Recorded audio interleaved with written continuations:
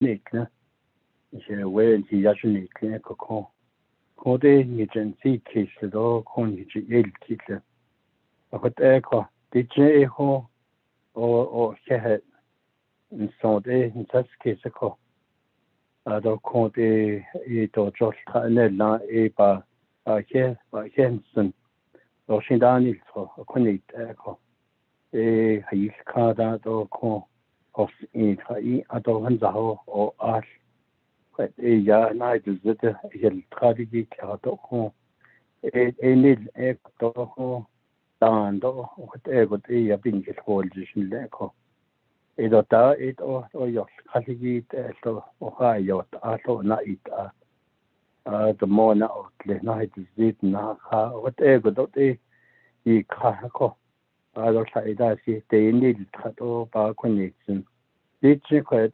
whatever Sahle nanigne or that Shinanta and Neko. So Hanadlish, Nika Natjaki quite a chinaja crate, a date Zako quite a Shinani Kensakis Nahat Ape, quite a sort of building co. Basa hit Lehiki co, by Naiti car. Hale in Yakot is. Nahot edat sa nahat adat sa atabat di kista ko nahat adador de sigi edo ho isista nan sa edado de to sinori thagi edat ko adon ta hon sinta hodil ne gi do handa lish hit ne dat ko handa lish nan yab eda hozun Code in the Hasito Ya Kudan adore necessity a goto a shin has net or this. Ado the deal nish, it is got a deed jaggy, ocean, a stock code a yankish in the hotel net each. Ado hon he kade hon get ne. Is that is the chaos of the cheesing cock. The Shinda Abagat Nazda. I think I did car, the Shin a co. Nanish the Adnaz da Honda is Bishbehan called a Yahoo Bete Nanic. But a Yatich hold a chosen ho near Jabet il Neko of about 90 cars to Hoda de Vantas kissing Hinanish in Hat or Hoda Nil to who quite a Nanish he Naki who a hut of the deals in Sako. She says neither a called the Shinanta con Nanda Nishiki, though con Ikinda did Nagi, though Nada is Nagi home, short cut on the Johnson of at drop in Sinigit what answer that is the door. Adole Yat Egi to answer that is on Hata in nice car at the Hodone, Akis Cardo Illangible. Who answer that is a that. Should unbench to should in such case to Jenda has eaten it should have a lot and then it has other than then take Hedo. He came carefully it in the art and has the creature home so by instant a concussion and not in the shit of could not it even a machine just answer the cases soon. Ko de ya ho the internet no sini ko ni be job ba e ho de de ka job ba e ni tsin ni be ka ye do ho in that end ke be hot za do in the end ke be e de tin e do ka job ba e ni tsin ho e ko e ki ko de then he ke ho just lead on the journey tsin ko a she ni do unique Koto eben Chawalnit and on Hiniki, the court ever so the Zunhopi Hilado de Co. I don't echo car yet Lana, Chopa Winson, Chahotan Zun 8 Edo de Cohom, and that echo Unidalian, Chot Ante Echo. Ena Shinka who so that bills and Selene, and the whole teacher or Alibi to the Zunado things. I could echo what are. Ya job by any thing, the action need echo. I could ever a day cray. ako konde sage I bahat otsi ako konde da ilke do honan da do lihibje te dikha ako te ko tuzun hande dohle asho de ko de ako te got ya han siki so le tuzun labe he zine ko tuzun hande do yes bit hada hot do le choni tuzun do le ko de kwage be khasin siki so le ben hinde ya so le ko ni hemad bit he zi jeb za he zi ko Navajo but only two needs. I could add that the lash like just a neat little home. I would egg on your children deeds and I had a shing and I want the stand the Lord at home. Conde con see kiss to a bench it zeal. I would echo near one echo.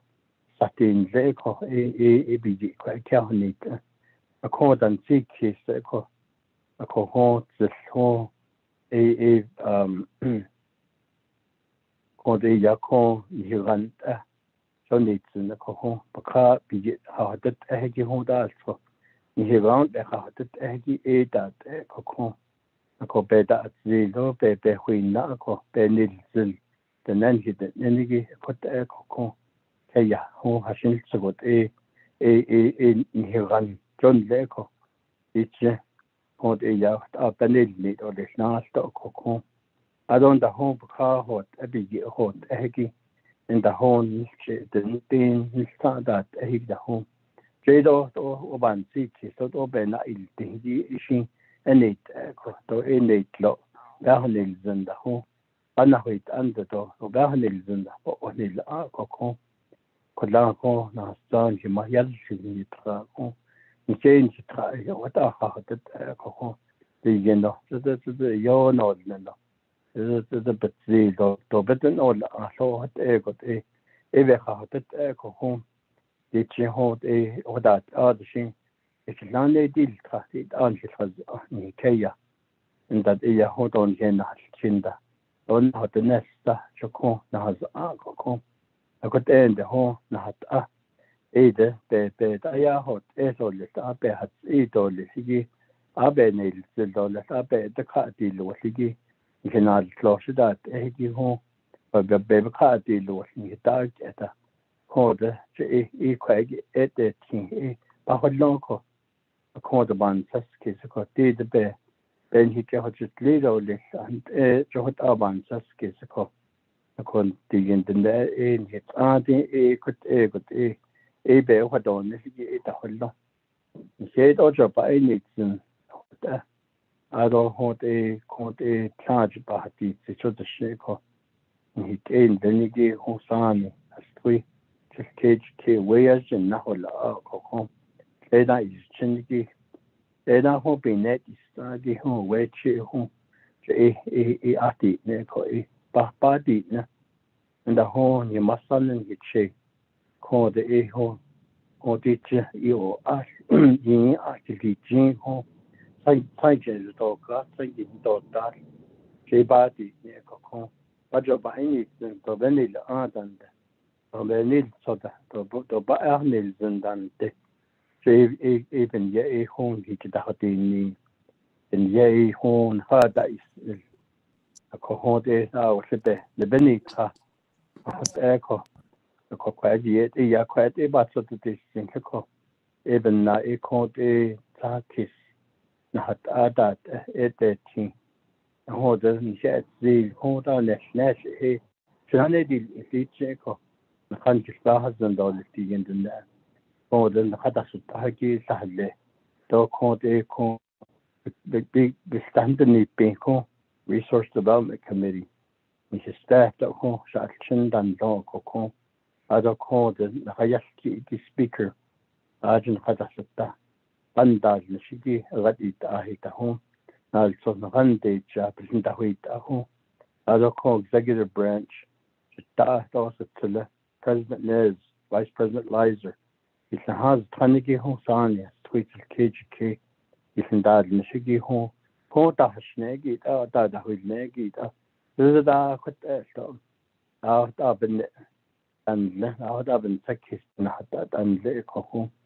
Kot eko ndako koje hajo bikhanil ido alchan kisneligi toko adahoin ejekolte dan skatahonet to so bauhinsen tra iki ishi til ekokon kokode na nashin tragi dat bijen dahan tragi kode eben del shot egot na shi salala ko na hat never had kot eko never Washington and you show what that angel has it was one other this quite Joe had other hinan stand ledo beat nail day a bandi coco don't hit in there home bahas said all this home none ask for home and you tell you a kind there's nothing there's not hearts in the little that we saw called a bahas said all this home or when the shadow the bends so than the home so there's an ban ado the coco na hundred of station so the snake coco what got a day is shan not the shadow the teacher the internet of clean coco was all the show what are the taskis co could they need to learn now was all the show what are the in sea kiss coco a could air coco what out of this and all was on a slate all in so the snake was on a slate all was on a slate all was on a slate all was on a slate all thank you chairman thank you ich nsago nahatsadan san nachin khoro jon hiskudi gel ako nihin tikesen lido le aron his rajin so joba ko diado le ich sanan Honorable Vice Chair Walker. Kashain Nasnana announcements. Do you have any announcements? Ms. Begay, do you have any announcements for us?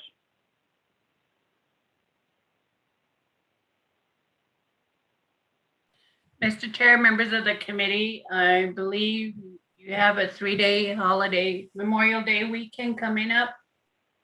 On Monday, you have Memorial Day, and June 2nd is Navajo Nation Memorial Day. So June 1st is Navajo Nation Memorial Day. Offices will be closed. So we return back on Wednesday during our regular meeting. And that's it, Mr. Chair, members of the committee.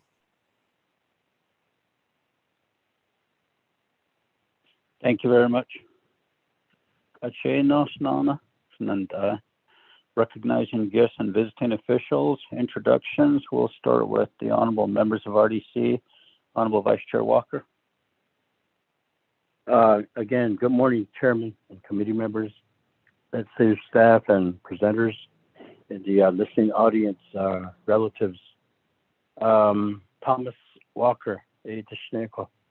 Ado Tidi To Ado Tonahele Do To Ado Nana San Takoha Gate a Tass in the Ajiblaza Badawi Soko Ba Banashaka Kojin Resource Development Committee Do Beshbans Anya Hanatcha Western Navajo Agency Aja Kahanit Eco Ela Ado Adon and Shiniki Shin being torn, but she put something should shade and aid at echo.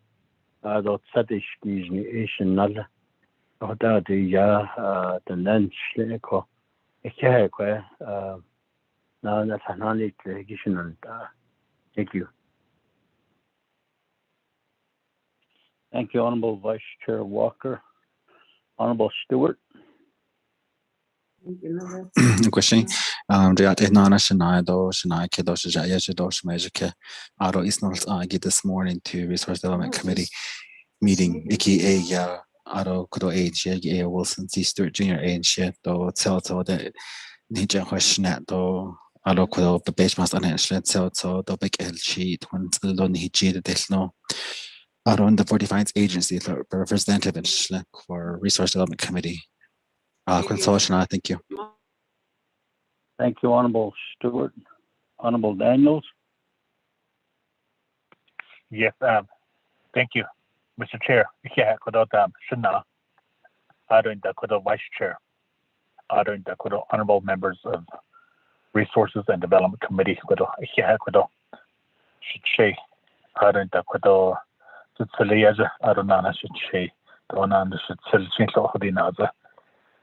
they're going to be joining us that let go but na gaita I'll say yeah so the behind the equation the nail ni the nails and so yeah should edge Herman Daniels Jr.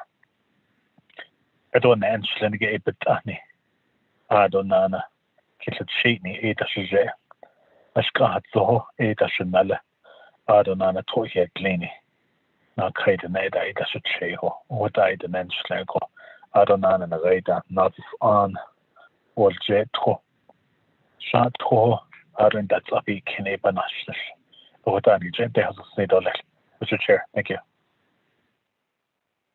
Thank you, Honorable Daniels. Honorable Freeland. Chairman, good morning. Colleagues, good morning. It's been on for a year.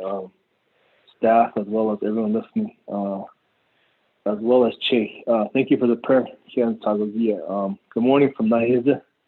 I'm up here at a planning meeting, so I apologize for missing roll call. But CJ Mark Freeland, she had a tweet on me, snowed up Kia Ani, a bushes chin, some Canada should Che. I don't turn up at the Edison. I have 8 chapters, Koingi Eastern Naval Agency, out of 31 chapters, all total. 8 chapters, 100 Naiza do, 100 later, we can't guide do, test guy, Tolzindo, East Osaka, Nadishki, out of Te Aigi, 8 chapters I represent chairman. I'll be on the call. I am on the call this morning, but good morning to one and all. 8 a.m. Chairman, thank you. Thank you, Honorable Freeland. Honorable Kiel and Begay. Chairman, good morning. Can you hear me? Oh, go ahead, Sitsila. Okay. Oh, yeah, this Shana, RDC members. Again, I apologize as well getting on the call late, but I appreciate the prayer. Kudoshana, Tadol Zenito, Kudoshi Babe Nache. After this, Ado Arnold Hohan, he didn't need the cross statue, and I need an ancient key on the Shabbat and the Dashi, Ado de Chini National. So Shla Kudo, Sanda, Lepat Shaki, a Loma and Do, Kachibu Gap, Salonica, and with Nazlin, many farm seat on each. That's the seat of this chairman. Thank you.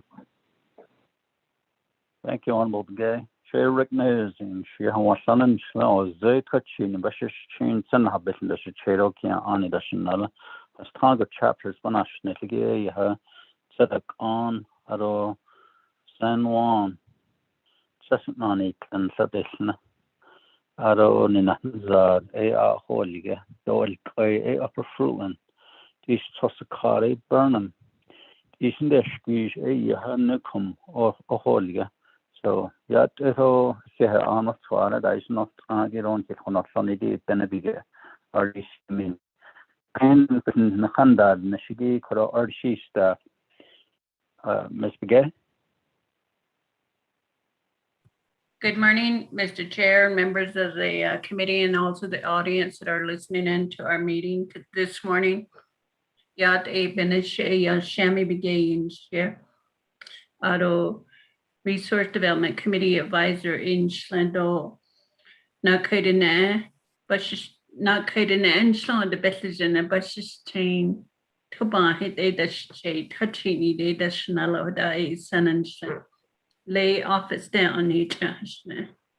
Mr. Chair, back to you. Thank you, Ms. Begay. Ms. Woody.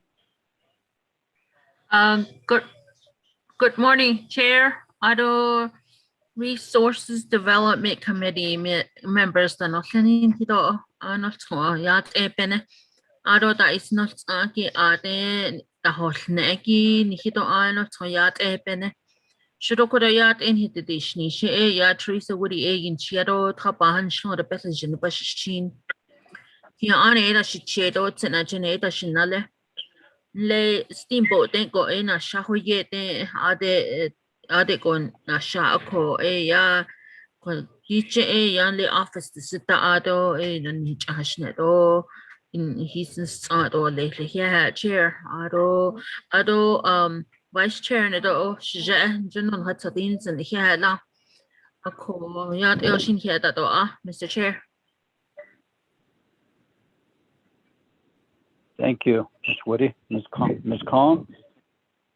Good morning, Mr. Chair. Yat Ed and Eshik A. Yat E, Resources and Development Committee members on Ofiniki. Ahehe Ntago Shiaj Nahasodin Zin. Your prayer put in front of us many important parts of our lives. Eba Ahenesin. She Twatis Ado Sejin be Tohaholye Gedan Nasha. Ahehe Ihe haso krego da isins done in a slinigi a to here dream but ani bashes chin last year does it shay tenji kina does nale asko ado ada hosia. Good morning to all. Mr. Chair, I'm going back on mute now. Thank you. Thank you, Ms. Khan. We also have with us from the Navajo Nation Council, Honorable Chairman Otto. Good morning, Chairman. This is Delegate So. Good to hear you guys, though. Thank you for the prayer this morning. Oh, yeah, I'm here to be on the line to hear out conversation pertaining to matters today. Around the 20th is the page for us on go on mute. Thank you. Also, we have from EPA, Ms. Shirley. Good morning, Yada Bennett. This is Belinda Shirley. Shay touchy need an national desert bashin, but I need a shade or tennis that need a chanel. Yada Bennett or a hair quaggy. Shawls at door yard and hidden miniki. Oh, we have Mr. Mike Colonna, Land Department.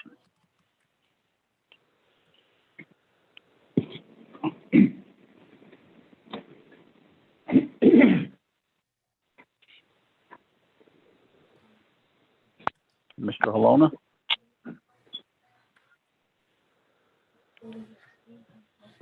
Star 6. Good morning, Chair. Yate Chairman Yate Ben Aros Vice Chair Walker, Chair to the gate, address the committee, the by no side and not. Sahadegi do Yate Ben Snido. The next any bit on his shin was a shin. And the nationality on the street, not mentioning before I tell you that way. I say, quite a nation on this night. You never care. I just get best tradition on this night. Go, yeah. Oh, that's the living yet. Yeah, Mr. Halona, Dr. Shabala. Yeah, not today. It's not Angido Chanant. Chairman Ricky Nez on the Resource Development Committee, Bishpas and the Nahatok Kanigi Yat A Edition. Say Rudy Arshabala, that's the Nido Navajo Nation Division of Natural Resources A Laza Batasata. Nashada A Nazlini, then you see Ade Chiaho at all. Adon the Enchinigi A Dish Cheat Nation. Around that what it cheatly it as all matched as it as another. Aro Kia touching it as a chick. Aroyat it. Thank you. Anybody from the Department of Justice?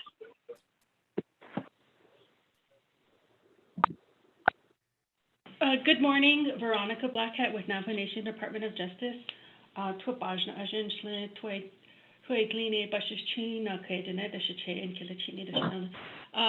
be listening in. I may have other staff from the unit listening in as well. Thank you. Thank you. Anybody else from DOJ?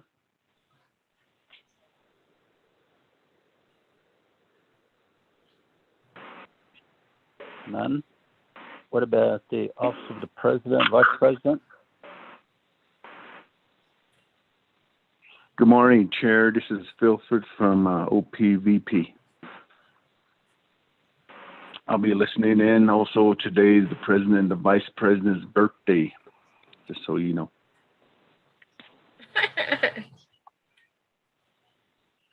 Whose birthday? The President and the Vice President.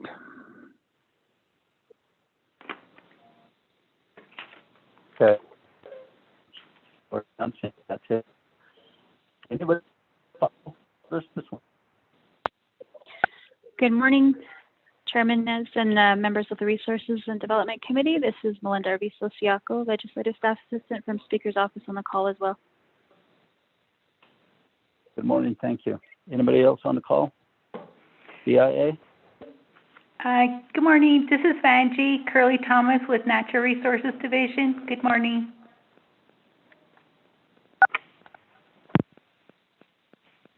Thank you. Ms. Thomas. Anybody else?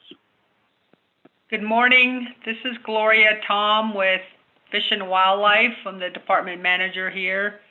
Good morning. Thank you, Ms. Tom, for getting on the call with us. Anybody else? Good morning. This is Hope Wilson with Resource Enforcement, the department manager. Good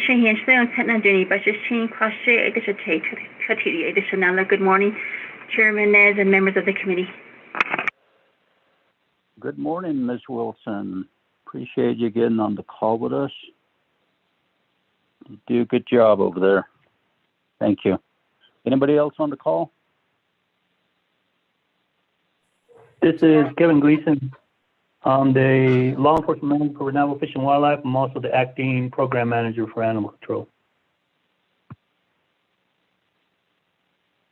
Okay, thank you. Anybody else? Yes. Good morning, Chairman Nez and members of the Resources and Development Committee. This is Peggy Nakai. I'm the legislative advisor for the Budget and Finance Committee. I'm not sure if Chair Henio is on the call or anybody else from the Budget and Finance Committee, but we did have an interest in visiting the Colorado Ranch again, and that was to be added to your agenda or something today, I believe. So I'm just listening out for that in case, doing follow-up work. Good morning. Thank you, Ms. Nakai. Anybody else on the call? Good morning, Shananta. This is Joe Begay Jr., Senior Animal Control Officer with Fish and Wildlife. Totson in Slinton, Kin versus Ching, Kuzlan versus Chi. Kia Ani the Chanel. Could Toya Depena. Okay, for getting on the call with us, and thank you for being my limo driver up to Bush Springs. Anybody else on the call? None. A question on election on reviewing and approving the agenda. Mr. Gay, could you read the agenda, please?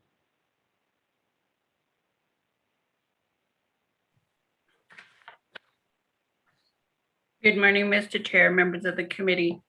Resource Development Committee of the 24th Navajo Nation Council teleconferencing RDC regular meeting, May 26, 2021, 10 a.m. Agenda. Presiding Ricky Nez, Chairperson, Thomas Walker Jr., Vice Chairperson. One call meeting to order, roll call invocation announcement, 2 recognizing guests and visiting official. 3, reviewing and approving the agenda. 4, reviewing and approving the journals from May 12th, May 19th, 2021. 5, receiving report A, an update report on the impacts of the drought and climate change on the Navajo Nation. B, update report, animal control program on recent dog incidents and livestock dog conflict cases. 6, old business none. 7, new business. 8, conclusion committee meeting, other announcement, adjournment. Mr. Chair, members of the committee, back to you.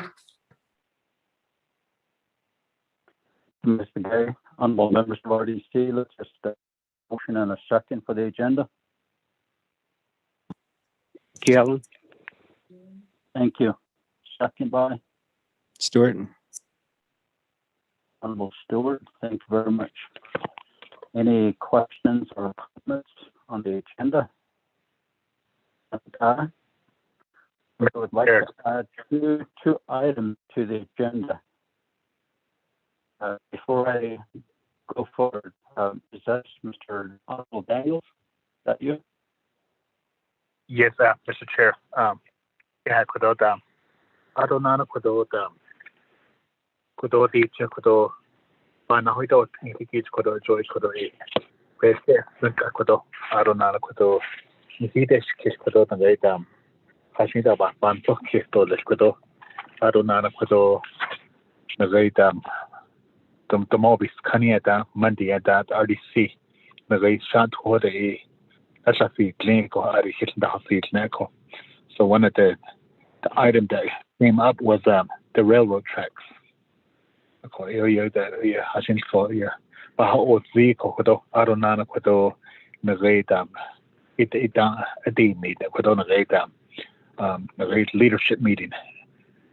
Adores me you have Abahasina kudo Nagaidam RDC Adonana economic development adore Leko Adonana Nagaidam chapters Nagaidam railroad tracks and take chapters the service areas to be the hottest like a Santo Hanalia Adonana Kapito Copper Mine Chi.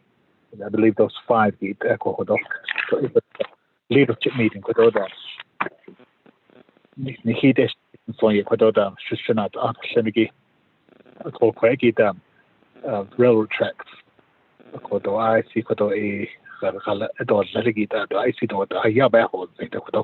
But 8, that's number 1. I have two more, Mr. Chair.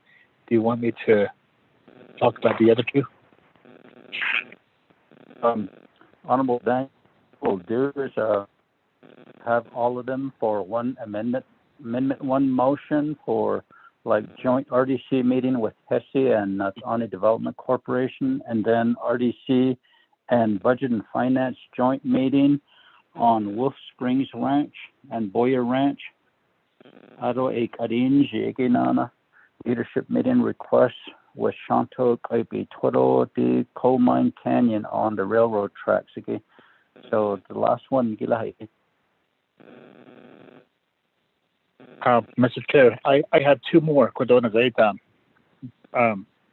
Nagaita to have a leadership meeting RDC with NDOT and also NECA. This is a request that was made to me yesterday. So it put out a leadership meeting at that niche. So you about so that kids go okay. The other one is a leadership meeting between RDC and also NTUA. When a great CARES Act dollars to us and the Quishi, my husband I believe the hardship on the COVID need deco. So ADK could on a NTUA. I know that what era CARES Act Hashin for Yen Dash as go basically Hanani Degi. So could I Hashin for each of Ben Nadi in the snow yet could it has a vacation down and so yet to have a leadership meeting with them NTUA too. Mr. Chair. Thank you, Honorable Daniels. There's 5 items that we're going to add to the agenda. The leadership meeting with Shanto Kaipi Toro Coal Mine, Koro Honorable Daniels Yahatzi, Aro leadership meeting with NDOT, NECA, and RDC. Aro RDC and NTUA CARES Act funding, the leftover funds that went to hardship. They're requesting to utilize the funds in TUA. So that will be a leadership meeting there. A call. There's 5 items. And Honorable Daniels, would you like to make that motion? Mr. Chair, yes, I'll go ahead and make that motion. Thank you. Okay. Mr. Honorable Chair? Daniels? Yes. Mr. Chair, this is Shami. Just before we scheduled the meeting with Shanto, Kaibito, and Coal Mine on the railroad, I think RDC needs to meet with DNR and also Minerals and Navajo Nation Department of Justice on some of the properties and facilities that they're still being discussed for transfer to the Navajo Nation. And I think we need to have that meeting first before we go to the chapters. Mr. Chair, members of the committee, just a thought. Welcome to Zoom. Enter your meeting ID followed by pound. Please mute your phones. Ashwanda, please mute your phones. Thank you. Go ahead, Ms. Begay, proceed. I think I'm just expressing concern because I think that there's still some negotiations that are occurring on some of those properties, and I think some of those items that we need to find out what Navajo Nation has accepted and what is still under negotiation with the Navajo Nation team, as well as DOJ that's working with the Peabody Coal and in that area. Mr. Chair, members of the committee. Thank you for that. We did discuss yesterday the concerns brought forth from Shanto chapter officials, and the surrounding chapters were identified, and that we would schedule a leadership meeting, and perhaps Koro Asananda, Honorable Daniels, we probably should go with the recommendation by our advisor to wait on the Shanto Kaipi Coal Mine meeting, but to have a leadership meeting with Division of Natural Resources. Dr. Shabala is on the line with us today, as well as DOJ on the line, and we'll have Minerals there, as well as Division of Economic Development, Mr. J.T. Willie's shop. So they all have information related to these railroad tracks and other things that were questioned yesterday, but not been yet. Honorable Daniels.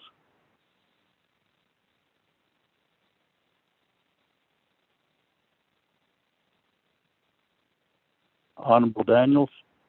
Yes, Mr. Chair. Mr. Chair, thank you very much. Kudo the Gaita. Magaita, NCS Hatan Dada the name Khan. But Kudo the Gaita, the closure of NCS and also Peabody. Magaita, S. Sigi, a coca. Kada Kadanish Edachi Land Sunday and the Dalako or Yukoban, I think Kilako. So I'll just go ahead and what it means to have leadership meeting with DOJ and also DNR. I don't know other. Mr. Chair, thank you. Okay, so we'll modify that amendment to take off Shanto Kaipi Coal Mine chapters again, but have a leadership meeting with DNR, Minerals, DOJ, and Division of Economic Development. we'll make that clarification there. So there's a motion by Honorable Daniels. Is there a second? Chairman, I'll second. Honorable Vice Chair Walker. Thank you. Are there any questions on Amendment 1? None? Okay. Honorable, how do you vote, sir? Green. Honorable Stewart? Green. Honorable Begay? Chairman Gale votes green. Thank you. Honorable Vice Chair Walker? I vote green. Thank you. Honorable Daniels? Green. We have a vote of 5 in favor, 0 opposed, and chair not voting. So there was 5 items that were added to the agenda. Any other questions or comments on the main motion?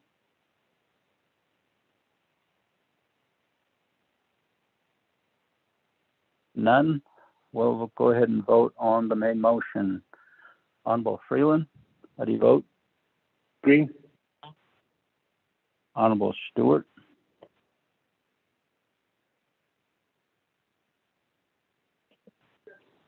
Chairman, this is Delegate Henio. FYI, I'm on the line. Sorry to interrupt.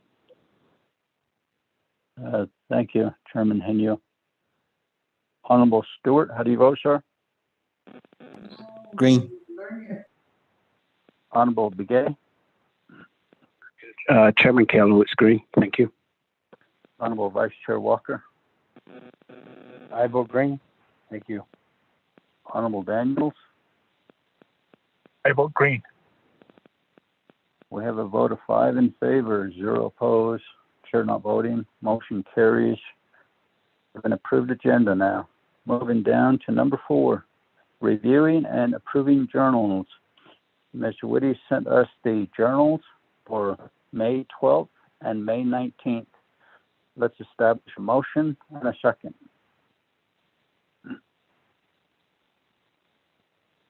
Chairman, I motion. Thank you. Thank you. Any questions? Comments? Chairman. Honorable Freeland. Chairman, I just want to make a comment. I just want to thank Teresa for the work and putting out these journals. Thank you, Teresa. Thank you, Chairman. Thank you, Honorable Freeland. Any other comments or questions?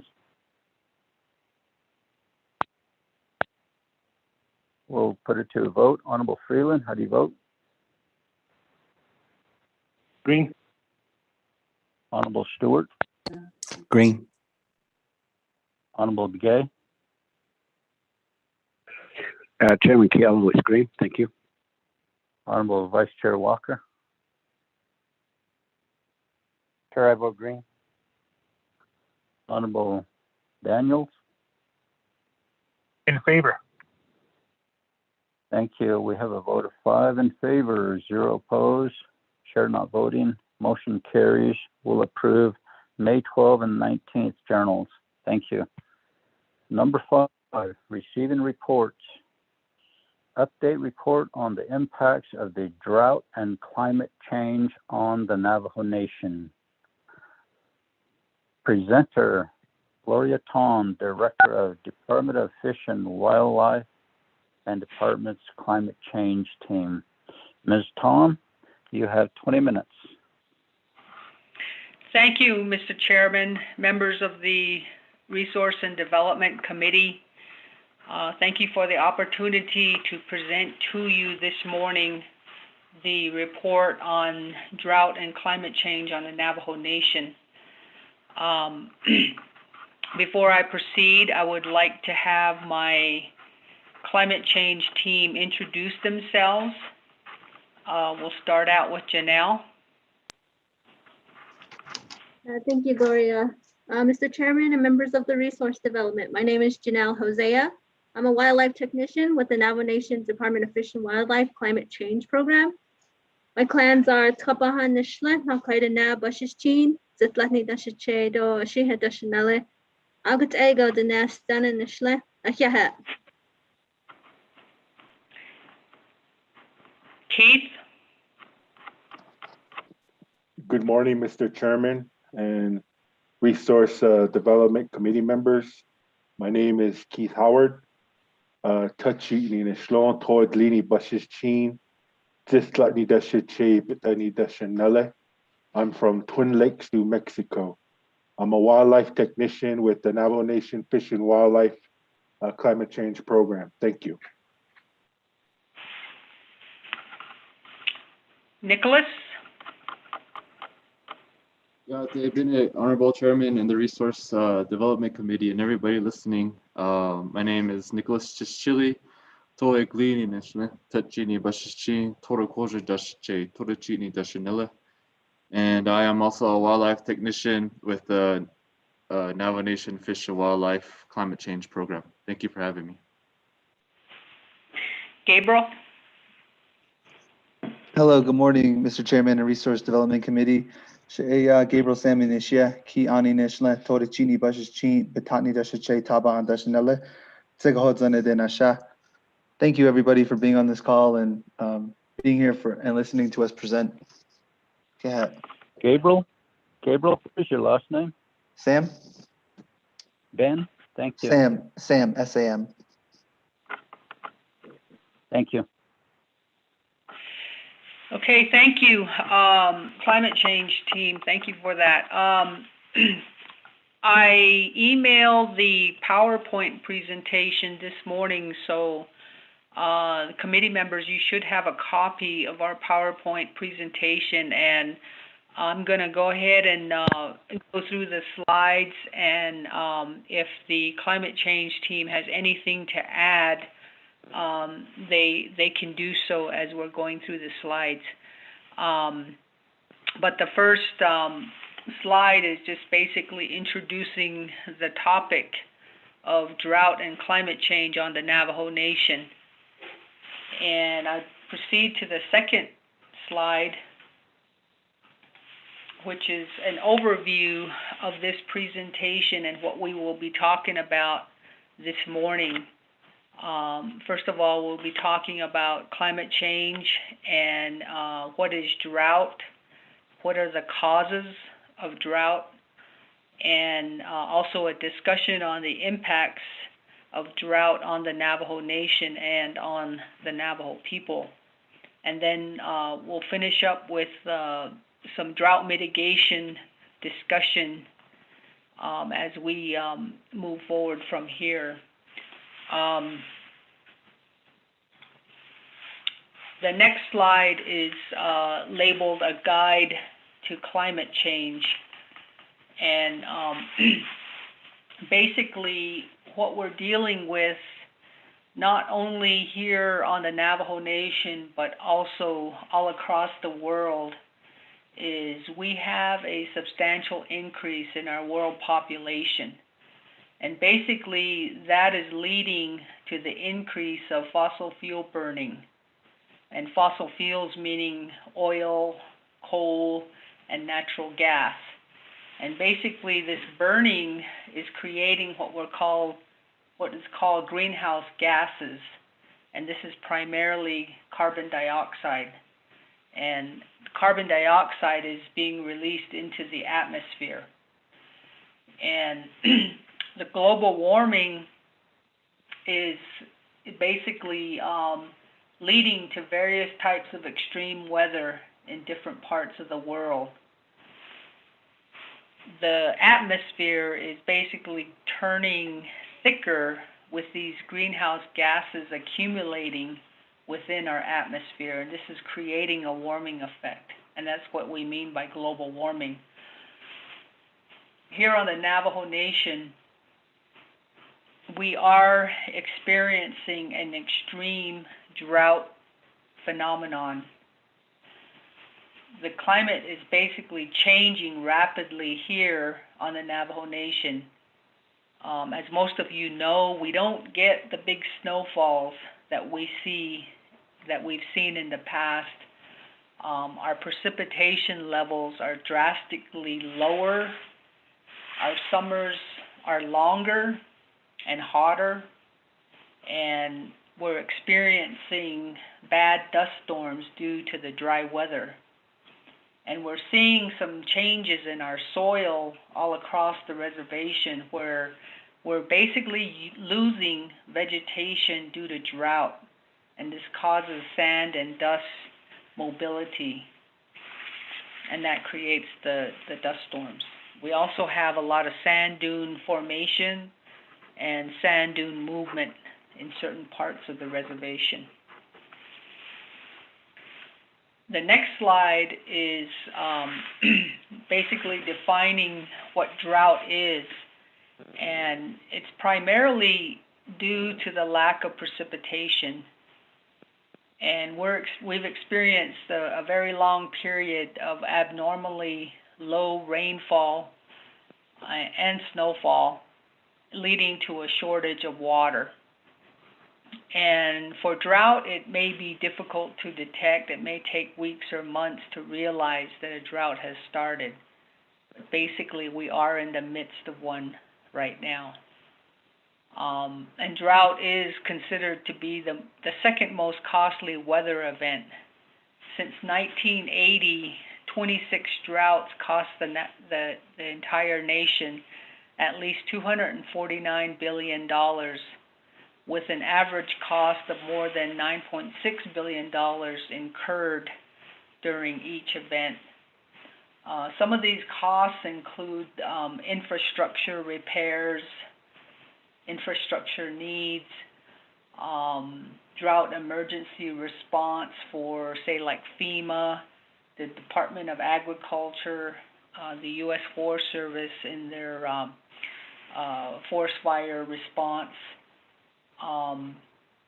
So basically, the lack of snowfall and other precipitation has resulted in low water levels here on the Navajo Nation in our lakes. And we're seeing that a potential impact to the department could be in our revenue base. We were out at Ganado Lake this past Monday. We did a lake cleanup event and picked up trash there at the lake. And the water levels at Ganado Lake are extremely low. And I think our prediction is that if we don't receive any kind of substantial precipitation, say like by July, we could be in serious trouble there, not only with the fisheries there, but also with irrigation. So pretty much the drought is causing an economic strain on our people.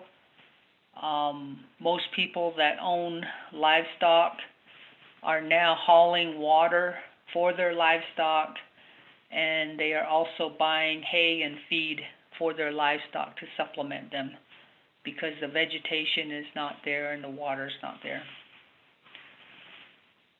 The next slide is focused on what some of the causes are for a drought. Naturally, droughts have always been around, but recently they have become more intense, especially here in the Southwest.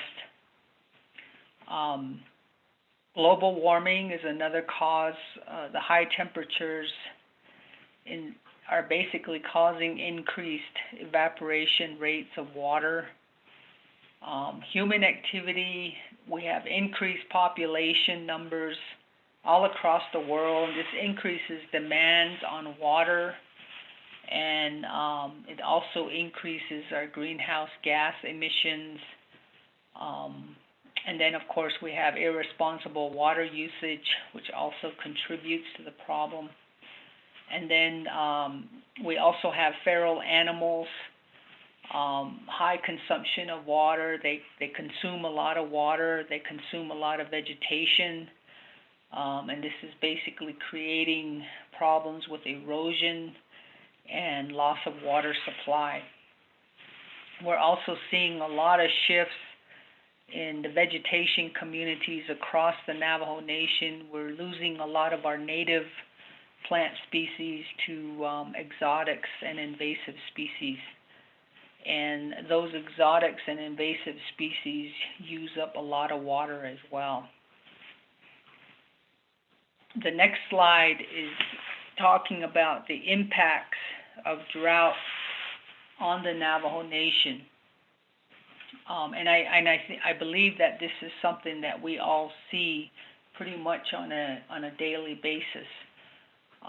We're seeing a lot of loss in crop production. A lot of the farms out there are basically not being cultivated. Over the past several years, you see increased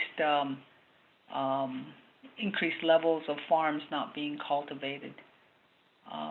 There's a lot of loss of livestock, and in some cases with livestock owners, a lot of them are reducing their herds because of the water demands and the vegetation and feed demands that they require. And there's no difficult access to clean drinking water. We're also seeing a lot of impacts to our wildlife. For those of you that hunt, you'll look over the past 5 or 6 years in our deer permits. Our permit numbers have basically taken a nosedive. For example, one of our most popular hunt units is Unit 5 on the Fort Defiance Plateau area. At one point, probably 5 or 6 years ago, we had over 250 permits for deer that were available. Today, we're under 50 permits. And we're seeing a lot of impacts to our deer herds. The population numbers are very unstable. We now have intense research ongoing to try to determine what specifically is causing these declines, and we believe that drought is one of those causes. We're seeing a lot of shifts in wildlife populations moving from one area to another just to try to compensate for the impacts to the water and vegetation availability. We're seeing a huge decline in native vegetation. I mentioned that earlier. We have increased levels of non-native vegetation, and we're also seeing increased forest fires and brush fires because of the dry weather and lack of precipitation. And again, from an economic perspective, this is impacting our Navajo people.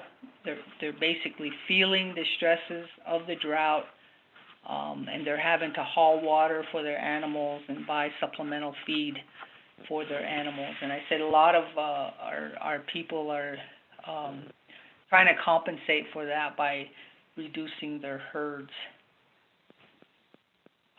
which in some cases is a recommended tool to adapt, because this reduces the stress on the resources out there when there's not as many animals grazing as there used to be.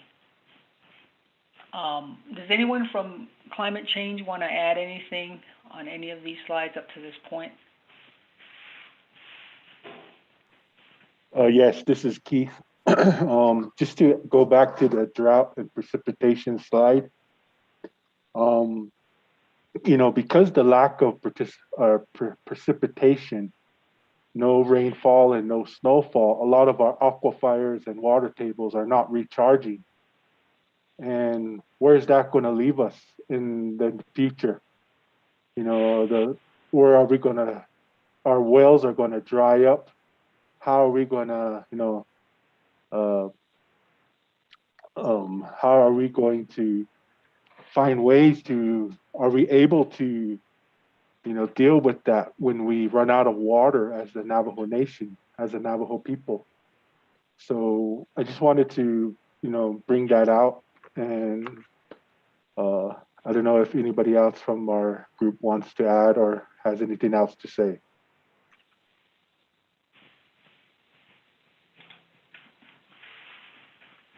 So in terms of the, the question, what are we doing about it? Basically, there's some basic recommendations for addressing drought in terms of mitigation. The first and foremost is to reduce your amount of fossil fuels that you're using in your daily life. If we can shift away from using warming fossil fuels to cleaner energy or renewable energy sources, that's going to help our situation. And then also reducing water waste. A simple single leaky faucet at home, releasing maybe 3 drips of water a minute, this wastes about 100 gallons of water in a year. And then, of course, we need to be more efficient in our water use by boosting our water efficiency and energy efficient technologies and appliances. We can adopt a landscape design that uses drought-tolerant plants or water-efficient irrigation techniques. So, limiting fossil fuel use is basically using less coal, less oil, and less natural gas. And knowing where your sources of energy are coming from and reducing the reliance on those sources. And basically, again, just to reduce your carbon footprint that you're leaving here. Examples of this might be carpooling, or riding a bicycle rather than driving a car, or riding a bus. Reducing water waste can include upgrading some of our old buildings, especially with the Navajo Nation tribal offices. We're in such old facilities that the infrastructure is not energy efficient, it's not water efficient, and so we're basically, as a government, wasting a lot of energy and water in just the facilities that we're using. Other recommendations might be, if you're watering crops or plants, to do so at night rather than in the midst of the day where they're subject to high evaporation rates.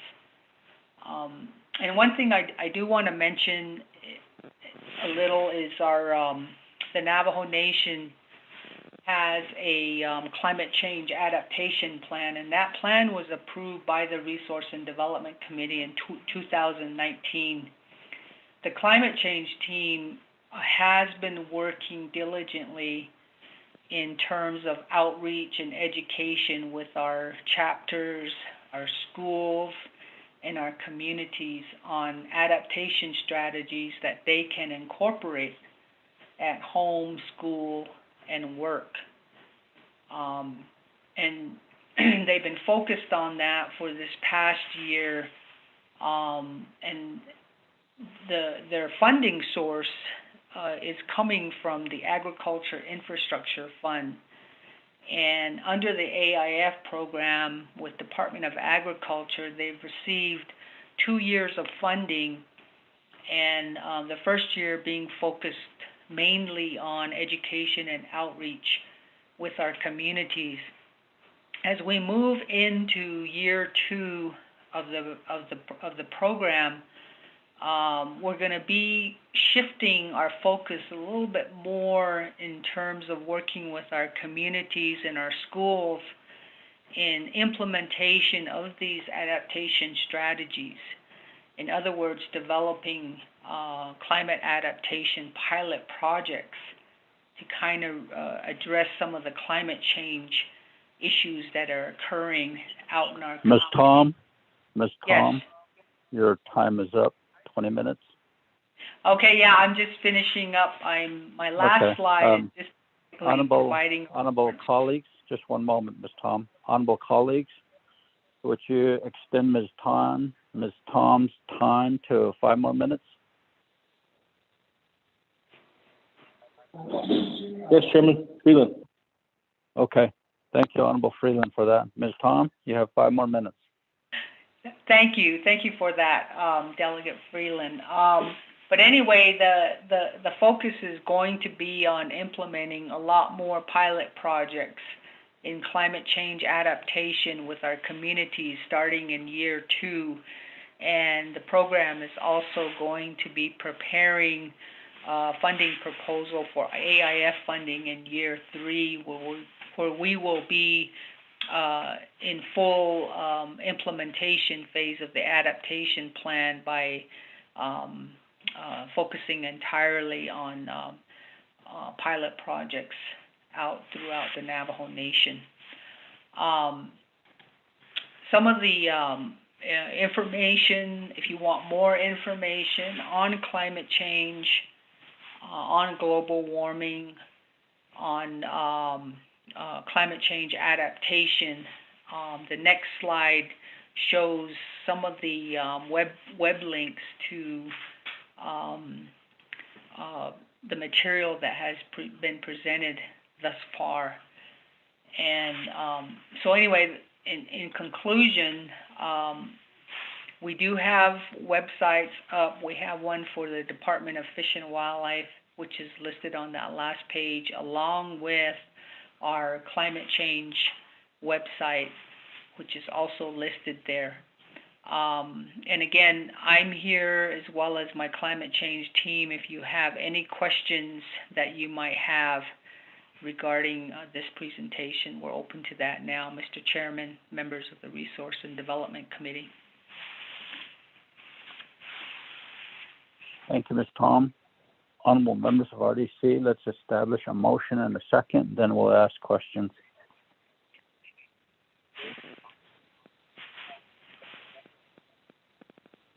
Motion? Chairman, I motion. Thank you, Honorable Vice Chair Walker. Second by? Freeland. Thank you, Honorable Freeland. Any comments or questions for Ms. Tom? Mr. Chair, this is Daniel. Honorable Daniels, you have the floor. Thank you, Mr. Chair. Kudo Arunda Kudo Nant Anushanigi Kudo Resources and Development Committee Kudo Arunda Staff Legislative Council Arunda Kudo Mikishna Husband Kudo Nagai Navajo Nation Fish and Wildlife Ajuda Nation Miss Tom Adonana Kudo Nashiki. Thank you for your presentation on the drought that we're facing on the reservation. Nagai just gonna Shaniki Kudo and gone for next case of that did in the later. Even not on us, can even not.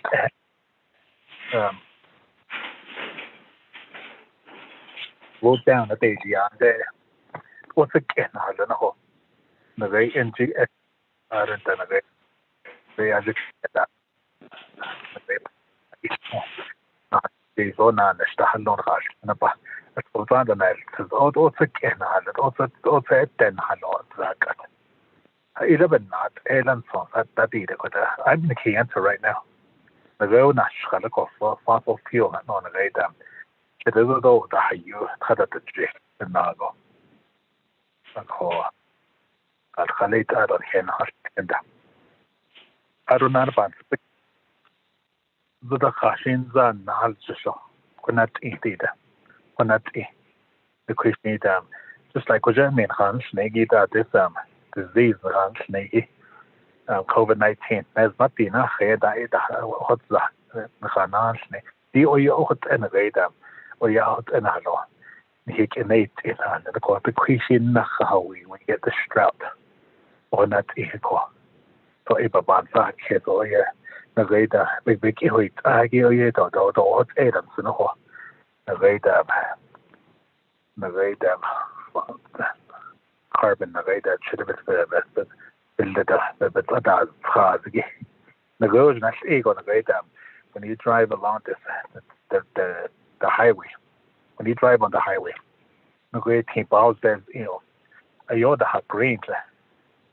I wish you got outside the fence. They don't know how to say it. When the part of the hot green is in the way that should have been lit up. The part of so they have a band. That's case ago. So, but quite on the way that any hot Ecuador dam. It is very disturbing. Quite on the way dam. Out of that, it's very concerning. The way when you're out here at the grassroots level, because it has the gap with the and the way dam. See the chin up the Japanese rocket. I don't know the bar, but that means Diego. The way when you go to these natural springs, when you go to these windmills, I don't know that's your tour. One has the ground that think that Toyota Hiko. They got it on Dane, Passoya, and Dane, Hashudayana. So I've been put on the way down in my region, or you and the way down livestock owners and then again. Or Yada as Neleho, the Bekashi Hatis, Nelota, Kalito, Yanadas, Jessica. I don't know the great where they get hay or you are things so as so you are things so no not the other day they last week I was at Nappy. I see them a bit neat being Diego. So next week that's $10. So that ego I don't know when they're gonna be cutting their first cutting. So that's case for you, that's data. So I don't know on the great Quito the 4 million last week Quito the great to help chapters 54 million no but yeah public head the house yeah. It's only temporary now very about this case a state a Quito Khalid Anana dollars. Of course, actually, I don't think they're going to rate the permanent holders, non-permanent holders, livestock owners, and they put a band on you. So a week to 2 weeks, not a thought. I really shot down. Then Hansen had a thought. So it's another internal case, so let's go. So, but because in the data, so you could do the data. But this case was that the year go. According to the data. The great Abahanas, Abahanas, according to the great do I see Quadoe, I see Quadodam, you need page Quadoe, a cheat eat and has an hour. The race can has tweet a lot of ways, way back, years back, a tweet for the Dundee, that, or that, the Danish come. The way to that later, yeah, easy. The can't put that the kiss at no, they are the street a year and they on that street. It I the way she's quite she been better for the donor a year that and she been better. Then he just little bit then hard drop that way she's it they don't eat a seedling. Is she them? Should yeah, it's sort and in that case. It died with the medical contact. What are the ways you hope? For area, you bashin, Quado. I don't know, Quado. Other question, but or the would be this. According to radar, last year around this time, 2 years around this time, the door I used that till then and tumbleweeds. They will show me how to do it. Whether a day yana livestock. Kashi, that this year there's nothing out there. I guess it's not the next. I don't know Quado. The great yesterday, the Shane Hodin made the Quado. This one's unneat, Linigi. Sabebanant, other neat, in there, Hodida. A cocoa. So I see a Bahate seat and Halinaco. To these livestock owners to reduce the herds ويanda yanda atle nagait eligi besakana melo yanda atle so ta ibe benan gente inte ita ko kade to I see eti need an hala sulneko but it's all common sense nagai hope ka si hello nagai kayas nas idole chil eteno shinta Quebec is just one hotel so it's actually no ruda ibena lo be chin lo chel no chin it dain chisne ruda bit big hago chelido big hago all the machine adult hedan no to kadeten no don't get nice for your hand they're just feeding their livestock at their homes because they're spending a lot of money on their livestock or you go out of tona get it so it is alita the nation so you could maybe I see that the Kodona Gaida, Shasha Ashkodo Isla Kododa, Dr. Shabala, Nagaida, to work closely with the grazing officials, the Eastern Land Boards, Asla and Alta, to educate, for them to educate our Navajo livestock owners, permit holders, permittees, and then I see it, Dane Pinoda, so that I see it, Sahondo, Nisako. So, that Ecuador, and I'm parking here right now. I see all by the full no cost, that child. Oh, what is Kinsan Halanaho? But don't ask that, and I see over Huiza. Even though the Katsutis and we've been at Katsutis and the Dodo and Net and Halanaho. Kalita I see that and he need how they be got do not he need ego. There's a lot of feral horses out there. I see that now the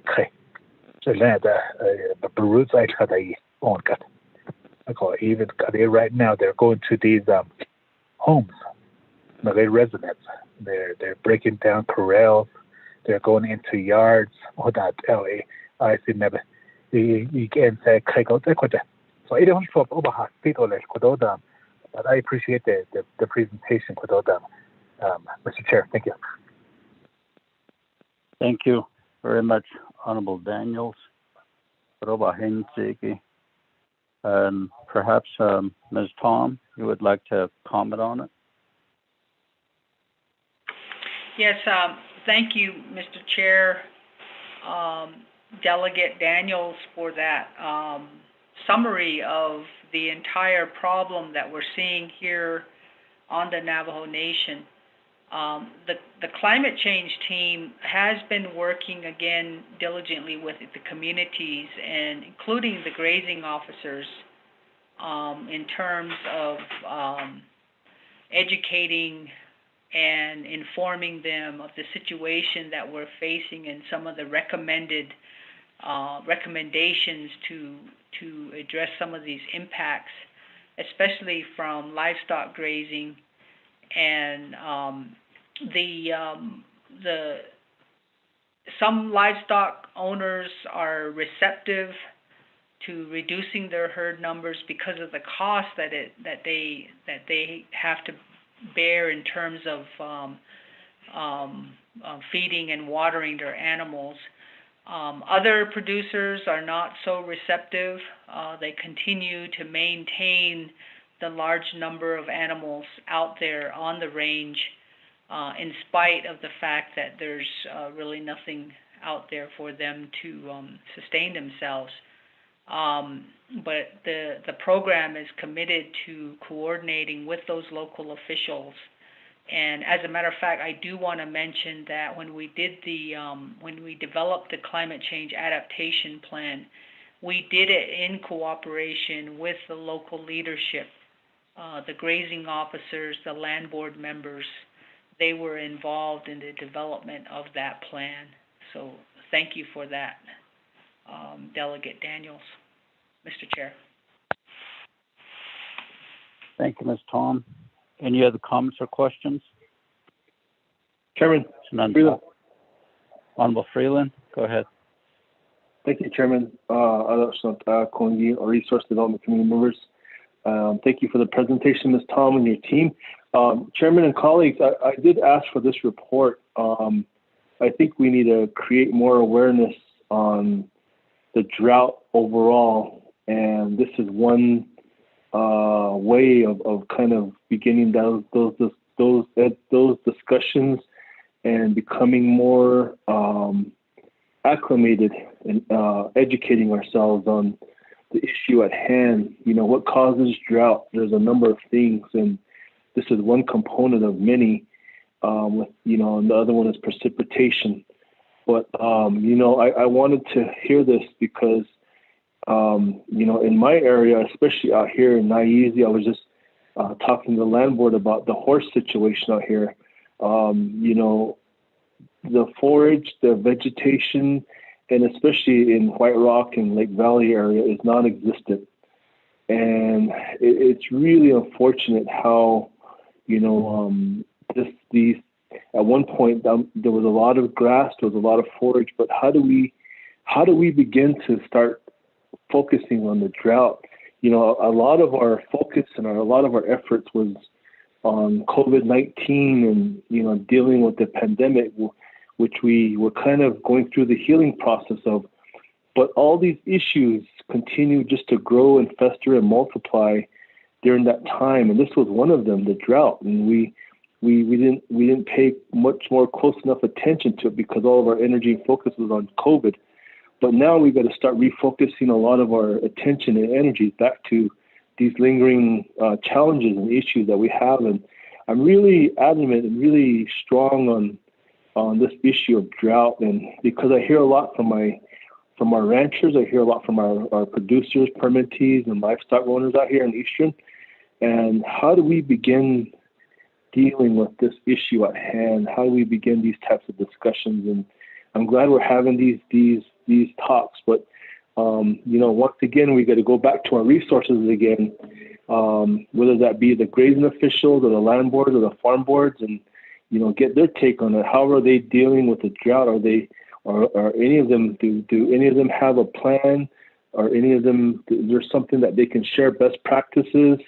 How do we begin these types of discussions overall as a committee, and how can we bring more resources together for these types of discussions? And that's why I wanted to mention today, Chair, and I appreciate this report and our committee hearing this report out. And this is, like I said, this is one of many, and it would be nice to hear from, meteorologists or the National Weather Center on how do they anticipate rain, or I don't know, just something like that. But I'm glad we had this discussion today and this report because it's so important. Climate change is out there. It's real. It's evident. It's apparent. It's a part of the greater world, of the greater society that we are a part of. We're the size of West Virginia within, billions of people on this earth. And, what do we need to do on our part to help, battle this challenge that we have? I think what we took away from our visit to Wolf Springs really said a lot to me. And it really made me think about a lot of how I can incorporate what Wolf Springs or what the staff up there is doing in my area. And I just had a very good talk with my officials here at Naizi. I did talk about it in my land board, but how can we support our land boards and our grazing officials even more to start talking about, unfortunately, those hard discussions like herd reductions or, other matters that we need. And then, the overall goal is to replenish those herds once the land does heal, once the grass comes back, the forage comes back. That's the overall goal. But in the meantime, we're on kind of a settling period, and we have to really do our best to help the land recover and the land reheal and bring back the grass again once more. I always think of an image that I saw when I was driving to Window Rock one day from Crown Point. I was on top of Coyote Canyon. Once you go up the big hill, I looked to the north and the west towards Tohatchee and the Chuska Mountain Range right there. And between that ridge where I was on top of at Coyote Canyon towards Tohatchee, you know, the wind was blowing and was gusting. And all I saw was large amounts of dust. I mean, I couldn't even see the Chuska Mountain Range. I couldn't even see the Chuska Mountain. And it was just because that whole area was just fumigated with dust. And, you know, that's really an indication of, you know, example of climate change. And it's like, wow, I mean, there's no forage to hold that dust down. There's no grass, nothing to hold that dust down at all. And that really opened my eyes. So, yeah, Chairman, I just wanted to bring this to the forefront and to the attention of our committee. I appreciate my colleagues listening and for us to have this discussion today. But thank you, Chairman. Okay, thank you. Ms. Tom? Yes, Mr. Chairman and Delegate Freeland, thank you for that support. And one thing I do want to mention is that in addition to the Department of Fish and Wildlife's climate change team, we also have a climate change team that was established several years back within the Division of Natural Resources. And it did consist of representatives from not only my department, but other DNR departments such as water, agriculture, even historic preservation. And it's been a few years since we've really convened, but we did it as a series of trainings for our DNR staff about 4 or 5 years ago. And the DNR team had hosted those trainings, and the climate change team within the department will be re-establishing that network with the DNR team because a lot of the adaptation strategies that were identified involve collaborating with other departments and the constituents that they serve out there in dealing with natural resources. So I just wanted to make mention of that is part of the responsibility of our department's climate change team, and they will be reconvening that group as well. Thank you, Mr. Chair. Thank you, Ms. Tom. We also have on the line with us Mr. Watchman. Mr. Watchman?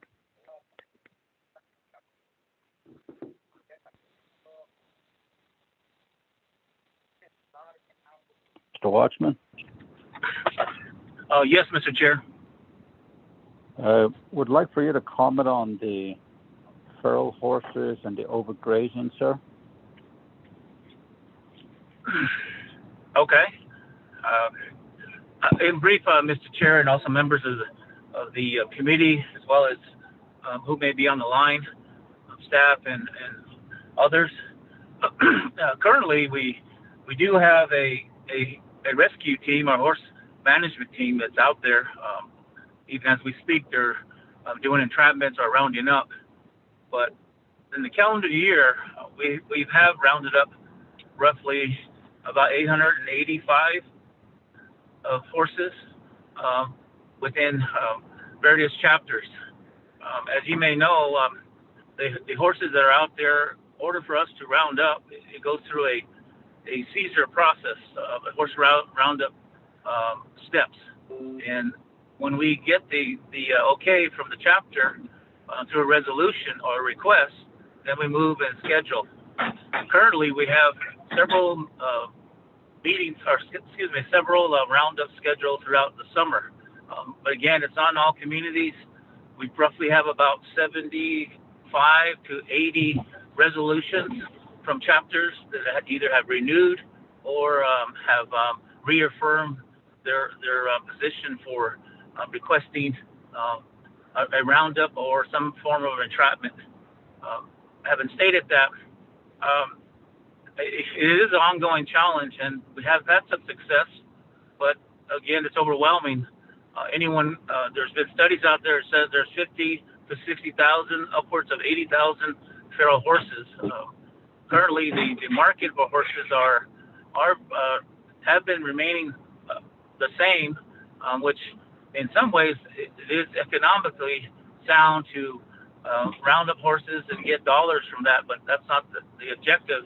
The objective is to get the horses off the range and rest, as indicated in the presentation of really talking.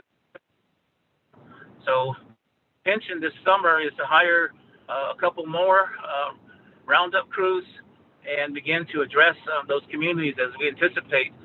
Yes, there's going to be a lack of water and also competition for those water holes, and we're expecting to have a congregation of livestock, including feral horses, competing. So we're looking and have strategized the zones that have the most horses by migration. Some studies have been done from Fish and Wildlife, the BIA, as well as some of our own studies that have been give us an indication where the migration patterns are throughout the Navajo Nation. I think we've given that to the committee, and we're updating that constantly, the migration and also with our activity. If there's any questions regarding a horse or seizures of horses or roundups, we do have a roundup crew that is out right now in 2 chapter areas, and basically they've made contact with either the chapter official or the grazing official or someone within the community is acting as a sort of a coordinator. Again, those are in communities that have resolutions, but there are some communities that are still resistant to doing any kind of resolution or are not really perceptible to any kind of roundup. That being stated, overall, in terms of overgrazing, there are some measures, and I think it was indicated earlier regarding mitigation. There's been legislation that was passed, say in the 2000s, as well as more recently in the, I think, 19 to horses or livestock. It says to reduce, and there's not a mandate, but and that's probably where the committee needs to really give some consideration, because the grazing officials or Eastern Land Board out there, they're looking for backing on some decisions they make regarding drought, and then that's going to be a tough decision, as indicated by Delegate Freeland. We do need to really look at all measures, and one of the first measures is reduction of livestock, and I know that's a bad way to look at it from a historical standpoint. We do need to relieve pressure and maybe possibly looking at other lands that might be out there, but within the Southwest, most of the ranches are receiving the same thing. Drought is tough. Pressure, even the climate is providing pressure without even livestock being on there. So, Mr. Chair, I think at some point, what is legislated, and maybe mandate some form of requirement, or maybe even a period of time where there's folks that we require them to reduce their livestock, maybe 50%, maybe 20%, 30%, some, and then make that adjustment and see where we go from there. Is a recommendation. There are some needs out for our officials. Compensation is always discussed when it comes down to reacting to the community, and that's always a tough one, regardless of the pandemic restrictions and so forth. Again, Mr. Chair, the plans and how to mitigate is going back to what we currently have in place. We do have some incentive programs that are encouraging livestock owners to sell. We also have some incentive programs encouraging livestock owners to reduce in terms of genetics. Looking at quality over quantity is one of the main things we're pushing. And again, that's a real tough subject where people view that having more livestock is the greatest form of wealth on Navajo, but unfortunately, it has its shortcomings when it comes to the water needs and the forage needs. So again, to maintain their their own family farm or family ranch, we really going to have to at some point be some form of mandation that, because I think that our officials out there struggle with that every day. They have received workshops regarding drought, also have made requests, and there's some aggressive officials out there, even as we're speaking right now, we're mitigating a trespass issue in the Delcon area or Loop area, and that itself is really basically saying you need to reduce your livestock, and if you don't, the answers are maybe seizure of those livestock or some form of reduction needs to take place immediately. It's creating havoc within the community as well as pressure to the land.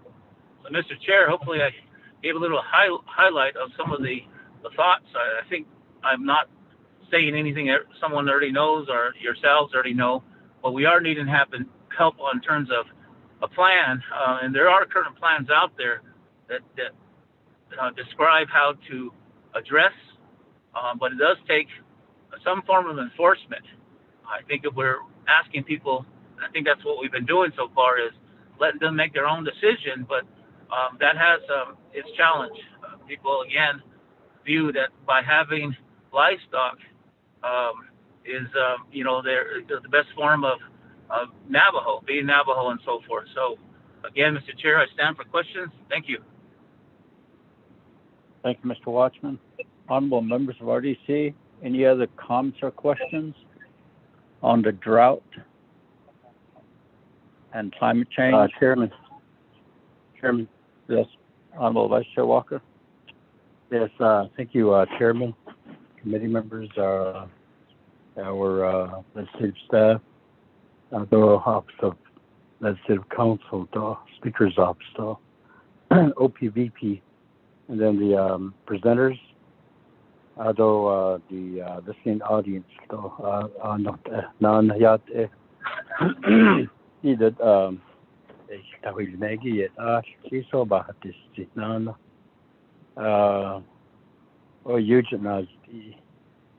or Eugene East case.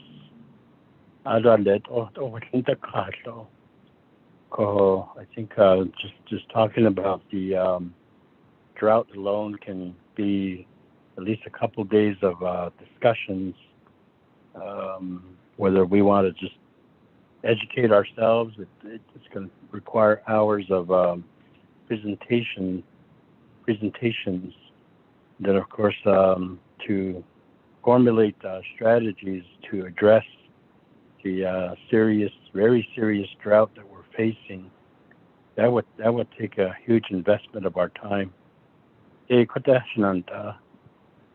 think what we're doing here today is just bringing out the issue again, and to begin to start thinking along the lines of addressing what's to be down the road, which is the drought impact, the impact that it's going to have on our land, although our livestock, our wildlife, and then eventually us humans. That seems to be the natural progression of what a disaster does. We think about it in terms of natural disaster. We should be a little bit more excited about this,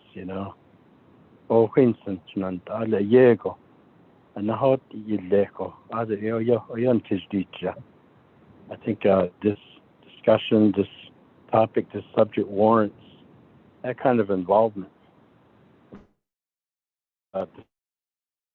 on how to urgently address, the drought situation.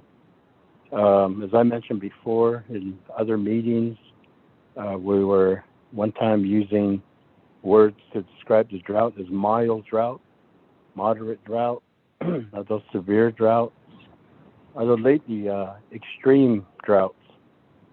Now that the new word out there is mega drought. So what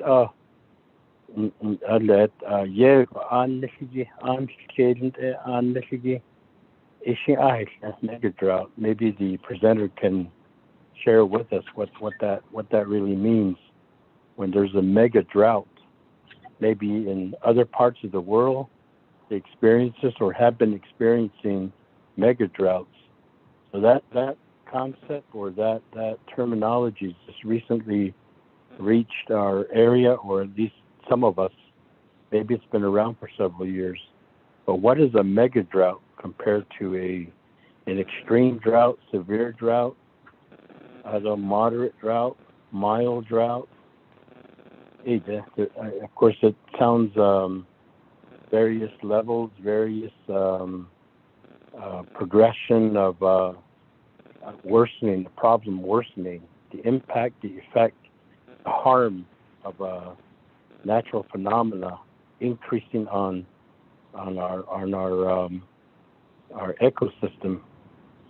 So I want to ask that question to the presenter, and I appreciate the information being provided here by the climate change team. The leadership there, Ms. Tom, Ag Department, DNR. I just want to mention a few other things also. Last year, my good chief from Eastern, Delegate Friedland, we were beginning to look at and assess the feral horse situations on the east side of the Navajo Nation and then on the west side of the Navajo Nation, and taking a closer look at the problems there, how to address. And of course, the pandemic was of no help. The pandemic was in the way and sort of took away our focus there. We did have a few calls with Ag Department on this, because our areas, the areas that we represent, the number of feral horses were alarming. I kind of drive across the Navajo Nation. Well, I drive across the Navajo Nation. I notice some areas are really, you could see there's little to no forage. Out in the my legislative district, it's like that. Little to no forage. I don't say na ordinance with that. Kaitan de tokasta. Ako kotzago kadetan. Oid ohalipa. Although last week that Daniel that says don't his tahikar so. Isn't that even I know Delegate Friedland and the Eastern delegates, they talk about that. So in between Central Navajo, I come to Winter Rock and I notice the forage is, there's greenery out there. It's a lot better, a little bit more healthier than western side of the nation. Eastern,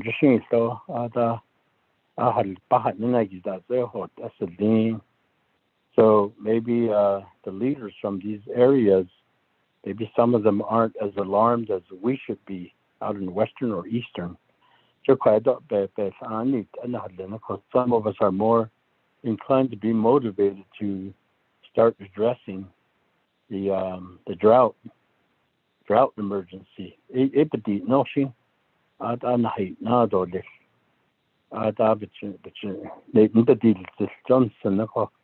as legislators, we are in a position to certainly appropriate funding to address, but that's not always the best way to approach something that's naturally occurring. Funding policy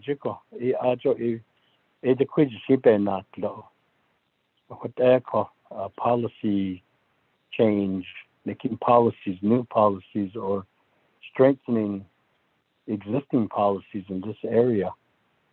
Although certainly education is a huge part of this. I was just thinking here, Recently, we had gone through local elections, chapter elections. So I don't know how many new elected chapter leaders we had put into office, because they're undergoing transitioning, getting into their positions and beginning to do work that of chapter officials, other grazing officials. So if Ag Department or DCD, ASC, if we can also meet with them and begin to look at information, developing information to provide our local leaders. I think we're at that level where this has to be inserted in the overall local governance arena.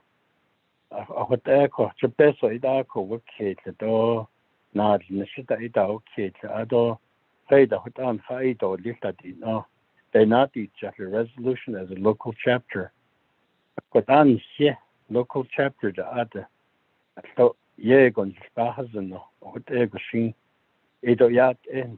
so education to be provided on drought, the impact, and what's coming down in the near future, and maybe this is going to continue for years to come. We can't just sit there idly by and watch our land deteriorate and our animals suffer, and so forth. I think all kinds of indicators are out there that this is going to be something we're dealing with for years to come.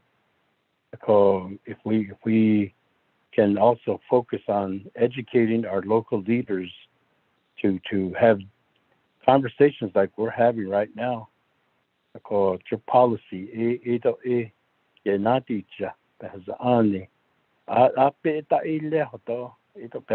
local chapters, like say the horse roundup resolutions. So that's local legislative measures that they're taking. They're addressing it through passing resolutions, taking action. I see.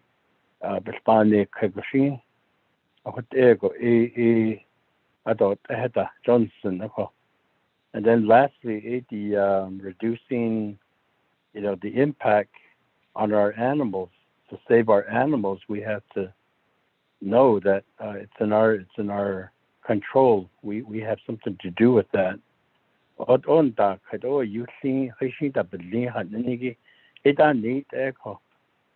Net up a Berlin, up in Danes card, up at Yanda ye, to the Yanda ye.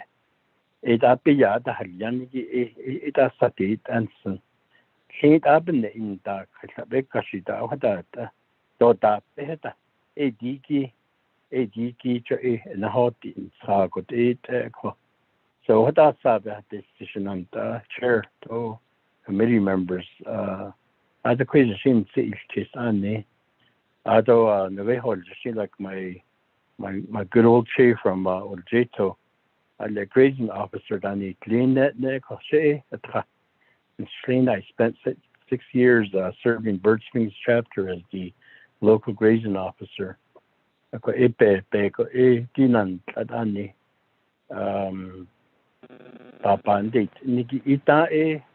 Moderate drought.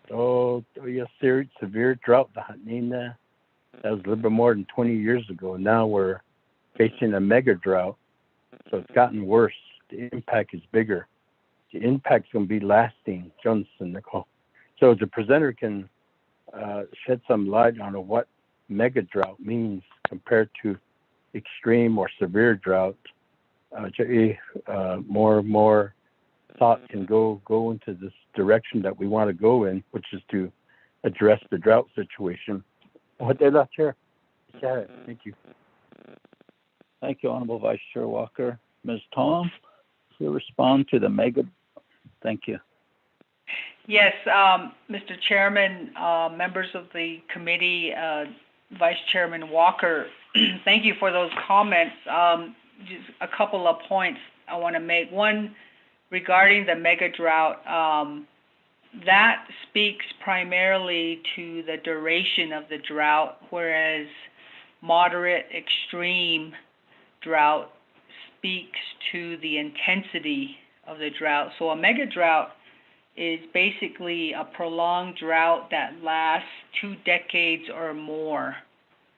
And we are in that phase. We've definitely moved into the mega drought time frame. Other comments I want to make is that a lot of the greenery that you see out on the landscape, yes, it's nice to see the green, but the caution I want to make is that the greenery vegetation might be in the form of exotic plant species or invasive species, which have very low nutritional value to livestock and wildlife. And that's one of the primary concerns of a drought, is the transition from native vegetation over to invasive species. And I want to thank Delegate Walker for bringing up the issue about, are we just going to stand by and watch our lands deteriorate?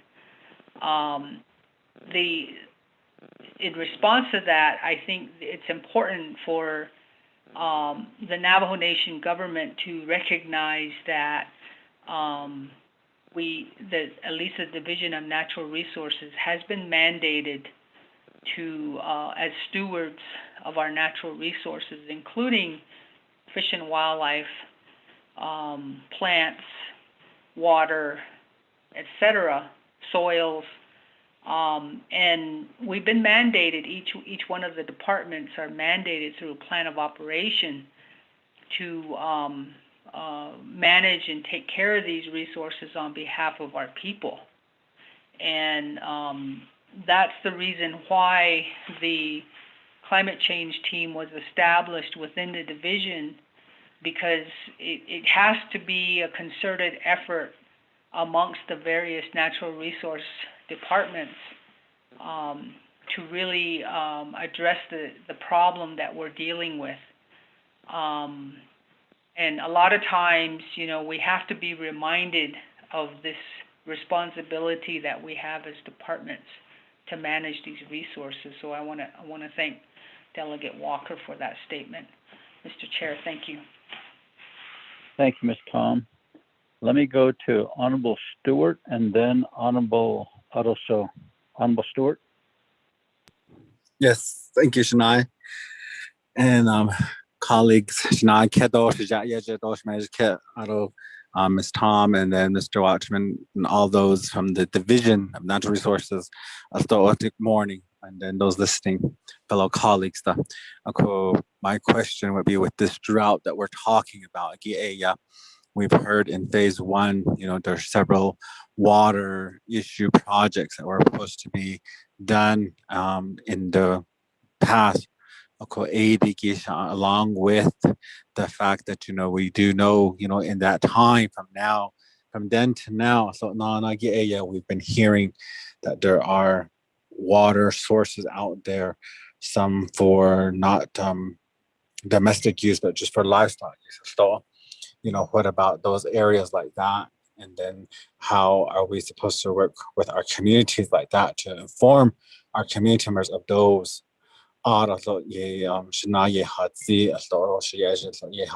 been mentioned through this morning, so the overgrazing of horses and cattle as well in the areas.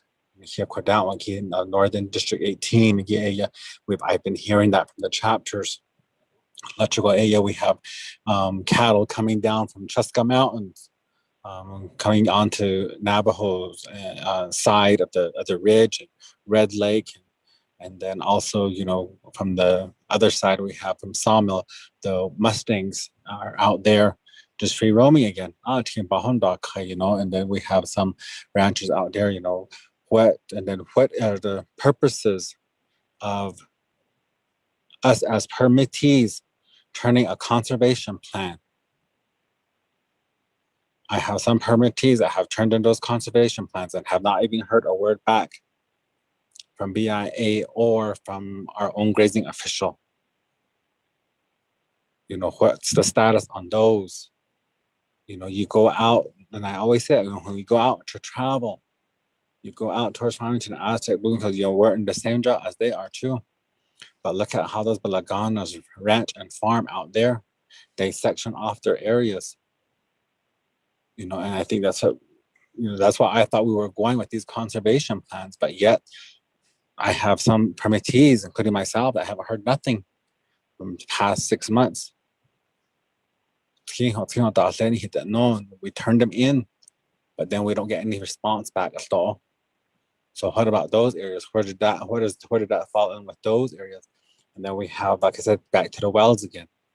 You know, where are those status at on those wells? Where are those fundings at? I think we're doing a good job at RDC with meeting with our divisions and our departments and making sure that they continue with their plans and processes. But I think this is one area that, you know, I think we probably need to look at again, to come back around again too, and say, where are these at? What's the status on these projects? Stuff like that. I just want to make those comments like that. Thank you, Shania. Thank you, Honorable Stewart. Ms. Tom? Yes, I first of all want to mention Chairman Nez, and thank you, Delegate Stewart, for those comments. In regards to the water projects, the department is, we do what we call water catchment systems out in remote areas, and they're primarily developed for wildlife, and that's part of our habitat improvement enhancement program here. But of course, you know, if there's livestock out there, they benefit from that as well. But in terms of the larger scale water projects, I don't know if water resource representatives are on the line. And then on the issue with the conservation plans that are developed by livestock and farm producers, I will leave that question to Mr. Watchman. Thank you, Mr. Chair. Thank you. Mr. Watchman?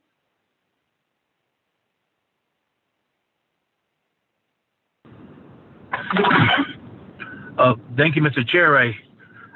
Referencing the conservation plans, the Bureau requires, and majority of the time when a conservation plan is asked to be developed, probably has to do with the change of that permit. Might be changing hands or changing names and so forth.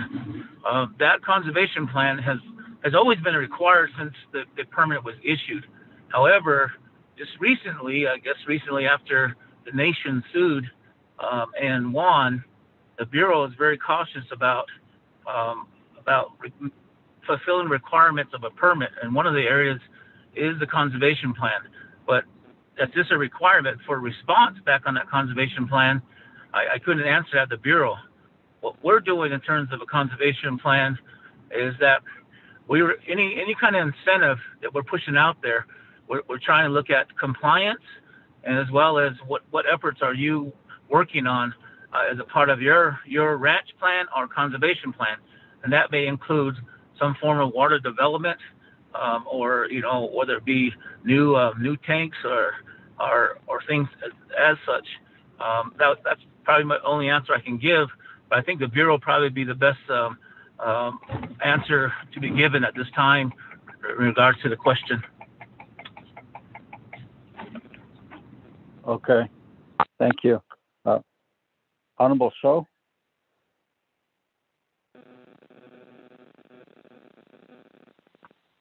Chairman, can you hear me? Yes, go ahead. Okay, thank you very much. And I appreciate this conversation relating to the drought, to this presentation by Gloria Tom's office. It is something that is very, it's affecting many people across the Navajo Nation, especially the ranchers. And I think the forage and the drought issue is actually affecting the natural environment. The wildlife, the deer, the coyotes, the rabbits, the other species that are that need to live on those plants and water. Alcohol,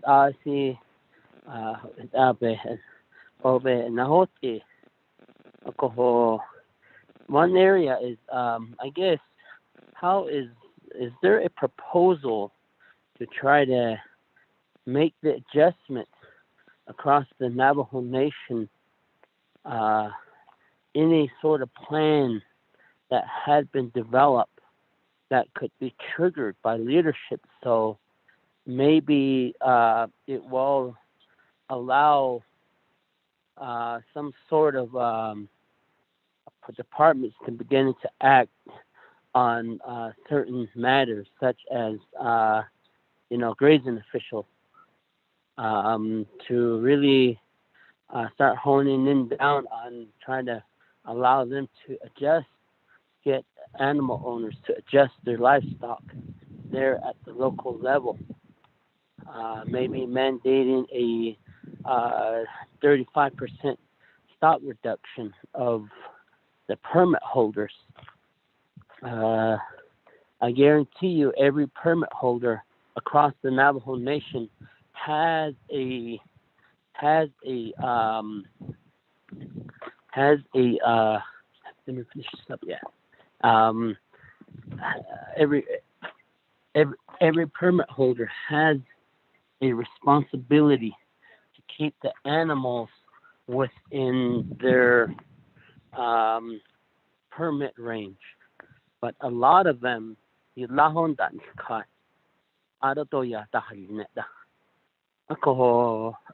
that is feeling this drought effect. You see what happened to those animals up on top of Gray Mountain. They found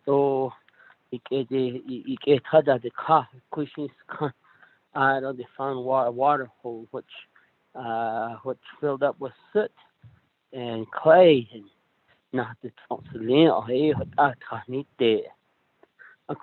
we need to start looking at how we could try to change policy to address that, because as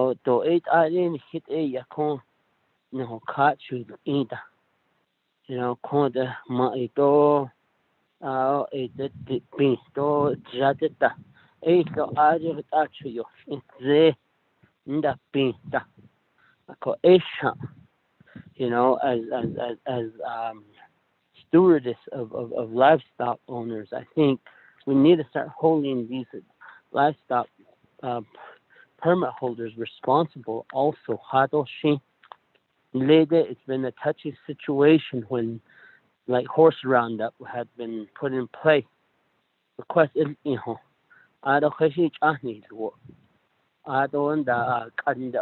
believe 2 years ago there was something that was supposed to happen, but somebody got in the way. We'll go do this other approach. Do we have data from this new approach that actually says that people are reducing the animals, and how is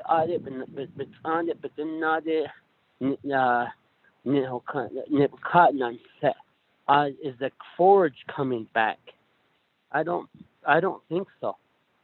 And somewhere we have to look at this as from a policy standpoint, and actually put into these policies our managers to be held responsible if they do not apply these concerns, because the land ikikeya hakiyego be nahot not the community of Nahat Atzi has a really good forage program. They get forage count every quarter. They get forage koho babin nacha age hullo aro babin nacha to be hullo ko be nal ko lego net ati to hajo pa things do it livestock owners are actually buying hay at this time to meet the need of the amount of vegetation the animals eat. Maybe something needs to happen, and it's good that we heard this report in Western Donasha. And Diego Ben Nahot Diego that then Lego alcohol clean Nipila don't then the bear the net of Jonathan here and there you'll see a grandma herding sheep out on the Satan the baby kid not it just makes me wonder how many, if they're over their limits, somewhere. Just really like to make that comment, and I appreciate the Navajo Nation staff that's collecting the data, bringing this forth, and I think some sort of an emergency from our side needs to be triggered from the nation so we could address this, because Leo's shop should be able to try to look at how can we work with the Bureau of Indian Affairs to move forth with a mandatory animal adjustment for the drought period, so that people would have lower numbers in the livestock. It's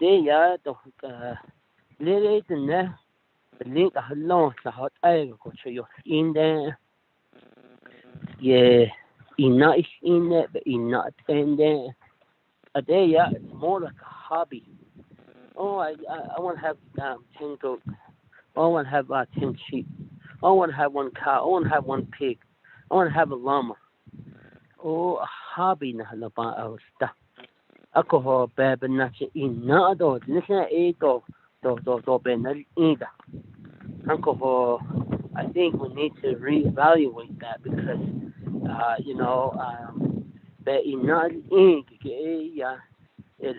people save the eels, the yearling eels for the dang throughout the summer, throughout the fall and winter. They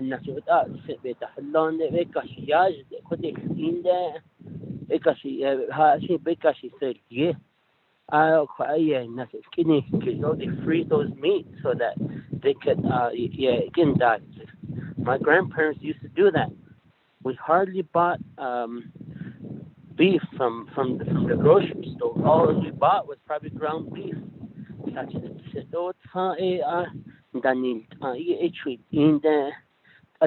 Everybody goes to Bash's and supermarket to buy the meat. And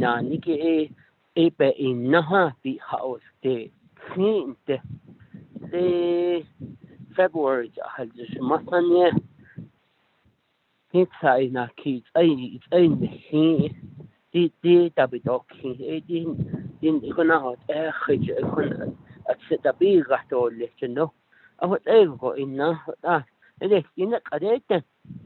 It's more of a hobby.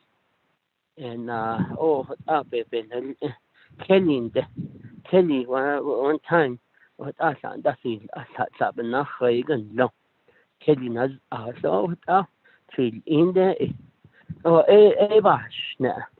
and it's really affecting the drought, and we need to somewhere come up with a plan so that we can make these adjustments. and with the collaboration of BIA, because the grazing permits are not a Navajo permit. It's a Bureau of Indian Affairs permit, driver's license. So just so they're even not. We have to step at some point to try to make a stance on it, and it affects all this drought issue, the climate issue. Don't at court could hold just this student yeah it's a big I had to have my jacket on last night. So it had a shop. So thank you.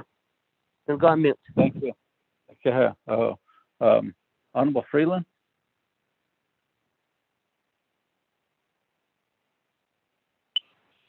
Chairman, thank you. I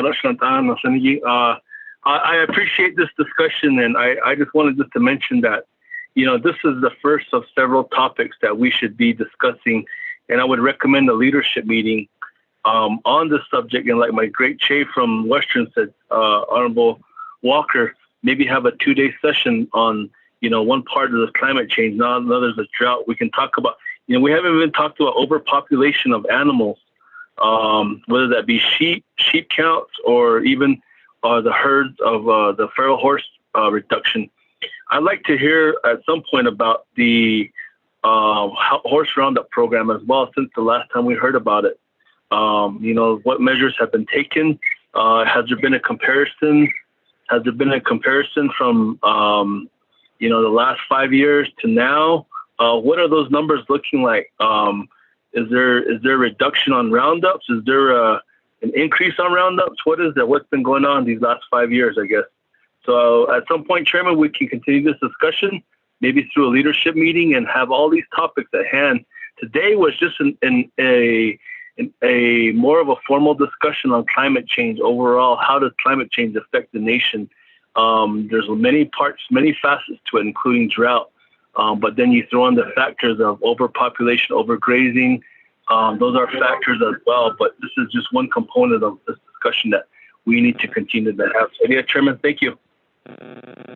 Thank you. I believe that we probably should have a work session or a leadership meeting on it to discuss the climate change, drought, and then the next day also have the feral horses and the overgrazing and lack of water. All this discussion can be put on the agenda for that. Invite all of our grazing officials and perhaps the farm board as well. So thank you for that. Honorable Kialam Begay. Chairman, if you had a series of questions, specific of the topic, yet report Eliagi.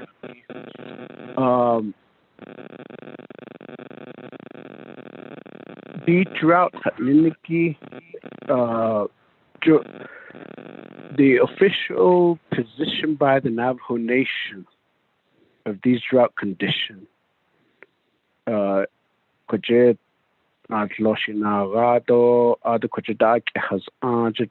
just in general.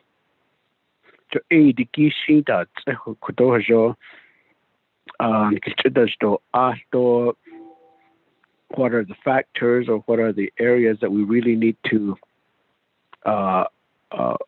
resolve some of these? Maybe particularly is probably the erosion. The cause of it, yes, animal is an area we probably will look into, but we need to take a step back and really have a sincere understanding of these grazing permits. Yes, a big responsibility lies with these livestock owners. But what ain't especially the Bahachiki Dikiban Sahakis, just like any other work that we do in here, tại để ni ni sto hit asin ko don he na il ko a hot e ko don hit na sto hot asa e na do ba chin ye za da do a hit asin ko do ye en ta a do na da bit ol biji chita os but the Becholoniki. And I've been hearing that 10 really no and there's none go kodo the Becholoni koko. I mean, if that was the sole source of food for a family, will that be sufficient throughout the year for a family, usually say 4? The question bigger. Ado turn he could the naji git or hayui cho the back niniki who so the zenda adal edo e kiata da nido canal da nido birthday da no the net as age e bit da hullo da she like no da so that ego are some areas I think how do we consider those at the same time, yes, erosion is here, but would it be different if it was raining? That's a abundance of animals. It's not a problem. That's a list because we have rain every day or but not at all. You isn't done second. That's the bed into. Because it see it that's it not the need that's the toilet ad. So she quite geeky has your own hit nest or papan see case hit all about the nista hit all they could do and be has on did he Sunday tea bahunta kikudra with I mean I saw a horse literally just walk across these cattle guards. Maybe we need to contact NDOT or ADOT, these right-of-ways, and add on some cattle guard, and do you also be had that be dig at all you not as your ocean that so that ego could a teen bad hotelianiki so sato a cheat and jahoshi to only a teach it just at the store. This to not loshi that haki. Other some areas these right of way to satan at the store because I know between Likajike and Round Rock and there's no fencing but it's that's the main route of people that utilizes because and maybe have NDOT provide us a report of these roaming animals lego tata the jiki koko adodika cattle guard the shiniki that specifically look at these cattle guards and then fencing that it doesn't get fixed until several days later. So that's to all the to be cut nature how go miat and so additional to drought and climate change in the paper nation. Ado cut to washing yet that is not flushing. Coco hajan called to the you're not ego goes a quackish to not loshing liniki but listen. See that's another thing that I see. The you does I thought hope get the kid usually they locate these right next to a busy street or busy road. Le nasta hagita but that's like what to twitch see auto they began to start roaming around. If the water is across the street because somehow they do somehow wants to go across to get to the water. So that hashina the liniki yet the didn't slosh it and liniki. So those are some areas I think that also needs to be looked into as far as this drought and climate change. How we have these resources available for the roaming animals. The creator no so there's an in and but quadera but not the actually nibit sound in Linigi than not I did Asian the ticket or you the Cheki. Those are some areas I think that we really need to look into and consider in this discussion about the drought and the climate change. Linigi, what is the specific plans that they have that we really need to look into to make progress in making sure that we restore the land and even the public education. She'd on the out of the grazing officials, but not in but you know that they've been bugging about the pay that they receive, the lack of resource that they have, and so on.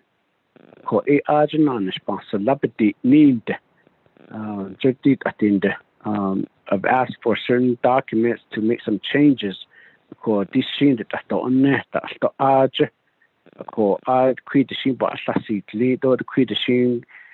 Grazing officials 2 years ago, agency level, recommendation at that line. I believe we haven't even resolved one of them that were provided to us as a recommendation. So and I do believe we always are being told that again, work session leadership meeting just to continue to talk about it. Should that need to start at the chapter level. I'm also monitoring the discussion of NTUA power line. Right of ways that do arc since that Hagit at the Bahan no other Beha Kodik chink what as the drought and climate change as an oversight committee, the department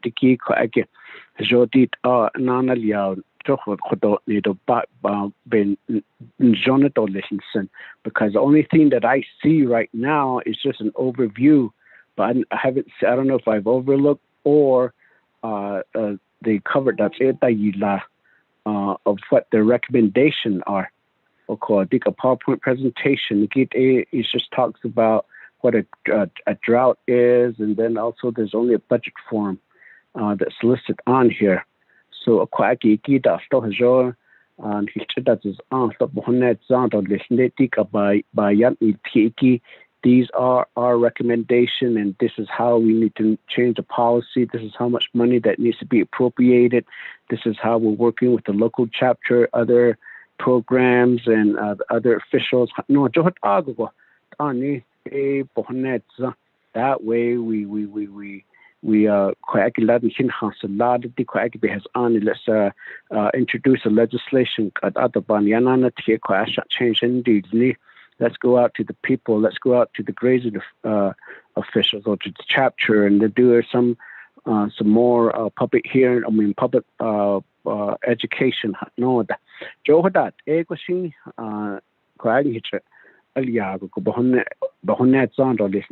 the chairman. So, but I guess another work session and or leadership meeting is okay. But all I'm saying is that, I mean, one or two for the topic is okay, but having to continue just talk about it without no specific requests or changes or action, we really need to make those considerations or request those to the program of Dick of so Aniki hit IH Adoni I don't recommend or say Johaniki Gishin Kudo Kaisen delicious Zig. So if you do it Akudo Sato Bahasido the chairman here. Thank you. Shanandaya, this is a report from Fish and Wildlife on drought. We're recommending a leadership meeting and perhaps a 2 days work session with them to really bring this, address these concerns also with our grazing officials from all 5 agencies. These are some of the recommendations made. There currently is a Nabik work session going on right now, and it is a very important work session going on, and I know some of you are going back and forth between it, but I would like to listen in on the work session as well, because some of those topics are very important for my chapters as well. So, Oshin Kuro, I'll give some time back to Ms. Tom so she can address some of these issues and make her recommendations and responses. Ms. Tom? Yes, thank you, Mr. Chair and Delegate Begay for those comments. A couple of things I wanted to bring out. The first one being the official position on the Navajo Nation. The Emergency Management Commission has declared an emergency on the drought, and that emergency declaration has been in effect for quite some time, and usually it's the Commission's prerogative to update their declaration every year, and of late I have not heard that they've done that, but there is a declaration in place. In regards to the grazing permits, one of the things I think that is important for the committee to be aware of is the Department of Fish and Wildlife, through its responsibilities for ensuring or addressing impacts to fish and wildlife resources. We assume the responsibility of issuing biological compliance on renewals of grazing permits. And one of the big issues that we're facing with that task is that the vegetation studies, which determine the capacity that the land can support in terms of livestock, those studies were done way back in the 30s, and more recently the studies that have been conducted by BIA are revealing that the carrying capacities for the land are drastically reduced because of the lack of vegetation and the lack of native vegetation on the landscape. And the request that is before the department is to continue to issue the biological compliance for these permit renewals at the same levels of carrying capacity, which the department has basically said we're going to reevaluate the compliance portion and indicate that the permit numbers have to be reduced drastically. So that's one mechanism that we're approaching in terms of reducing the permitted livestock numbers on the landscape. The other point I want to make is that the Department of Water Resources has a drought response plan that they developed several years ago, and it goes in line with pretty much what the discussions have been, and I seriously think that if we're going to have this discussion any further, that the Water Resource Department be included.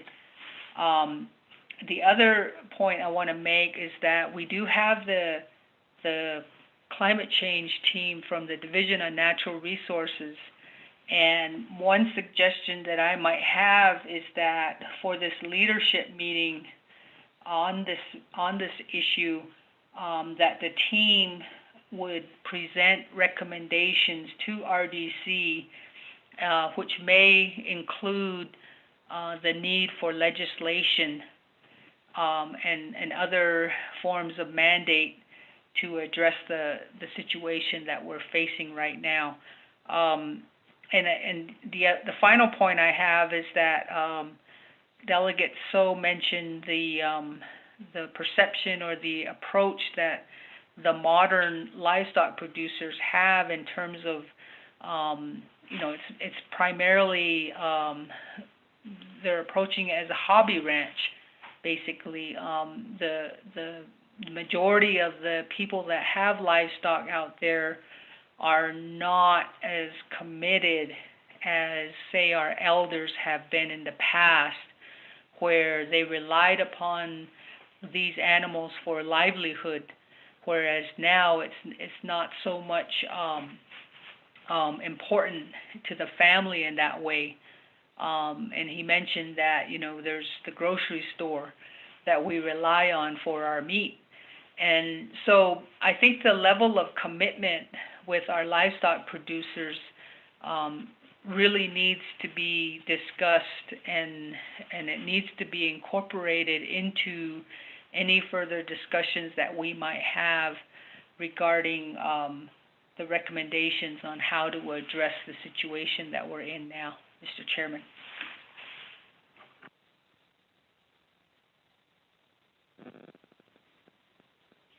Thank you very much, Ms. Tom. Honorable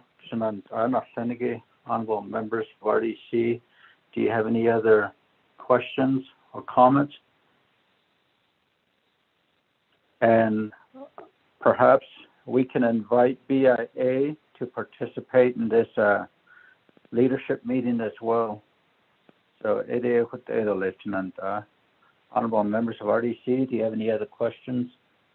Mr. Chair, this is Daniel. Honorable Daniels, go ahead. Yes, I just want to say thank you to Ms. Tom and his team for presenting before RDC today on the drought, climate change. Maybe at the work session, perhaps include Mr. Jason John for the water resources. Mr. Chair, thank you. Okay, Abiga, we can do that as well. So, honorable members of RDC, we've been having this discussion for over 2 hours now. Are we ready to vote? Any other comments or questions? None? Honorable Freeland, how do you vote, sir?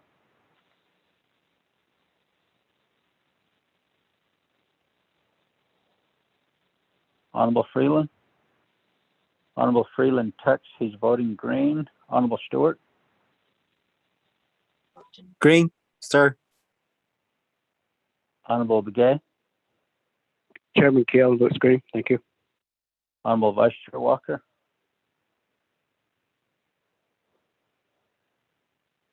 Honorable Daniels? Green. Okay. Honorable Vice Chair Walker? Chairman, I vote green. Thank you. We have a vote of 5 in favor, 0 opposed. Chair not voting. Motion carries. Ms. Tom, thank you for the presentations. And at our next meeting, we will consider a legislation that you're recommending. Thank you, Ms. Tom. Thank you, Mr. Chairman, members of the RDC committee. Thank you. Okay. Next, B, update report animal control program on the recent dog incidents and or livestock dog conflict cases. Presenter Dr. Sabala and your staff from animal control. Good afternoon, Chairman Ricky Nez. This is Rudy Arshabala. I'm the Executive Director for the Division of Natural Resources. And just for the record, I look forward to the work sessions regarding drought and livestock. And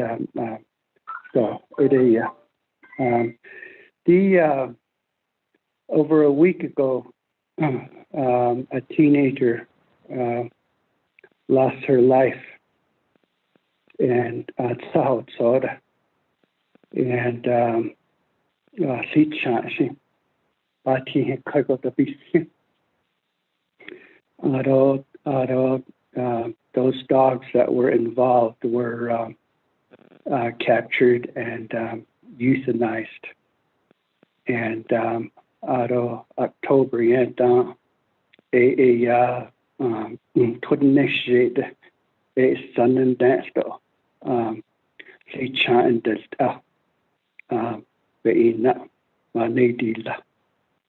out of July 2017, there was a 5-year-old child that was killed by 5 dogs.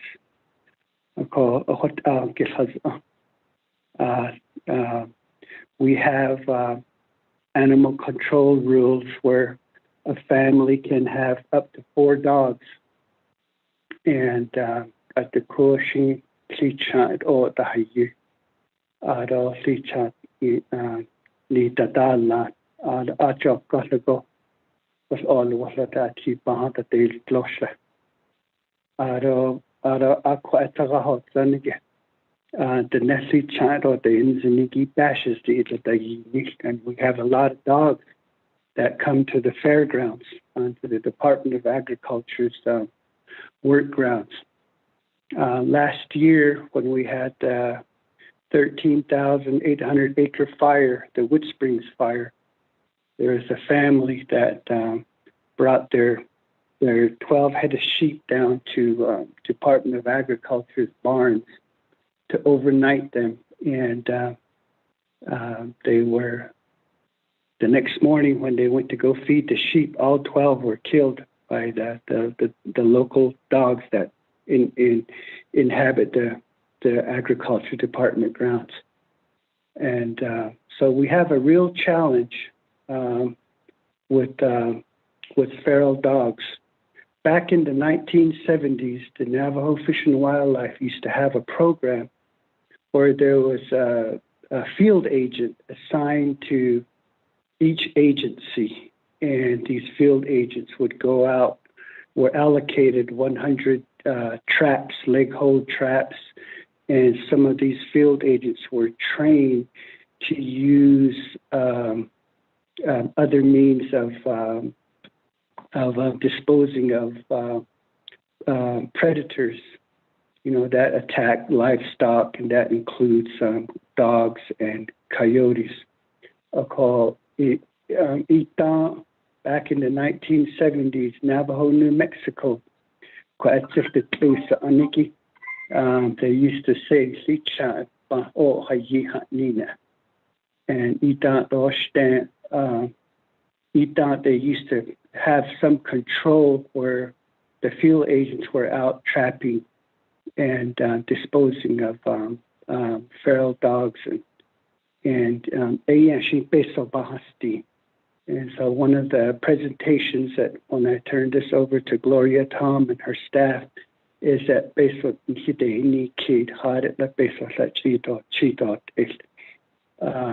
looking for funding to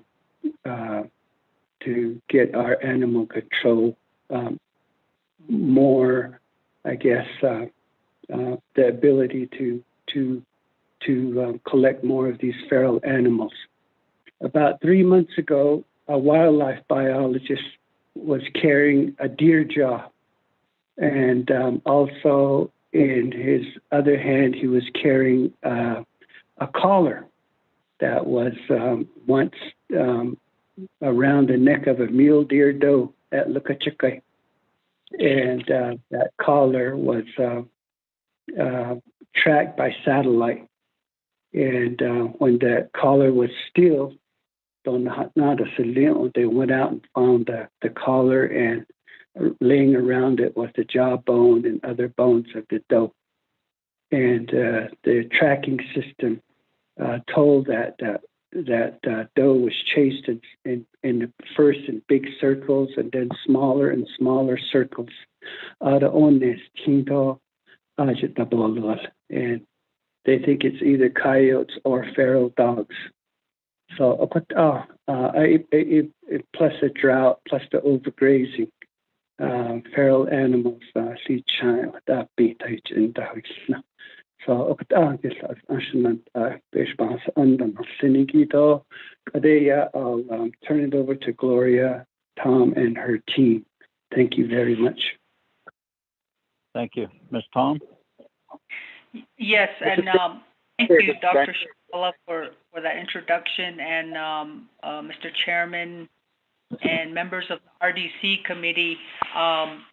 This morning, we emailed the written report to the committee, so the committee members should have a copy of that report along with a copy of the Animal Control Program's standard operating procedures and a copy of the law enforcement code for animal control that was approved and adopted by the Navajo Nation Council, and also a copy of the supplemental funding request that was developed by the Animal Control Program. And I do want to say that the Animal Control Program is mandated under Plan of Operation to enforce the Navajo Nation animal control laws of the Navajo Nation. And they're also mandated to respond to cases involving animals, including dogs and cats.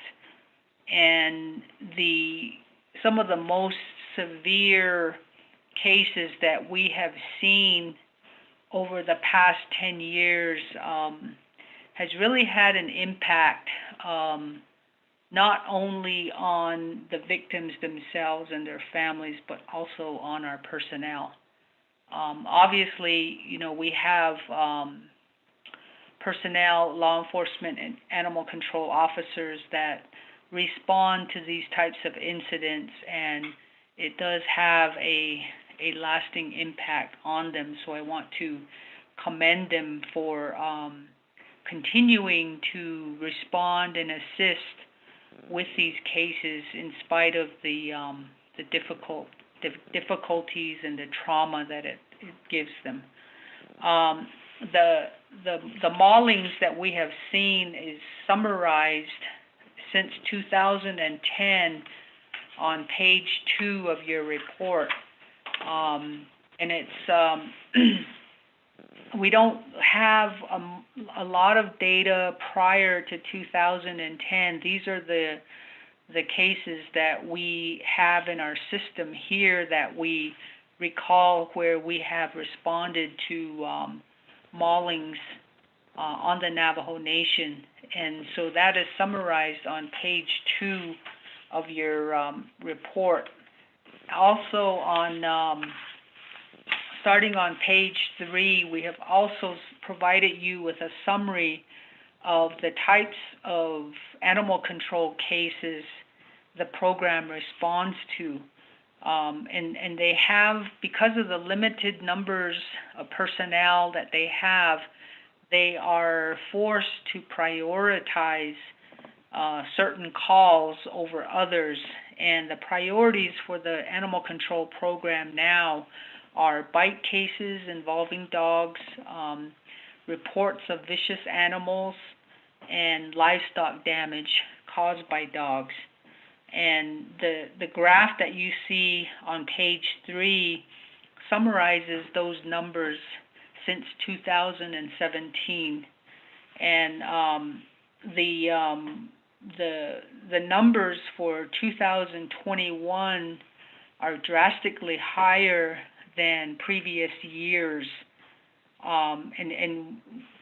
During the pandemic, when the Navajo Nation was on shutdown, we did have officers available that were responsible for responding to these priority calls, and we maintain those records.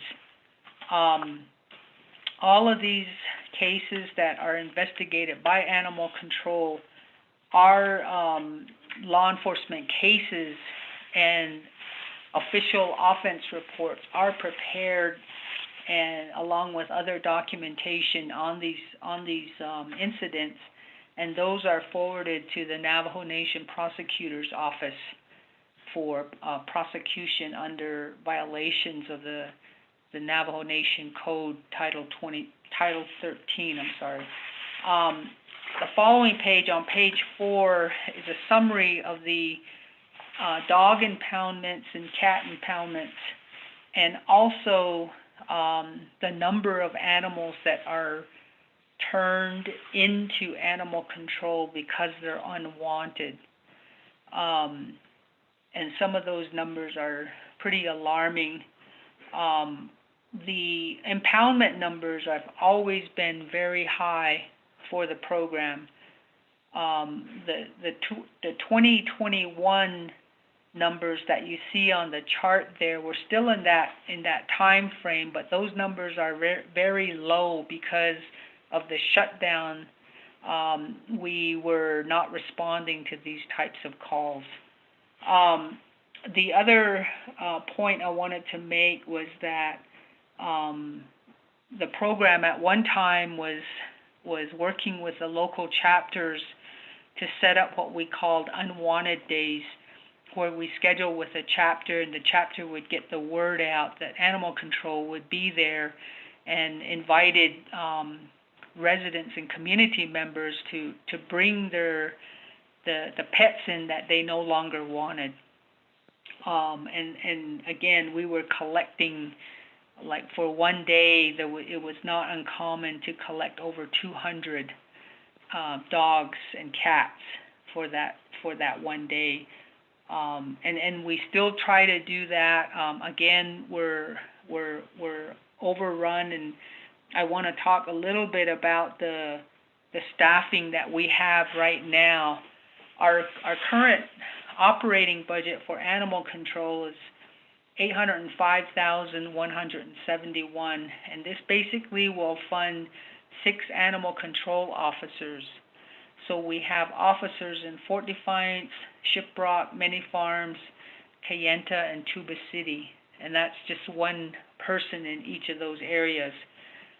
We also have 2 senior animal control officers, and these individuals are responsible for overseeing the field operations for the program, and they themselves too conduct animal control response and investigations as well.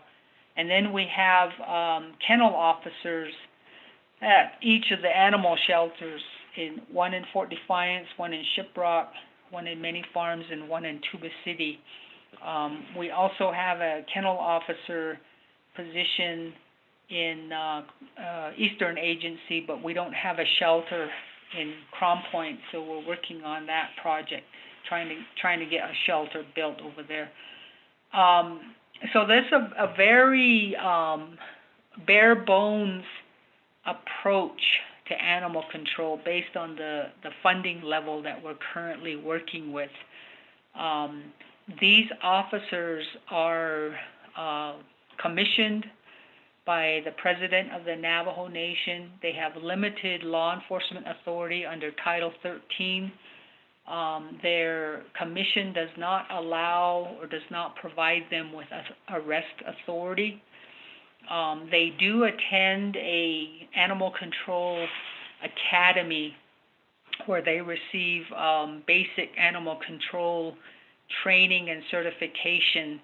However, they do not attend a police academy, so they do not have law enforcement commission, say like under Title 17 or other Navajo Nation laws.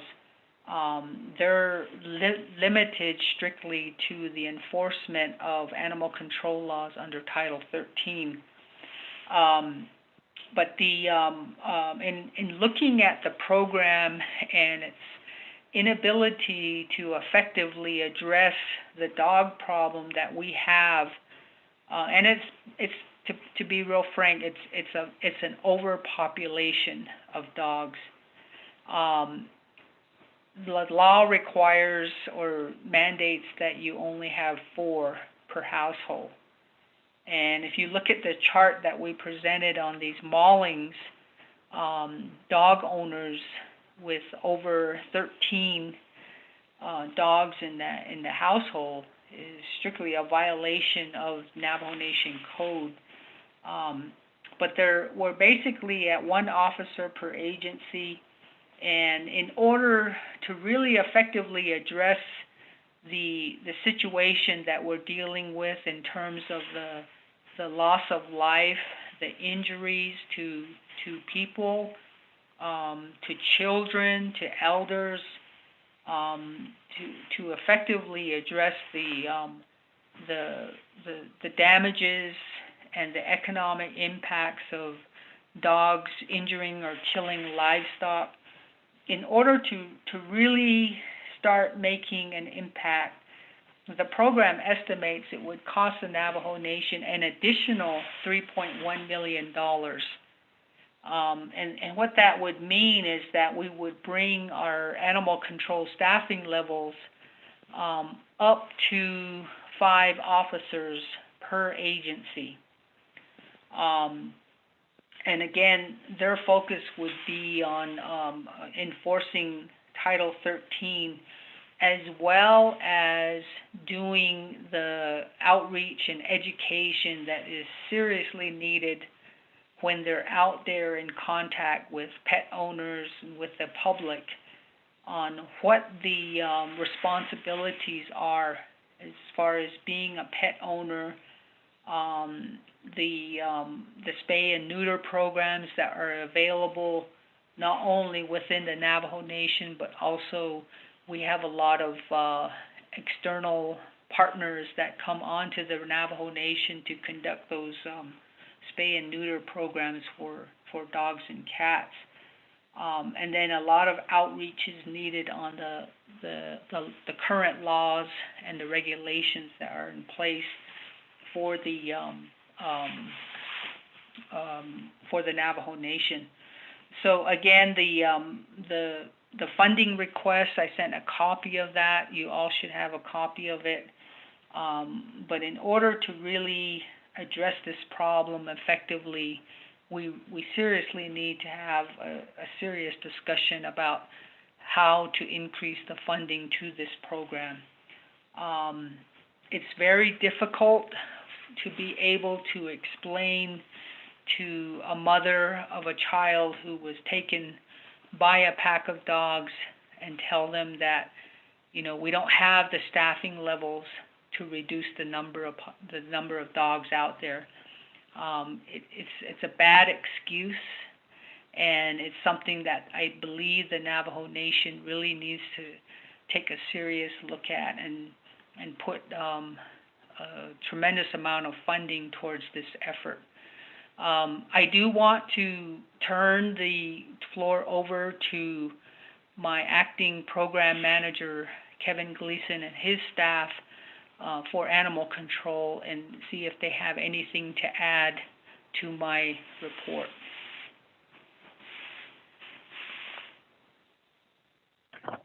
Go ahead. Good afternoon. This is Kevin Gleason, the acting program manager for animal control. It's real sad what happened to this young lady out in Port Defiance. But there was previous years where the program from 2010 to about 2015, where we were averaging the removal anywhere between 15 to 30,000 dogs a year. This was due to a large number of animal sweeps that were being conducted. But what happens is when we do an animal sweep, it completely shuts that shelter down for a whole week. And it takes the officer out of the field because he has to be available when people try to come and reclaim their pets, if they reclaim them. Most of the severe maulings on the list were pets. The one out of Kayenta were pets, but the employee for the school who left abandoned them. The only one we could never find owners on was the one out of Sundance. They were all considered strays. The officers do their reports in detail, and they work with the criminal investigators to get things done, like they're doing right now with the one out of Fort Defiance.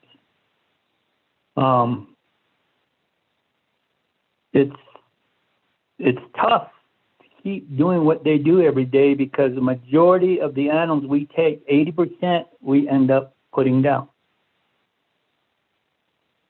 They are really understaffed. There's not enough of them. When we do a sweep, we bring them all in, all 6 officers and the 2 seniors to hit a community. So for that day or 2 days they're doing these sweeps, it takes away from the rest of the Navajo Nation while they're concentrating on one community. Since COVID has hit and due to the restrictions, there wasn't any animal sweeps. We're gearing up to start doing them again when this happens. And we're trying to schedule some with some of the NHAs, some with some of the communities like Sundance, that we're trying to get set up so it can be done. The 2 senior officers we have is Joe Begay. He oversees the Western, Tuba, Kienta, Delcon, and Mini Farms. The other senior we have is Stacy Dawes. She oversees Shiprock, Crown Point, Fort Defiance, Rama, and it to Alamo and Tohajale. Stacy, are you on?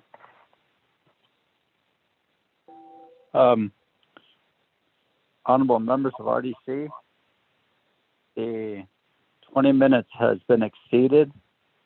So could you allow them another 5 minutes? Yes, Chairman. Okay, thank you. Okay, thank you. Go ahead. Proceed.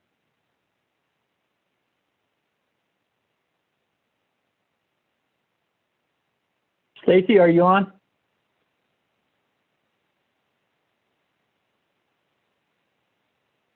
I know Senior Officer Joe Begay is not on because right now he's meeting with the CIs and the vet program in reference to Fort Defiance. Good afternoon. This is Stacy Dawes from Shiprock. Go ahead.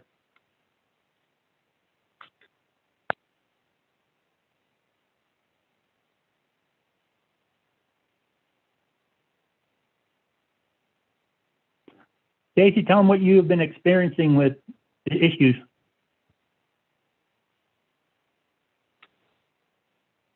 Yes, good afternoon. Well, right now we're just basically going from call to call. And due to the COVID, we're not doing any vaccinations or any animal sweeps. But what sometimes we end up doing is patrolling the housings if we have time when calls are kind of slow as far as unwanted and priority calls. And we do our best with the staff we have. And we do need more animal control officers for the entire Navajo Nation. So we really hope we get the fundings that we need and also completing the Crown Point Animal Shelter. We're still in the process of building a whole new facility for the Eastern Agency. And we really hope we get the support that we need. Thank you.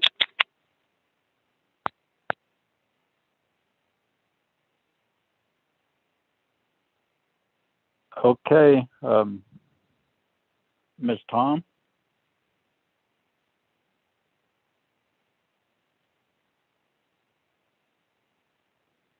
Ms. Tom? Yes, Chairman Nez and members of the RDC committee, this pretty much concludes our statements, our report to the RDC committee regarding animal control. And we are available now to take any questions from the committee. Thank you. Okay.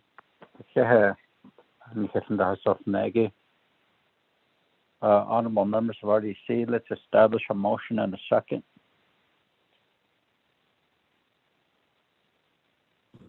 Motion, Stuart. Chairman, Freeland, second. Thank you. Honorable Freeland. Okay, comments and questions. Honorable Begay, you have the floor.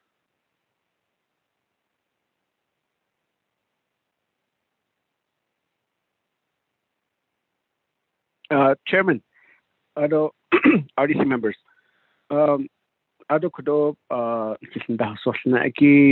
animal control, Mr. Shabala. Good afternoon, Ms. Davis.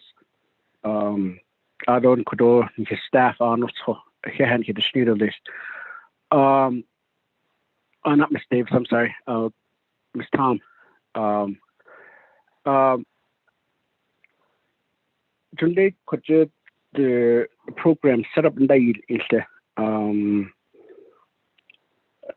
federal horse, the Department of Agriculture, do issue that's it. I don't know if that's what you referring to. Sweet Ninigi, could you federal horse roundup? No, basically, but on that they do this at certain locations and certain time. Since this wasn't your program wasn't doing much because of COVID last year, do you what recommendation do you have? Because we need more officer. This will take time, especially if 3 or 2.3 million is being requested. Although so many officers to be hired, I mean, we're talking about should the money, even if the money is available, we still have more time for people to going through the hiring process, and that's almost about another year. Would you be able to have a maybe the chapters, maybe even the local chapter can assist as well in certain location? Let's say if a chapter is asking, and I don't know how much of a liability and insurance should individual encounters an injury, but similar to horse roundup. Is there a program that could be established rather than going through the hiring process, but have a temporary employment funding available where the current officers got their full-time again?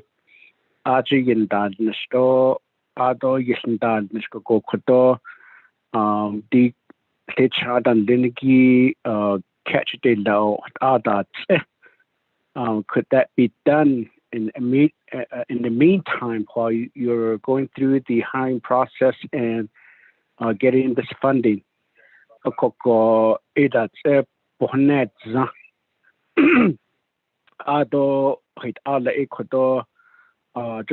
Based on Lincoln Hokedo, I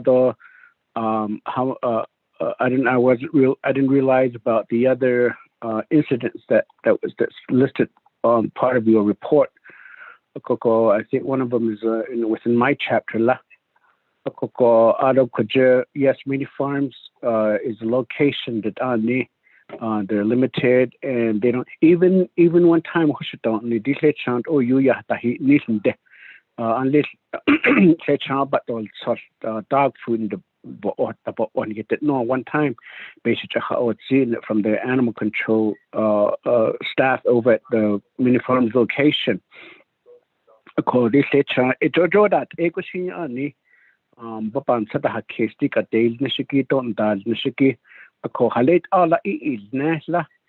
Chairman, the RDC member, do we just swiftly ask for legislation to be developed as soon as possible? And once that's developed, could we quickly ask for a special session? Because to some extent, this involved a human life being lost.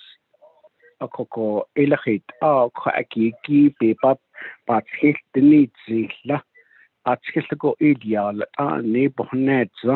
but this temporary employment recommendation again that should help quickly resolve a lot of these animals. Although the other thing too is set up maybe encourage people. I mean, I would be first in line. I think I have 2 dogs that I would want to get rid of, but kodo they, like for example at an intersection, tell the public to say that help us reduce a lot of these roaming dogs or dogs that you don't need. You can drop them off over here and we can take them.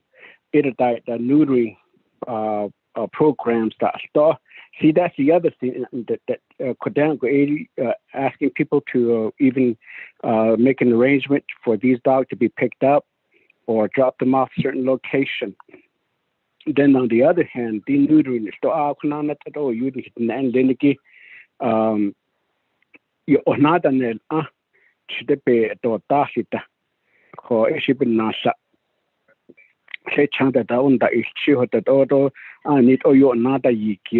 and maybe even ask that that if you you can drop off the puppies over here. No, and then bring the female dog to be neutered and so on. Program maybe make that as a mission by the program for within a year. Based on how much funding are we looking at? It's an ongoing daily operation. Report but again, what I'm saying is that the hiring process, getting the funding will take time, possibly a year, I would think. If not, go temporarily based on the program based on that's not restrictive. Maybe utilize that, and then in the meantime try to get fundings from the UFB or other areas to say that similar to horse roundup, sweep the door lit IC for a good 3 months or 4 months, or if not 6 months. Either that, and he recommend that way we can start drafting up legislation to, if needs to be, transfer some funding, if not, allocate some funding, and then doing the hiring process. So area chairman, I don't know. I mean, I may be somewhere in the space giving these recommendations, but I think the only way to resolve a lot of these things is that hire some temporary employees, provide some resource funding, vehicles, and so on. So that way we can help the public to also help in drop off a lot of these dogs that's unwanted at the community house. Chairman. Thank you, Honorable Begay. Let me go back to Ms. Tom. Thank you, Chairman Nez and Delegate Begay. Thank you for those recommendations, and that really does make sense. I do want to give time to the program to respond, but my thoughts immediately hearing your comments and understanding and recognizing that we do have a bureaucracy in place, and it is difficult to get full-time permanent employees on the job. And seeing as we're approaching towards the middle end of the fiscal year, perhaps the program can come forward with a budget to hire temporary employees and focus on removing free roaming dogs in the communities throughout the Navajo Nation. I mean, we can put together that proposal and work with legislative and executive on getting that budget in place immediately. In the meantime, the program is still insistent upon pushing the 3.1 million or whatever that amount was, pushing that proposal perhaps to incorporate that into the fiscal year 22 budget planning cycle that has yet to begin. And then another thought I have is the PEP workers that might still be at the chapters. I don't know what their status is right now, but we could use them in terms of providing them with the necessary education and training so that they are educators and outreach coordinators at the local chapters. And then the animal control program can focus on removing the dogs along with the temporary employees for the program. These are just some of my thoughts. I want to turn it over to Kevin Gleason and his staff to see what their thoughts are regarding your recommendations. Mr. Gleason. Honorable delegates, we have tried this in the past and we've had success with it. We would do unwanted days in communities throughout the Navajo Nation, and a large number of people would surrender their numbers at the sites. The big issue we run into is people not claiming not to have transportation from their house to the shelters or to the sites. And when you have limited staff, it makes it hard to respond to their request to pick up at their homes due to the priority calls.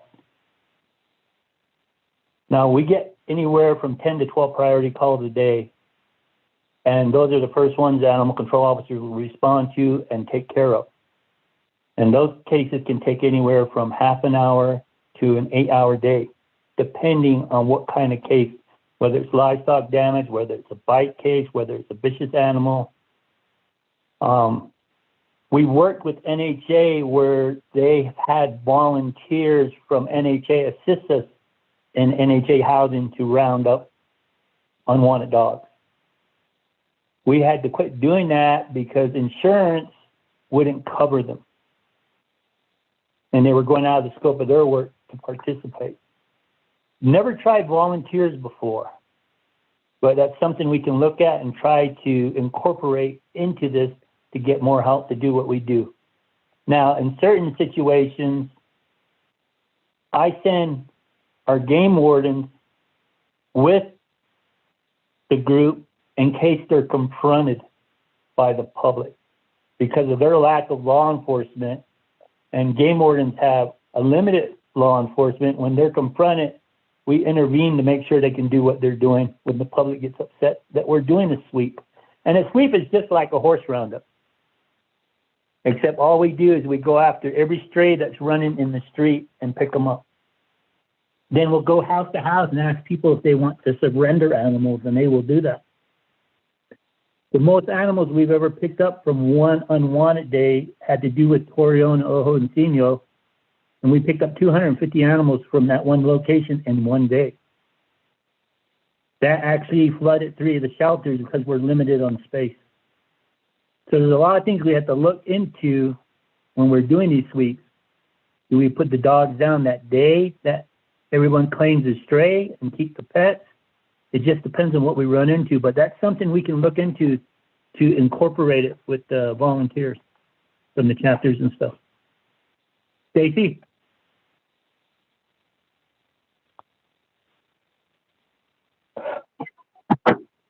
Yes, this is Stacy Daw again.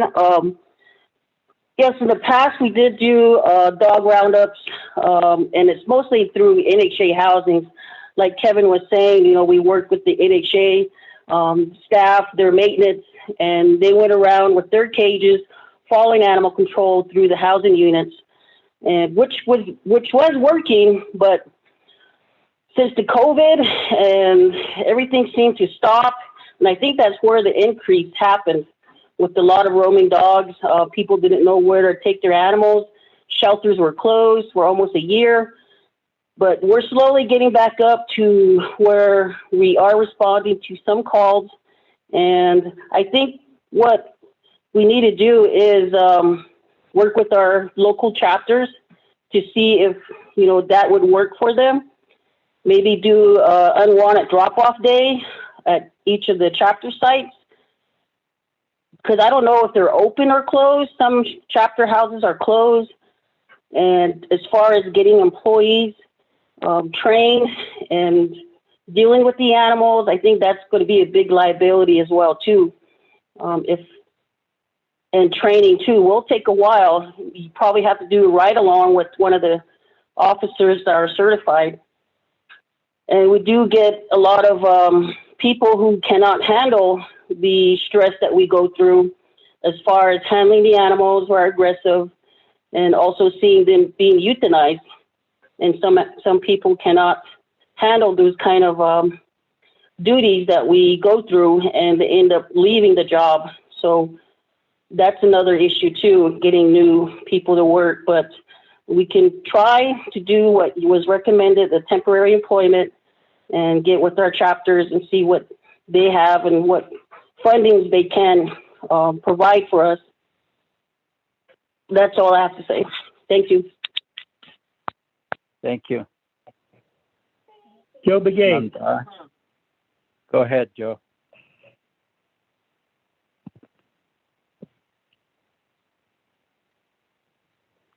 Go ahead, Mr. Begay.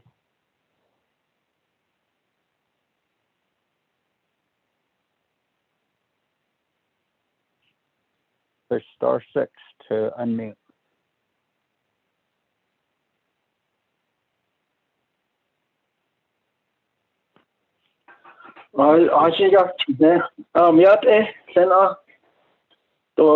Chairperson, Mr. Nance, not only from Hyson, Tony Kaha, honorable day of the identified animals we Halit usually we go through the community as a group, as animal control. We try to pick up as many as animals we can. And usually, and we have to hold those dogs for 72 hours after we pick them up to see if an owner will come forth, and they have every right to reclaim their dogs.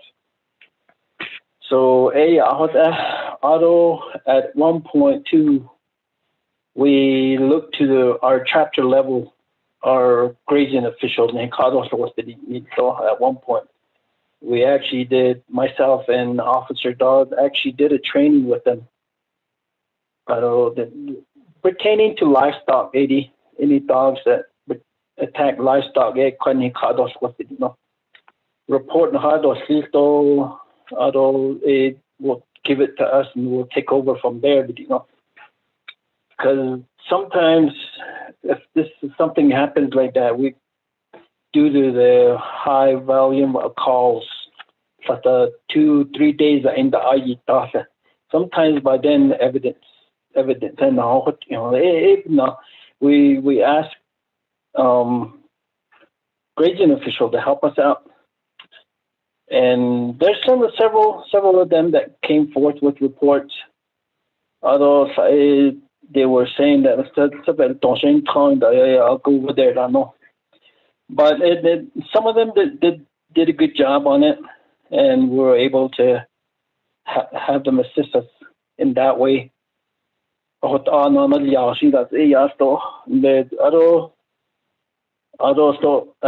a chapter level,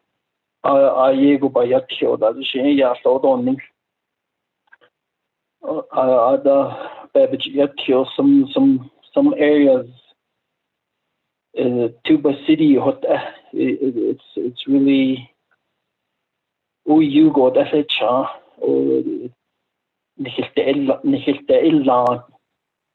and all the chehil in Hasan Khalid out of it's nice number. But such a case that's where I'm at. Although even now, so couple years, 2018, at our Navajo Nation Animal Control. Council approve we're trying to make it a little bit stricter, but and it just kind of got out of hand with us.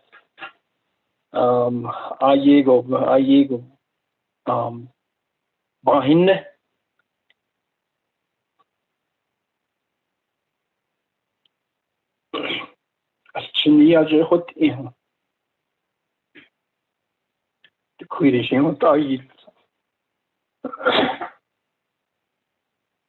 The other day, what is an animal control citation? How is that going to bring my son back? With that citations that were issued to dog owner, that small 5-year-old kid only got away with the $500 animal control fine. Wait,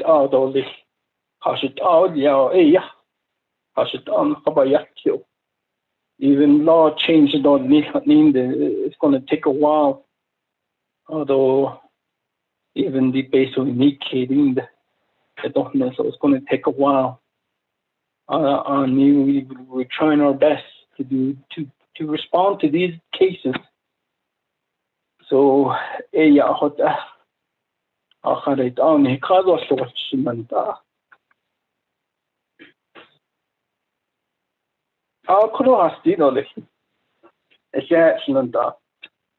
Thank you, Mr. Begay, for that.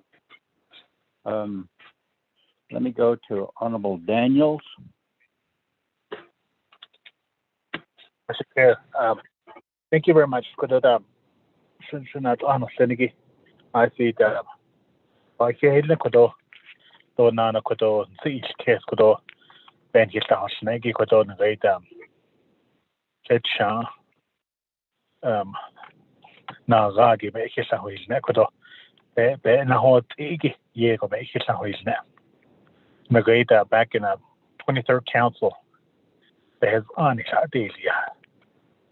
A call baby last seat lean and a great chetcha 4 dogs. They hold it or less Nagata no one go. So it down here within 4 dogs is too many. The snow has see it down. I knew that was Ago. What was the work of when you go across the Navajo Nation? Before the pandemic, I used to leave from Monument Valley, get to Winter Rock around 10 a.m. I traveled through Kayenta, Chinley, Burnside, and then into Winter Rock. I couldn't rate Kayenta what the good old years had shown. I don't know what all them. Oh yeah, in the house late shown. They go, they run around in packs. So they go them. The skater to Kena and they jail. Oh yeah, you died as a lame. At one time I was at a stoplight in Kayenta. I seen some dogs on this side, on the left side. I stopped there at the intersection. It was red. Those dogs sitting on cage. There was like 10. They know when to cross the highway. The spare the husband does. So you get the illa that charm. Nagata should shake what you had that. Nagata charm. I just was unigi what at my turnoff. People they drop off their dogs. I don't say chai yet. Last month, 3 female dogs they came to my home, my residence. I have like 24 puppies. So that only can 10 the 24th council. Anyway, so, yes, I don't know what to do with these puppies. I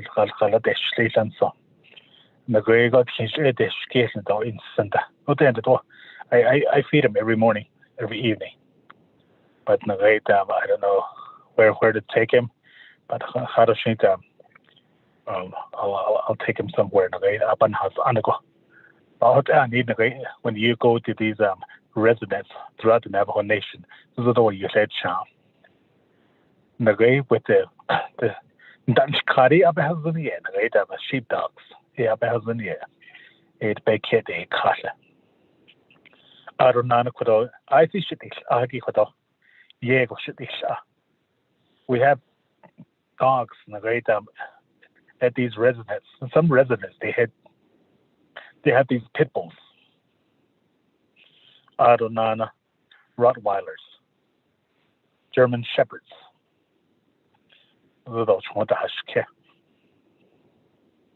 Even these blue healers and the red healers and these cattle dogs. These are working dogs. So I see these nations, so maybe do some amendments to the laws. That has on for dogs. Maybe size it down to 2 dogs or 1 dog per household. I don't know these dogs that I mentioned, German Shepherds, Pit Bulls, and Bulldogs that has all the so you go to Bahat. So I don't know funding to buy a taste of which 8 pesos to buy a tea or just or you honest, a peso, not a Asian could I see could I think what best yes, not the place harder. But Kujiki, this is very serious. It's very concerning to me. The incident that happened in 45. I don't know other areas it happened. So in my area, Jeto, that it happened too. A few years ago, an elder, a child, a therapy, a lot of troubles. What ego that you go so the height maybe the 23rd council has on Ilya. It could have 4 dogs, maybe it slides it down to the 2 or 1. I don't get it over there. Not just dogs, but cats as well. So get it over you when you go to these residents. So I think Ilya should be on that side or let's go. I know Department of Ag, they have this incentives. If you bring in a horses, you get paid. I was like, yes, I don't know if that's still going on. Maybe we should do that too. The or maybe even cats.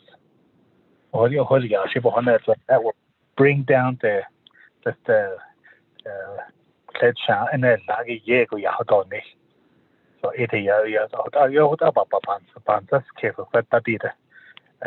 right now I'm parking in Kayenta on the road China the car at the snake and the McDonald's they go tourists travelers they stop and these dogs they know who to go to. So but I thought about the car. So have to show it does link it. So I think maybe the Navajo work session because should say Chairman Daniel So a year ago, but so about this, Mr. Chair. Thank you. Thank you, Honorable Daniels. It is a very serious concern on the Navajo Nation.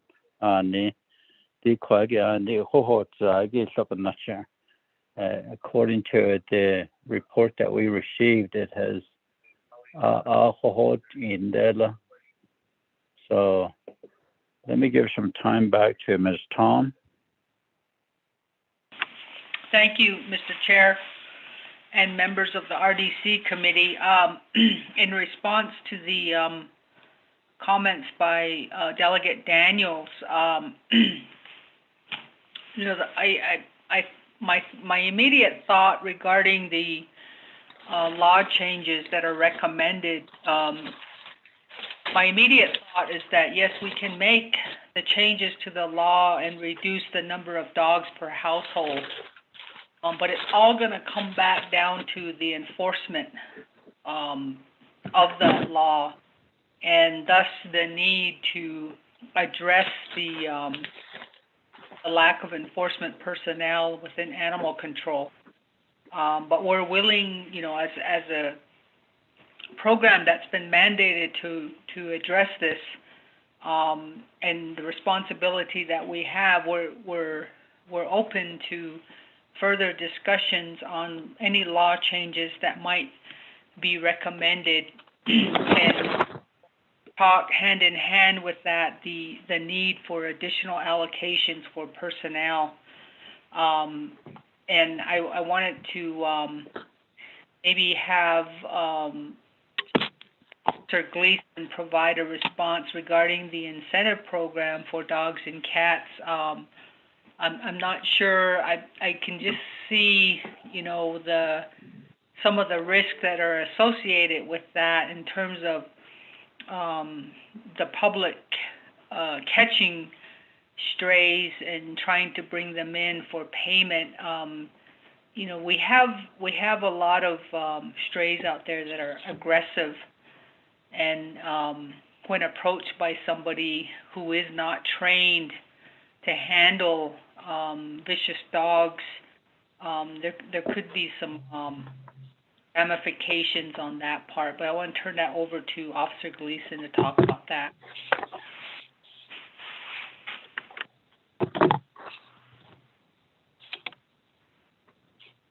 This is Kevin Gleason again. Incentives to pay people to bring animals in. I don't know what the risk factors would be on that with them. They could get bit, they could get attacked. My concern would be he has a neighbor who complies with the laws and keeps his animals restrained, but he just don't like the dog and brings those dogs in. What do we do in a situation like that? Our best bet is doing the sweeps, and our officers identify them as violating the rules and taking those animals. I know there's not enough of us, but I don't know what the legal standpoint would be if we did incentives.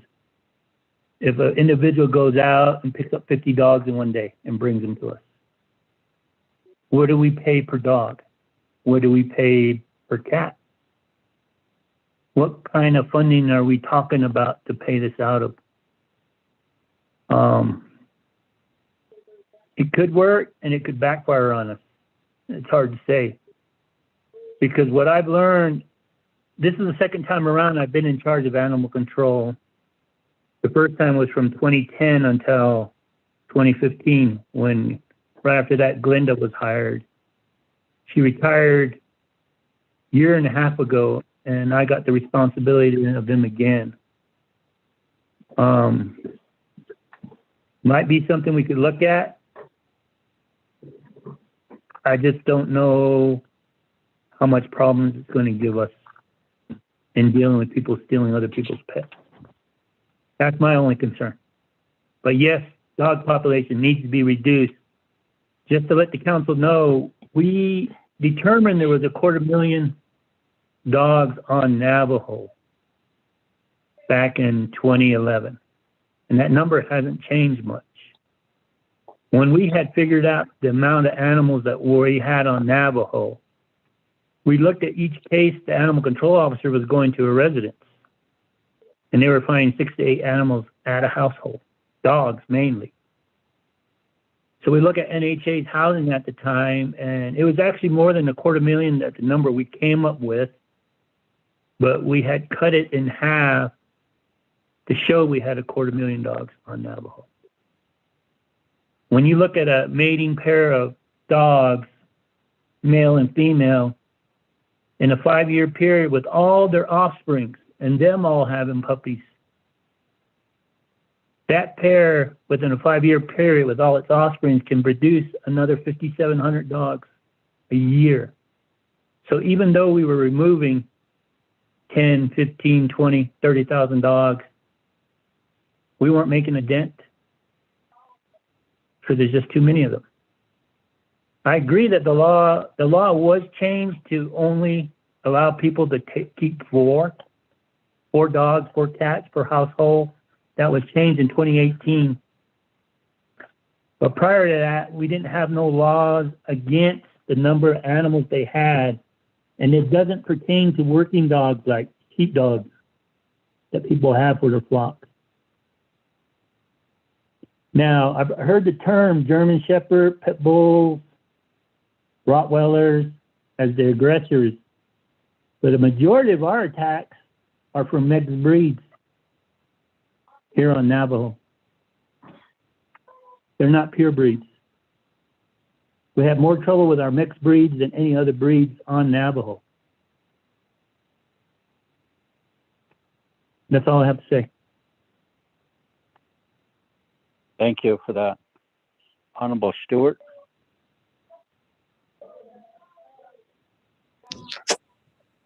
Yes, good afternoon, Shania. Nana Dosh, Yajadosh, Naika. And again, Ms. Tom, and also the staff from Animal Control, Mr. Gleason, and others on the line this afternoon. And I want to chime in on this one again too, Shania, the fact that, listening to this report, this is why in the same email thread Shania Allen sent out, I wanted us to hear from the vet clinic as well. Because last week I went over to see Dr. Kelly Upshabaya and hear her report on briefly about animal control, because she's the only doctor that we have on Navajo through the vet clinic besides the one in Shiprock. And today she went into work. Every Wednesday she goes into work. She stays in her surgery room, spading, neutering, from sun up to sundown with her technicians assisting her. She has 3 other lady technicians and a guy to help her. Just technicians. She's the only doctor that can do these surgeries. She has 2 tables set up. One's put to sleep. One's down, goes to sleep. She's taking out the reproductive organs. The other one's being put to sleep on the other table. She rotates between the 2, 20, 30 minutes at the most. Then they take that animal out. Dog, cat, horse, bull, whatever it may be. Take that out, and then they do another one. Bring another one back in on the table again. This is what she does in Tepanito. So yes, to what is the report is being said, yes, we do have a dog and cat problem. We're just talking about funding, what the funding needs are for personnel. My question back to her was, why not put all 3 programs together? The animal control, the ranger's office, your clinic. These things all relate to one another. All relate to our 4-legged animals, whether they be in the wild, whether they be domesticated. They all relate to one another. They're all going to help each other.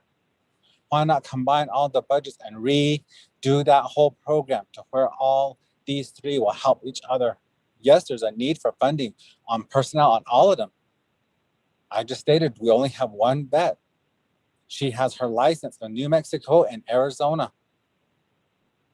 So any prescriptions that those technicians give out from Tepanito, Shiprock, Chinle, that's her licensure that we put on the line.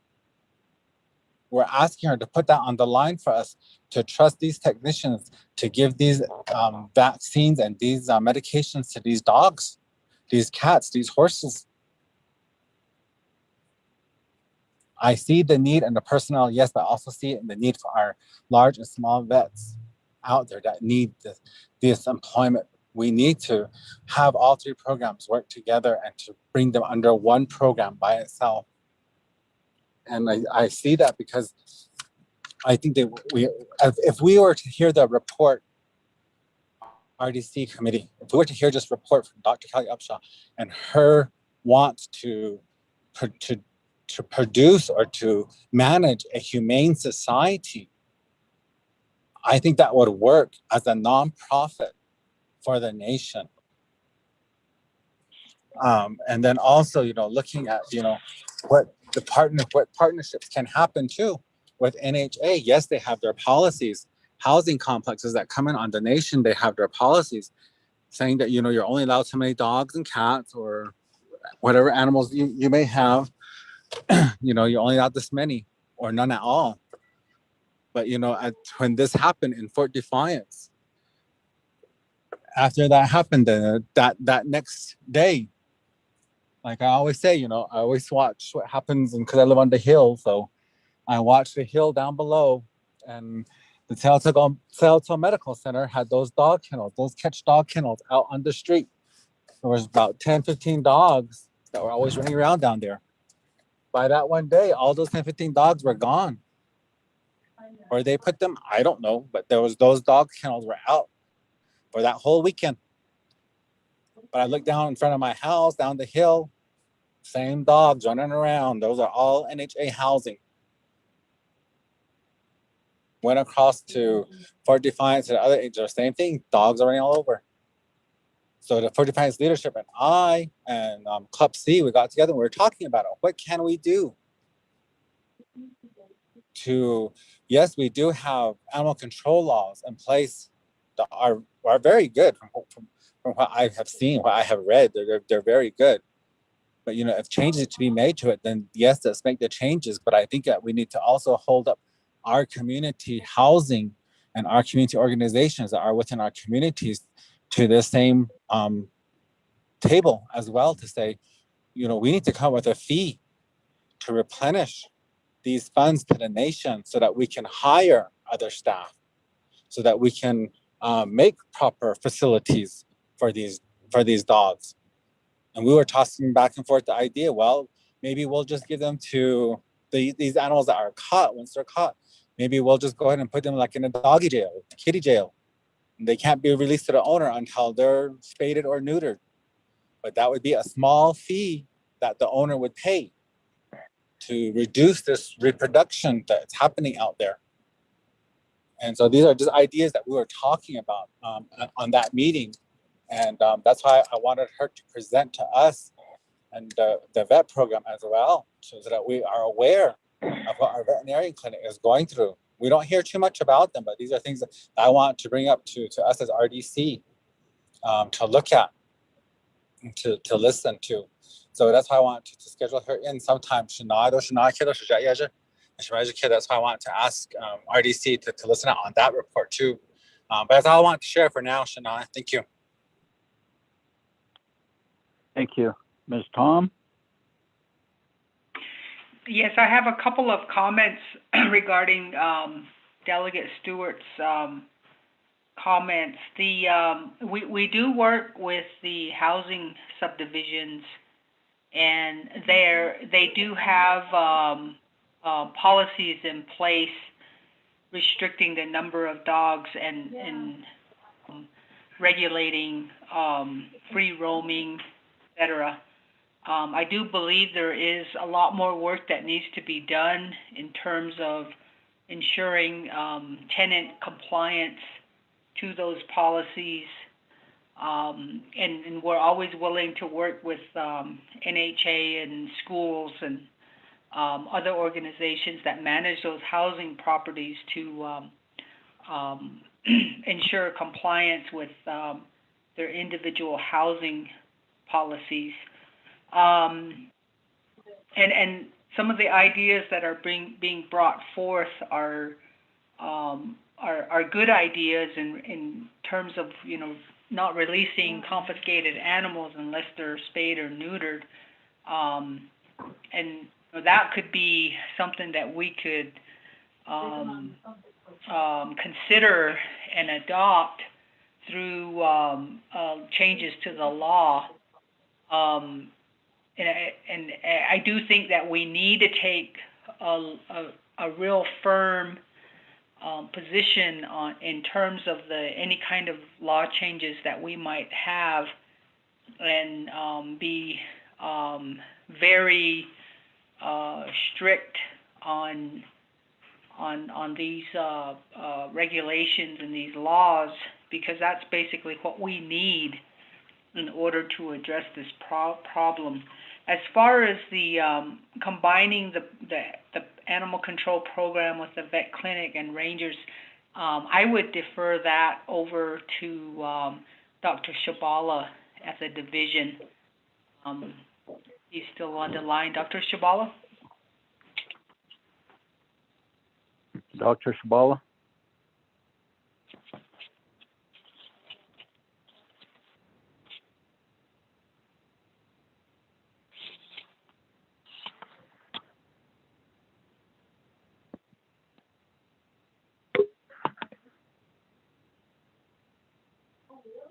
Dr. Shabala?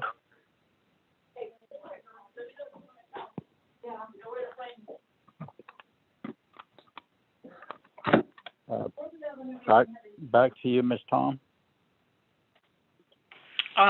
So I really can't comment on that recommendation, you know, we can just make him aware that recommendation was brought up.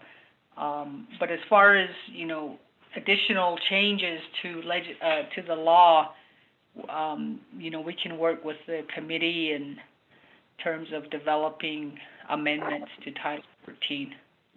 Thank you, Mr. Chair. Thank you. Honorable members of RDC, any other comments or questions?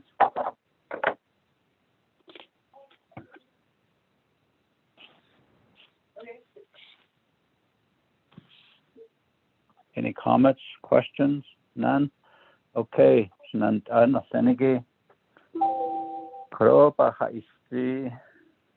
Now that this presentation is before us from our animal control program, there has to be some action.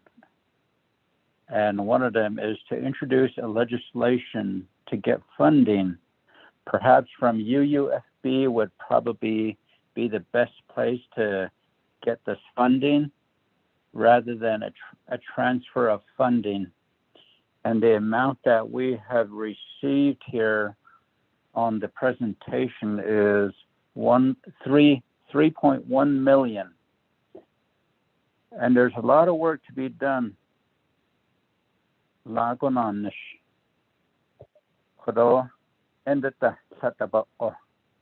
They're understaffed as far as enforcement officers. We as lawmakers need to change the policies on stray dogs and cats, as well as reduce the number of stray dogs out there. And this has been, according to the presentation, since 2010, a 49-year-old lost their life. 2012, an 8-year-old lost their life. 2017, a 20 to 30-year-old lost their life. Good afternoon, Chairman Nez. This is Rudy Shabala. I apologize. Away from the phone. In 2017, a 5-year-old lost her life. 2020, a female unknown lost her life. And in 2021, a 13-year-old Anediko.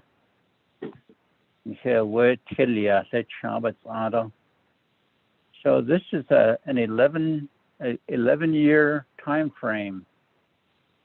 6 people passed on because of Lechan. But Lechan royada haliada walon ana jashinsa. Toshin double Lechan dasa. Akudat on bada hanitsan. Sada da Chavaho, City Market. She said Chan on daily.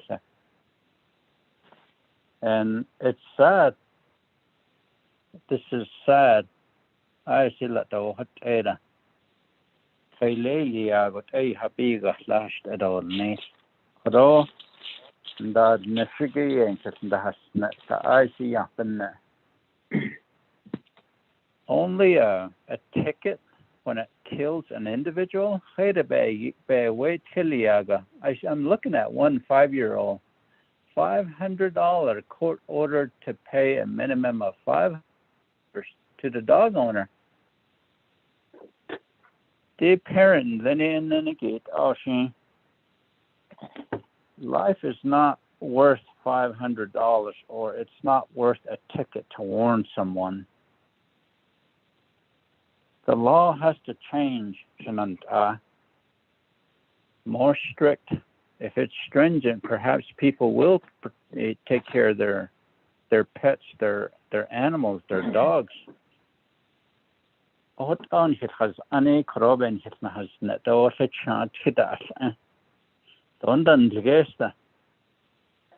Honorable Daniels and Anhedal and Satna, no, not you. Jean by Facebook that and Kida Hill. That's better husband. Fight Ashin, Fashin, Yakande, Ahakishin, Hashin de Yon, Ishi Asacho, Gasada. That's Hindi. That's better husband. I think what it'll be our recommendation, but before we move on, let me give some time to Dr. Shabala. Good afternoon, Chairman Nez and members of the RDC.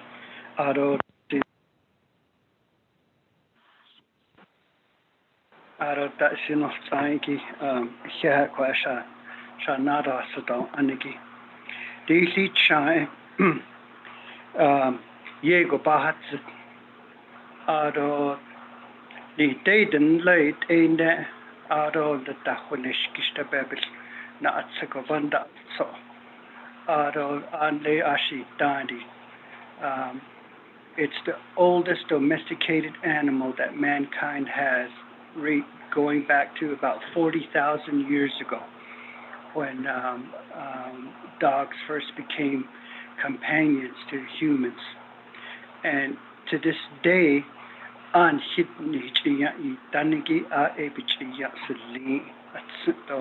different carbohydrates, they're able to digest that. Our association with dogs has been that long. But more recently, the lead child of the Huilian, the Kida the Neat, Abin Zon, that Hilchito, that she adopted the net Adash Chito, Ahot Asan the Belse, Aro Anibata Hatsit, the Hashke, Aro that hot ondo, Aro sat a tingo just hot Hahota just a sheet during certain times of their life cycle.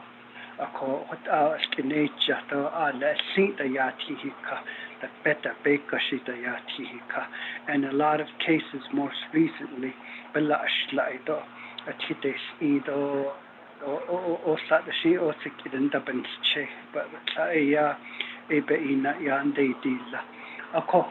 think it's very important that we look seriously at providing more of a means through our animal control programs to have more personnel out there aggressively looking at stray dogs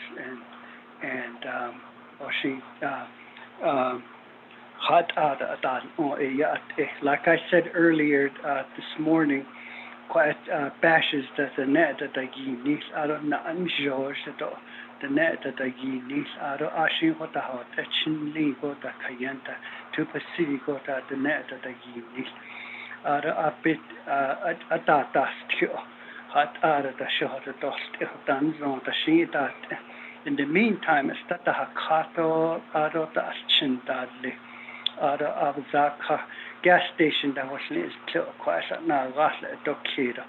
I don't see so she ain't quite a non at Dasle. I go out at Nebekaya for cargo hot out and see chambers. We really need to establish intense control measures. Thank you very much. Thank you. Ms. Tom, if you would start preparing supporting documents for this legislation, and I'm sure Honorable Kealan Begay would be glad to introduce the legislation to resolve some of these issues. So,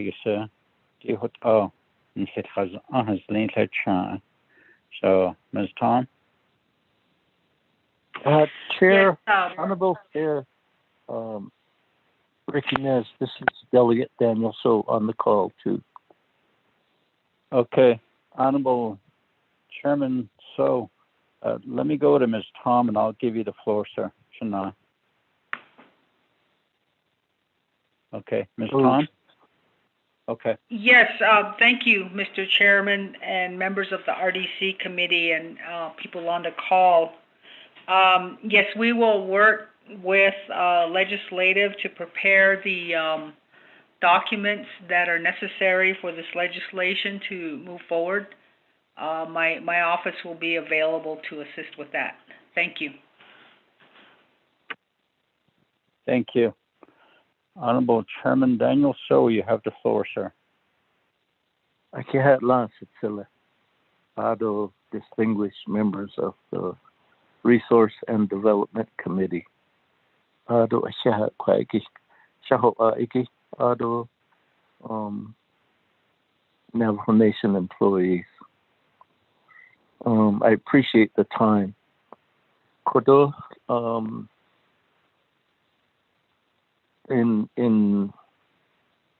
this particular item, basically needs urgent issue correction, because I'm wondering if we could be classified as emergency legislation.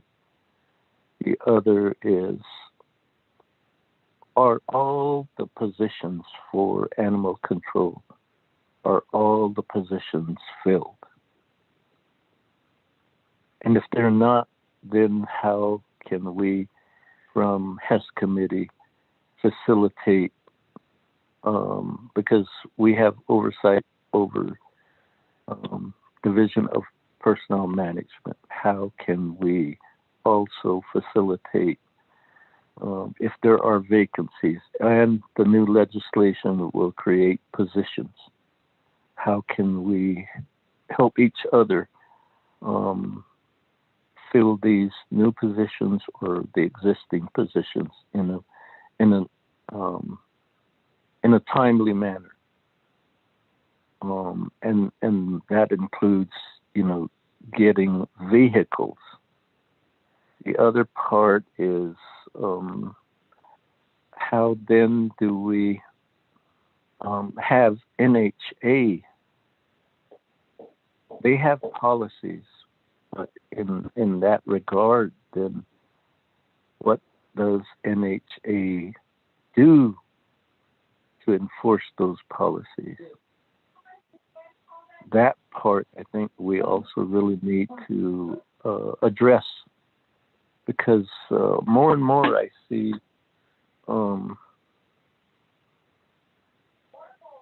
the population almost as you cross the various communities, dogs getting run over,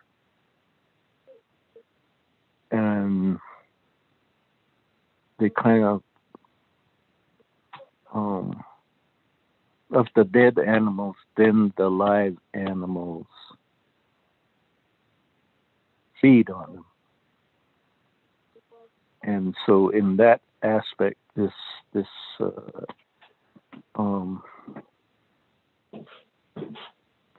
get the main thing is they learn from each other.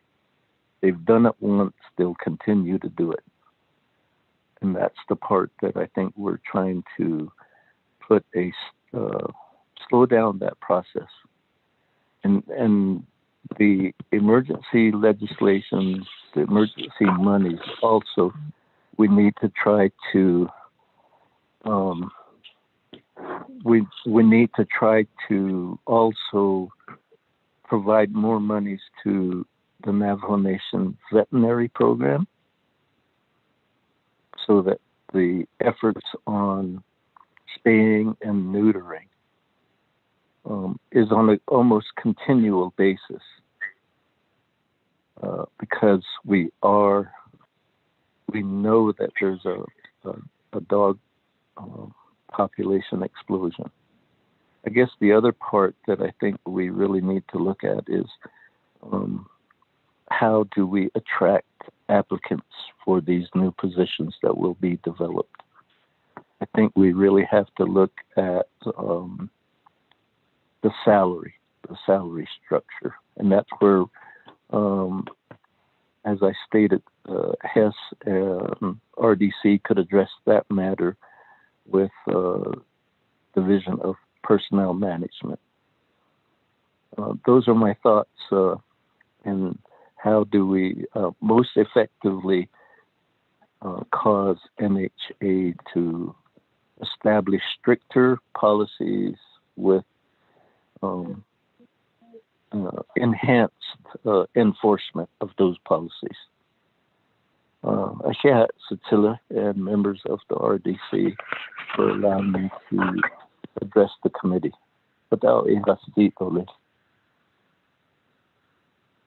Thank you, Honorable Chairman. So, Honorable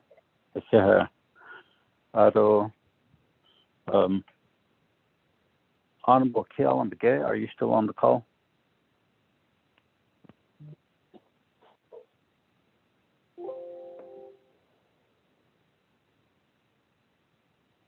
Honorable Begay?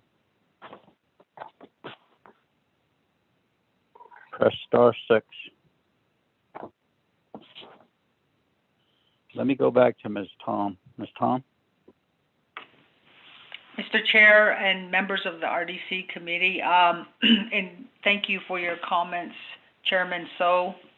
In response to your questions regarding the vacancies within the program, we do have a couple of vacancies.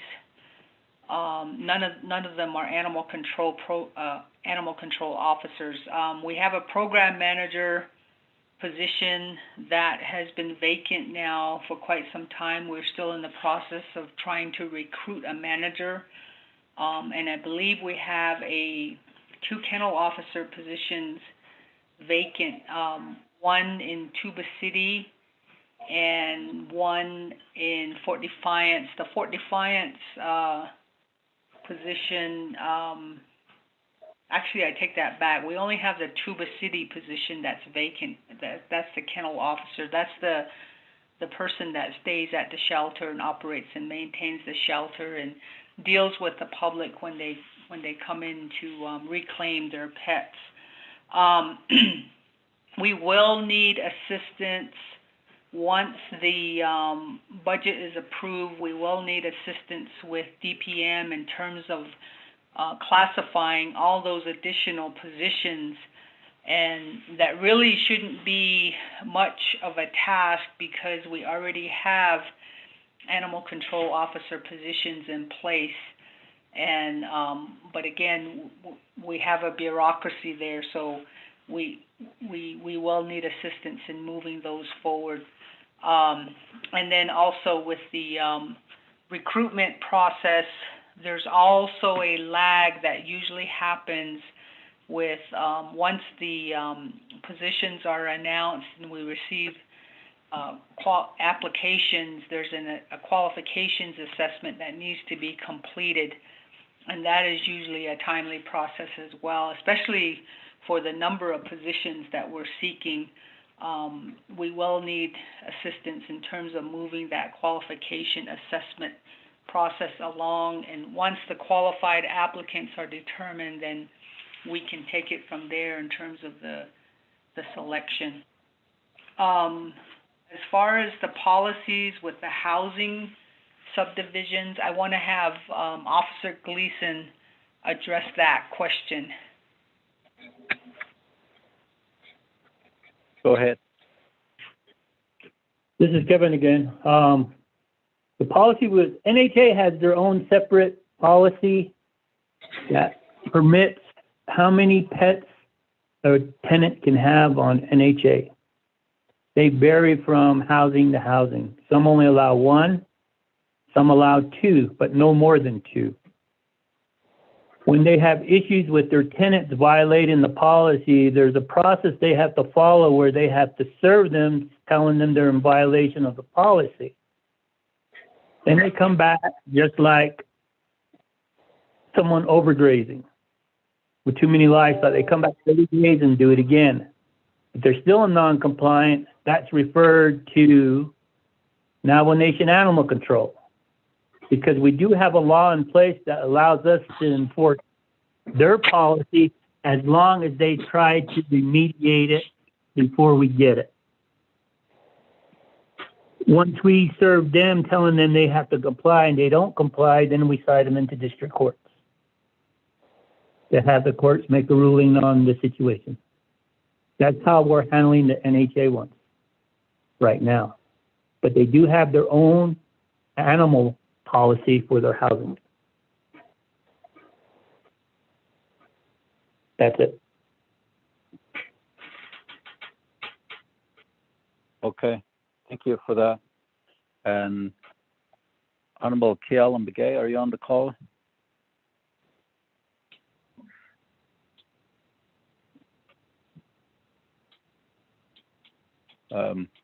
Chairman Daniel Show earlier, Honorable Kiel and Begay made a recommendation for a legislation to request for funding and perhaps a transfer of funding, but it seems like the better route to take is to utilize the UUFB to pretty much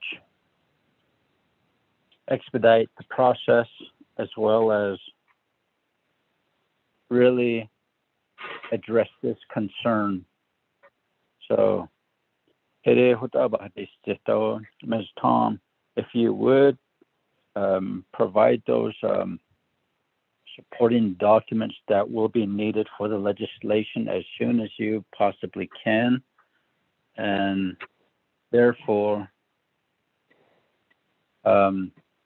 we just need to get started on this. And Ms. Khan, are you on the line with us?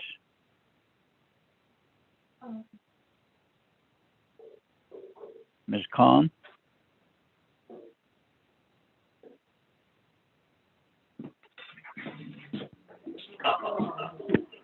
Mr. Chair, I am on the line now. Okay, thank you. Thank you for listening in on this call. My question to you will be, this legislation that will be considered to address the overpopulation of dogs, stray dogs, and dogs that hurt other people, and the funding that will be requested for enforcement, as well as for veterinarian services to spay and neuter dogs. And the request was brought before RDC. So how can we get this legislation to be an emergency legislation, Ms. Khan? Mr. Chair, as with any legislation to be considered as an emergency legislation, Title II, 164A, I think it's the 11. Let me look here.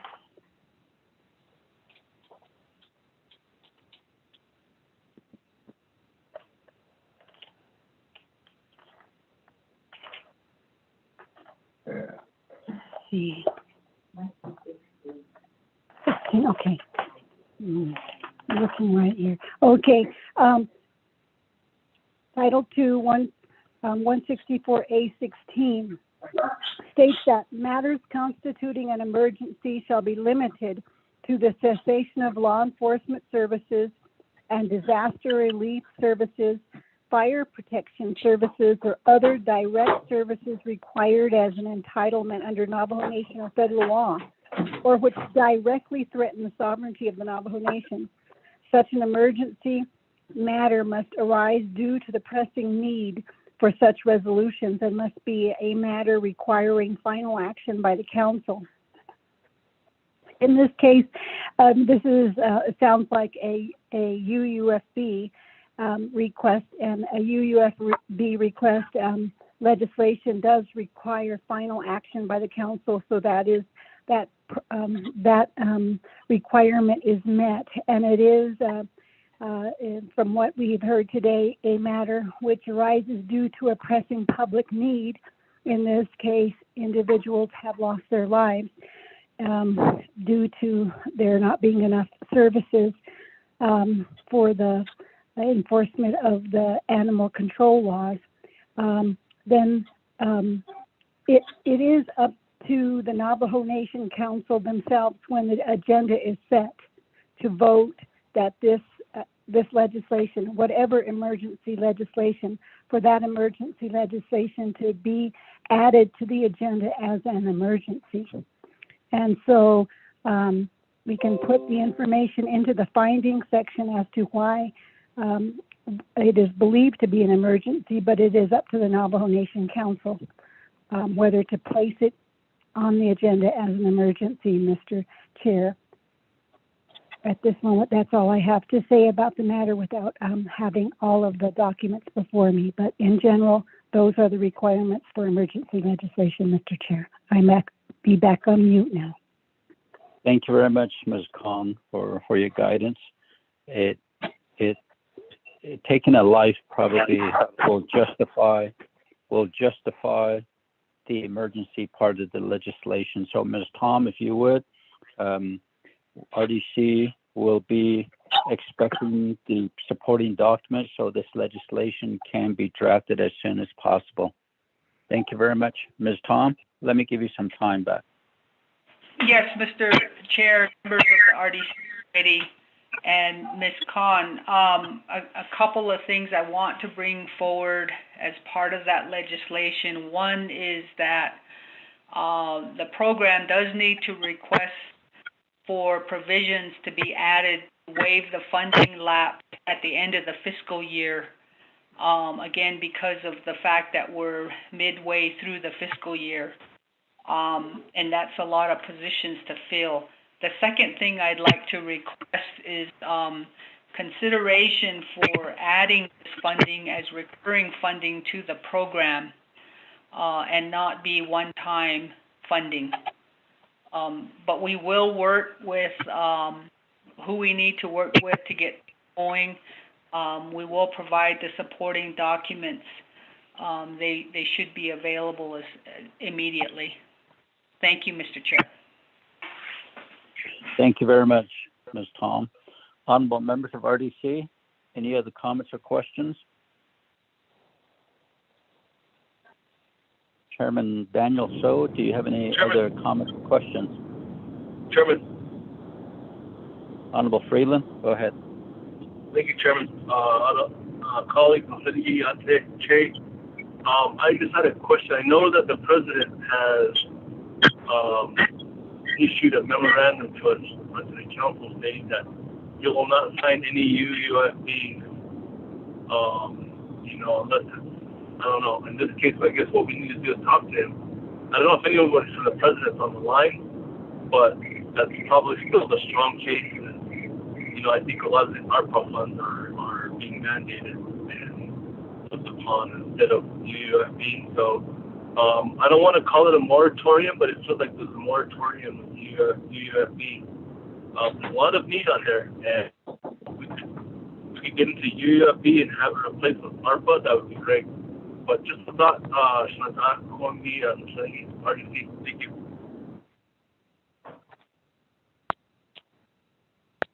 Honorable Freeland? Honorable Freeland? Yes, Chairman. Did you finish? You were going in and out. Yes, I'm done, Chairman. I'm sorry. I'm done. Okay. Honorable Chairman Daniel So, do you have any other comments or questions? Yeah, so Chatilla for allowing me to address the committee and teleconference participants. So I guess the one of the other things is if we need to redo the job description. Again, that would be something that we would look at from HES and in working with Division of Personnel Management. And I guess regardless, when there is loss of life, the issues of having money in the UFB and not allowing us to access it. It's bigger than the Office of the President. It's bigger than the Navajo Nation Council. It is a matter of life and death. It is, and just the numbers that you, Mr. Chair, reviewed with the committee, that's enough. Loss. The other part is we don't have data on who has gotten bitten or the data where they've had to go to a medical facility. Those aspects, I think, we also need to look at. And I support the action of the Resource and Development Committee to seek access to the UUFB, and I will be willing to be a co-sponsor to Che Kialan-Begay's legislation. Thank you. Thank you, Honorable Chairman So, for that. Do you have any other comments or questions? Yes, Delegate Henio, can you hear me? Yes, Chairman Henio, go ahead.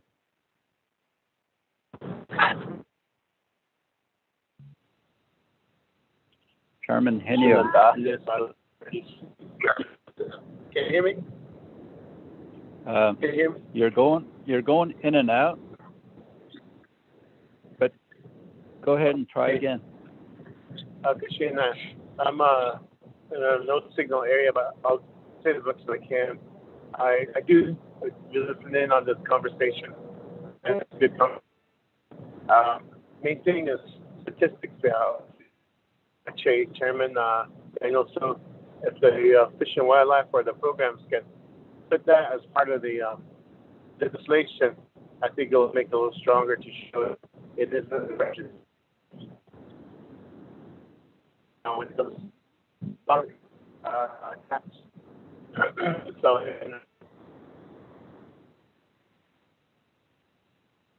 Chairman Henio. Chairman Henio.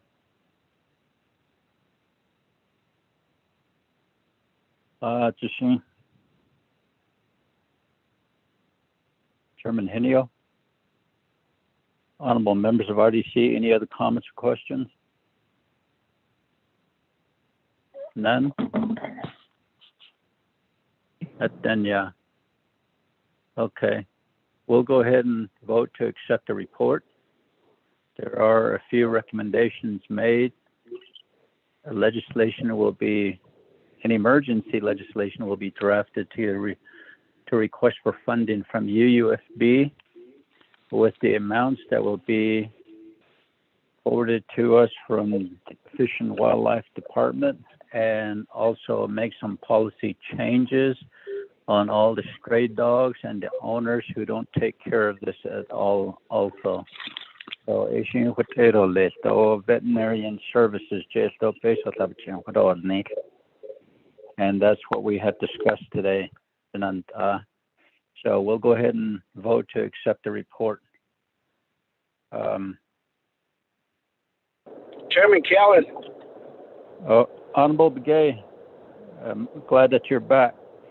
So the legislation that is being requested at the beginning, we had quite a few recommendations, and hopefully you were listening in.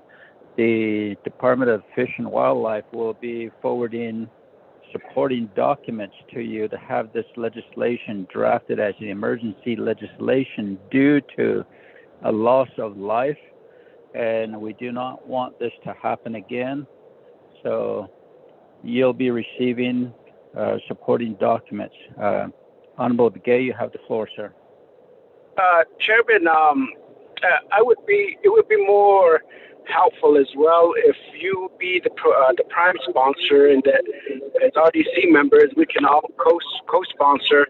And then also I heard my delegate so indicating that he wants to co-sponsor, so we can all sign on it, and maybe request to, I don't know what the timeline is. Obviously, if we could be able to cut Wednesday by next week, if that's possible, to petition for a special session. Again, just as Delegate So had indicated, this is it's a matter of life and death situation, a human being. So I don't think the President's office would have any question about it. But this will be coming directly from the Executive Branch office. So all we need to do is abide by their request and develop that legislation. So,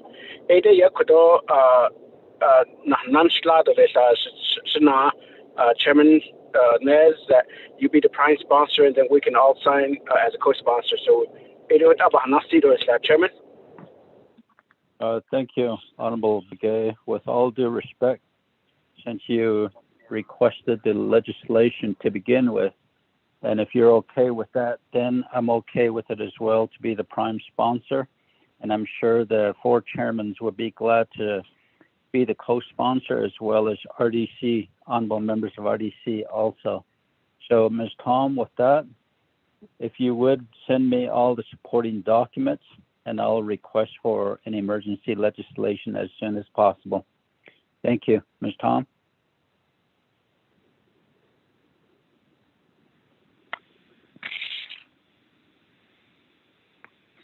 And honorable members of RDC, are we ready to accept the report? Any other comments or questions? None? Honorable Freeland, how do you vote, sir? Aye. Thank you. Honorable Stewart? Aye. Honorable Begay? Chairman Keelan votes green. Thank you. Honorable Vice Chair Walker? Chairman, I vote green. Honorable Daniels? Honorable Daniels text, he's voting green. We have a vote of 5 in favor, 0 opposed. Chair not voting, motion carries. Number 6, old business, there's none. Number 7, new business. A, we have a request for a leadership meeting with Division of Natural Resources, Minerals Department, Department of Justice, and Division of Economic Development. Ms. Begay, what date do we have available?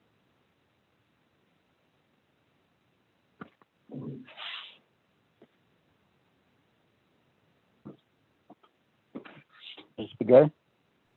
Mr. Chair, members of the committee, earlier I sent you a copy of the RDC calendar for June. We have all of the month of June open except for Wednesdays. That's when we do our regular meeting. Right now, all the dates are open.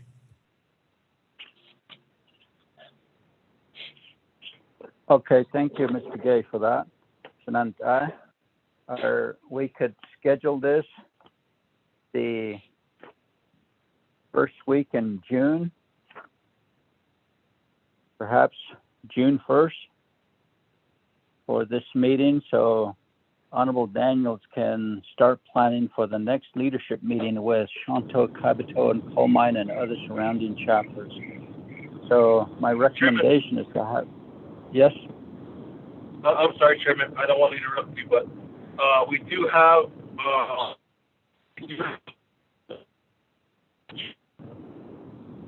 Just FYI, Chairman. Honorable Freeland, we didn't hear you. Could you restate?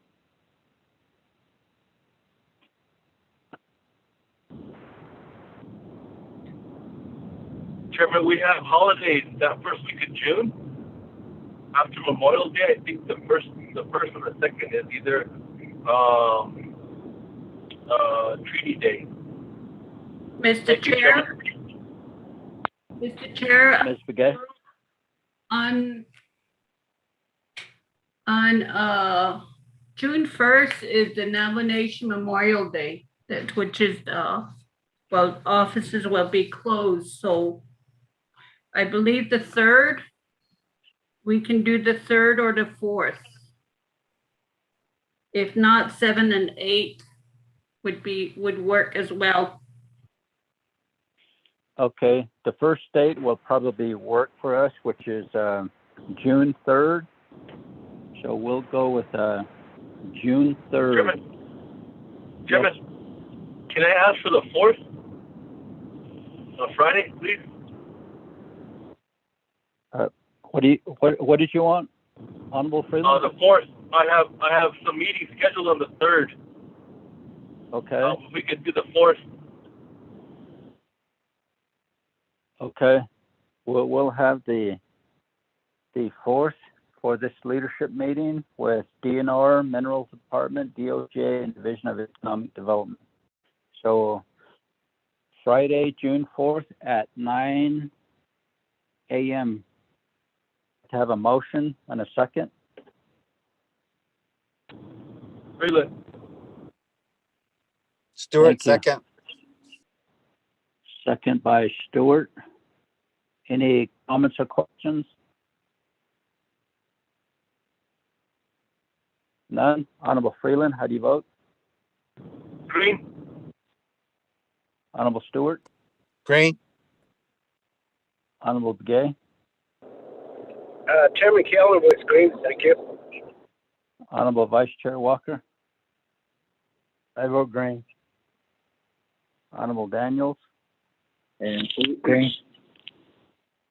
We have a vote of 5 in favor, 0 opposed. Chair not voting. Motion carries. We'll have it on June 4th. Thank you. Chair, this is Shammy. Chair, this is Shammy, and that leadership meeting will be in regards to SRP/NGS matters.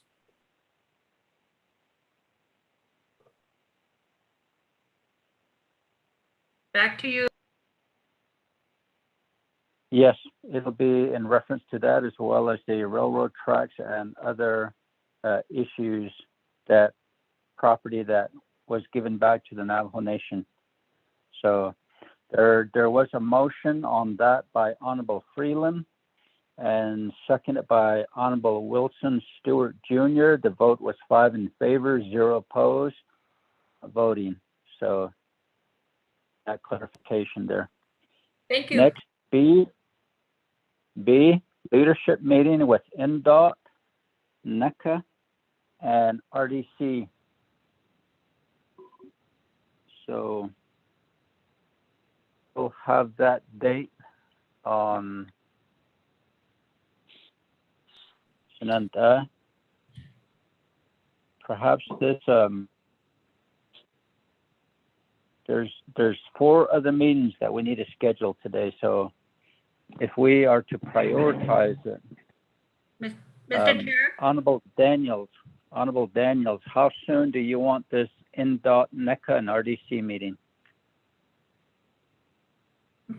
Mr. Chair, thank you very much. Mr. Chair,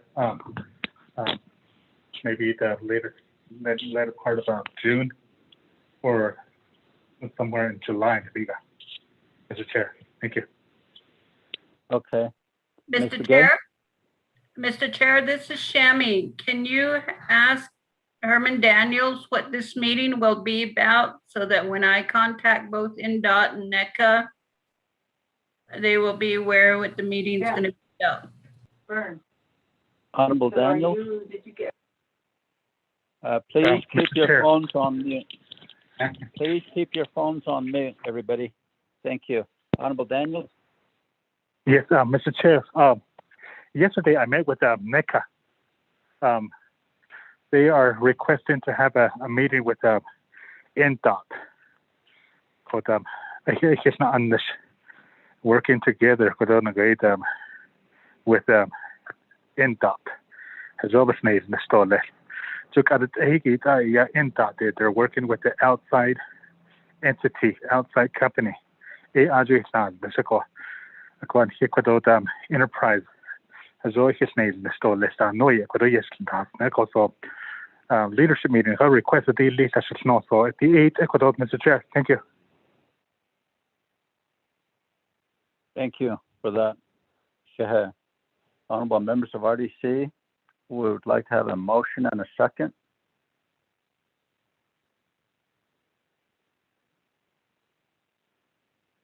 Chairman, no motion. Freeland. Thank you. Second by?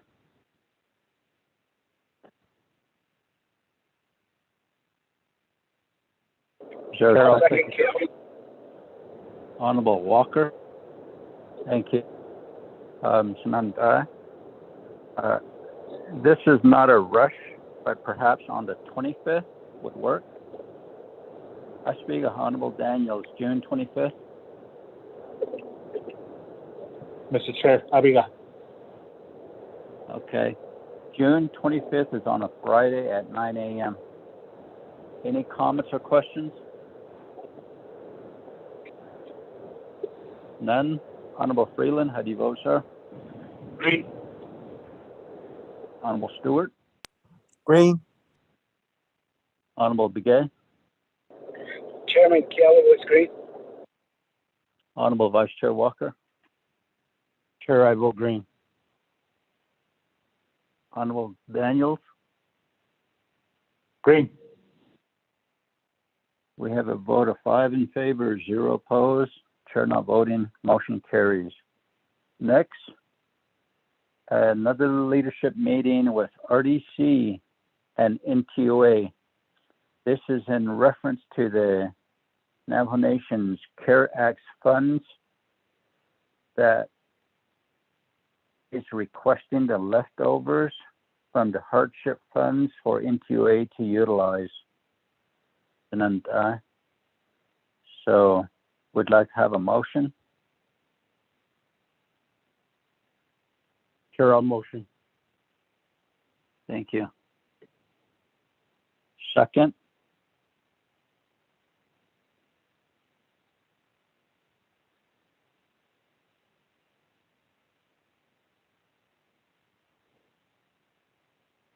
Sir, second. Second, Stewart. Thank you.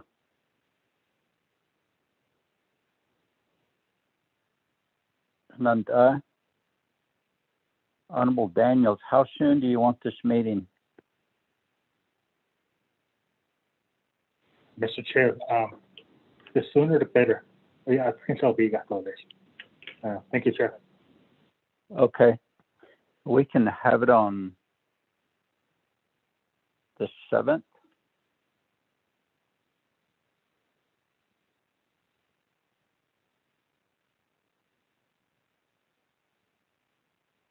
The 7th is on a Monday. And Ashimbiga, we'll have it on June 7th at 9 a.m. Any comments or questions?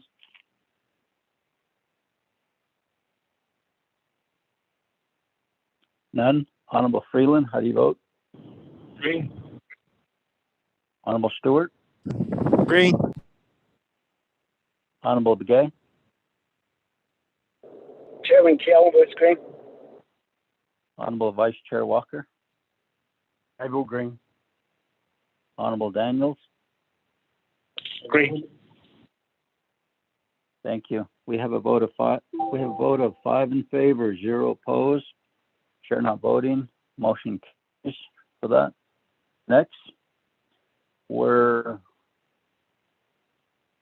a request for a joint RDC and Health, Education, and Human Services Committee meeting with Nantani Development Corporation.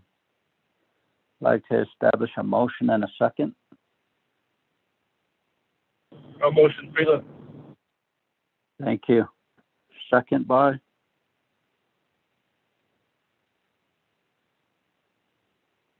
Kiel.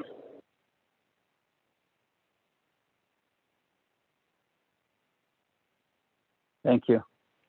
Nanda.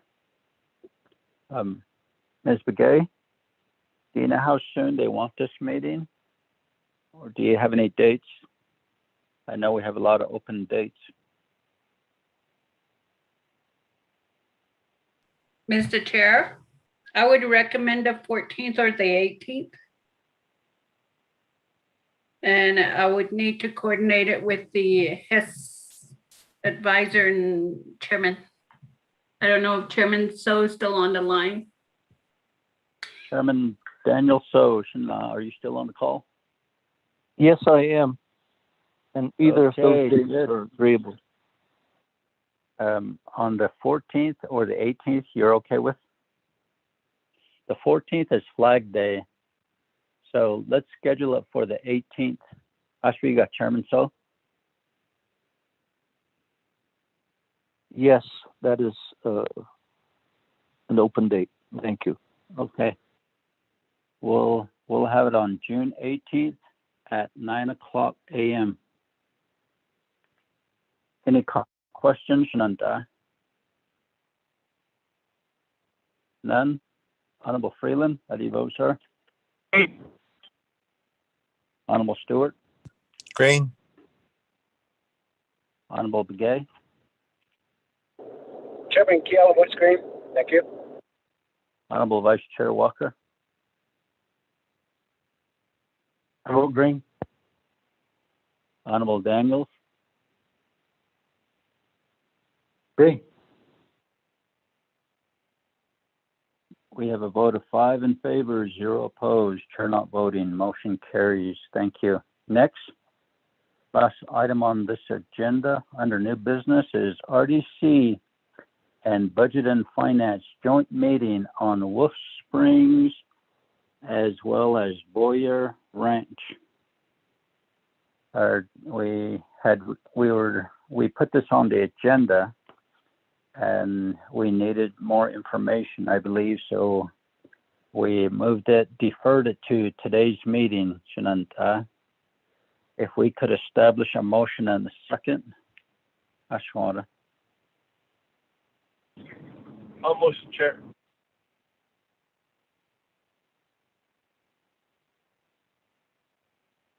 Second by? Kiel. Honorable Begay, thank you. Chairman, Chairman, this is Mr. Shammy. I believe Chairman Hino's on the line. I think that a delegate, Herman Daniels, deferred this matter because he had some questions and concerns. And he wanted to have Chairman Hino respond to those concerns. And I wasn't at the meeting, so I didn't get the meeting information what Daniels had concerns with. Mr. Chair, back to you. Thank you very much, Ms. Begay. Honorable Daniels, could you restate your concerns from last Wednesday?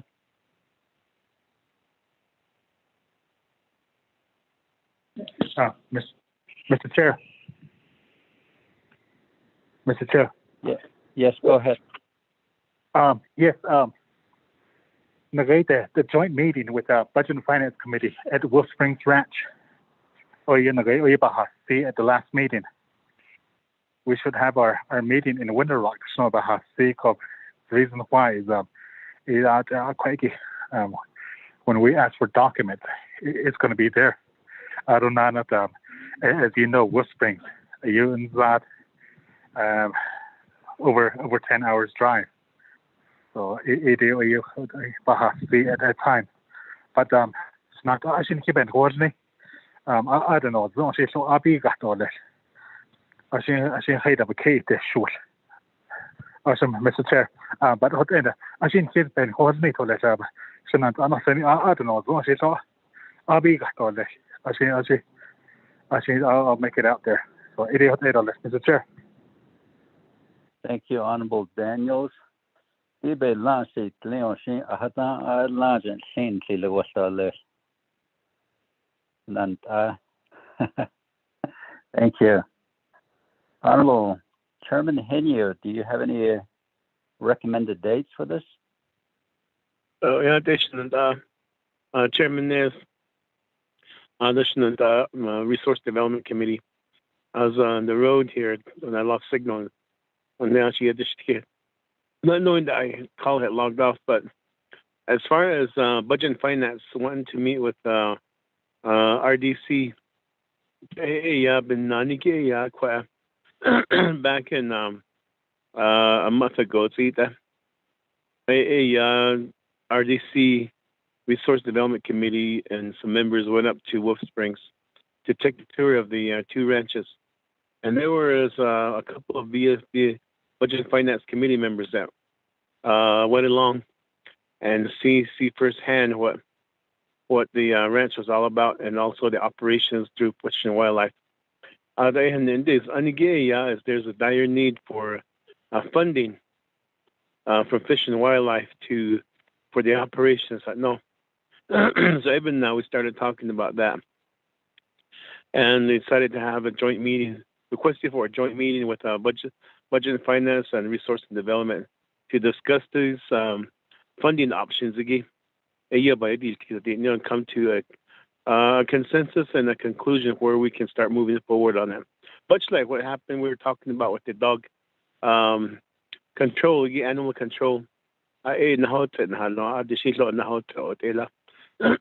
with that though, the Budget and Finance at the last meeting had scheduled a trip to Colorado beginning May 27th, 28th, 29th, and 30th day. But according to our advisor, Ms. Peggy Nakai, that Fish and Wildlife was where they were unable to accommodate any visitors during this time because of too short of a notice. Therefore, this alternative dates that was also selected in that motion and action was June 16, 17, 18, and 19. So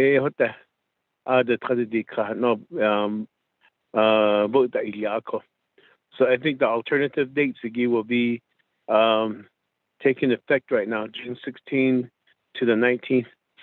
So even there were recommendations from committee members that with Budget and Finance and Resource and Development Committee to discuss these funding shortfalls.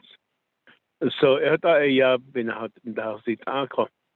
but originally we were supposed to have a joint meeting, the two committees in Shiprock at the I believe NECA office.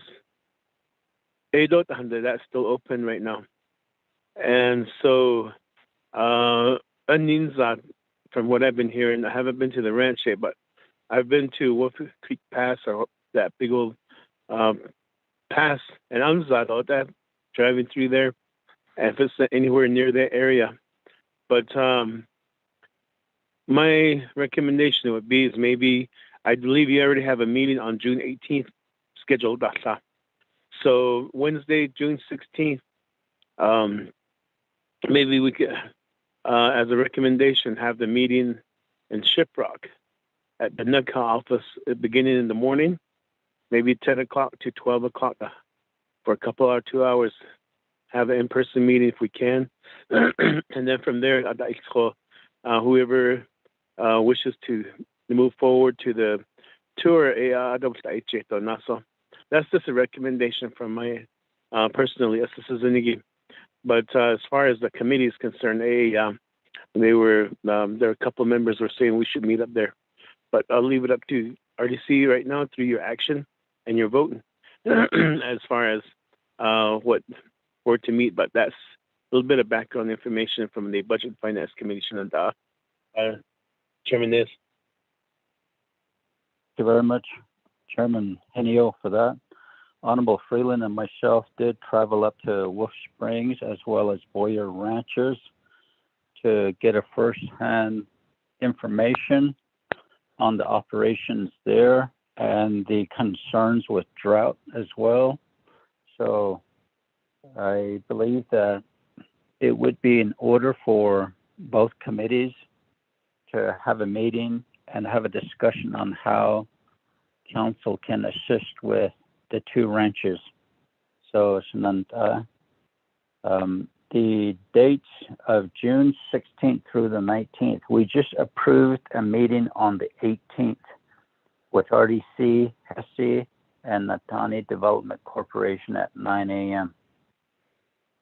With Chairman So on the line, perhaps we could move HESI and RDC back to the 11th on a Friday, and we can still have our meeting from the 16th through the 19th at Wolf Springs Ranch. And if somehow we could provide a call-in number for those that are unable to travel to get on the teleconference call, that would be good too. So what do you have any comments or questions, Nanda?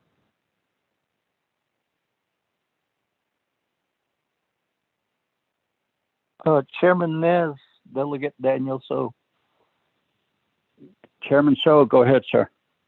On the June 11th, if we could start at 1 o'clock on the joint meeting with presentation by County Development, I think that would work out great.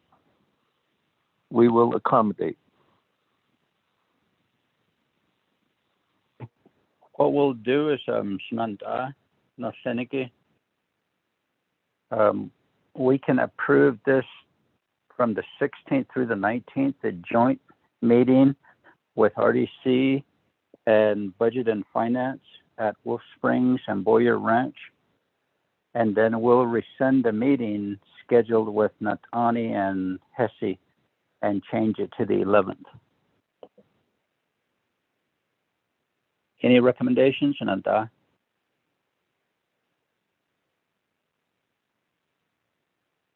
Okay, we do have a meeting, a motion by Honorable Freeland, a second by Honorable Kiel Begay in regards to a leadership meeting, a joint leadership meeting between Resources and Development Committee and Budget and Finance Committee at Wolf Springs and Boyer Ranch. And the recommendation from Chairman Henio is June 16th through the 19th. And I believe we'll go ahead and go with that date. And if there are no objections, any comments? None? Okay, we'll put it to a vote then. Honorable Freeland?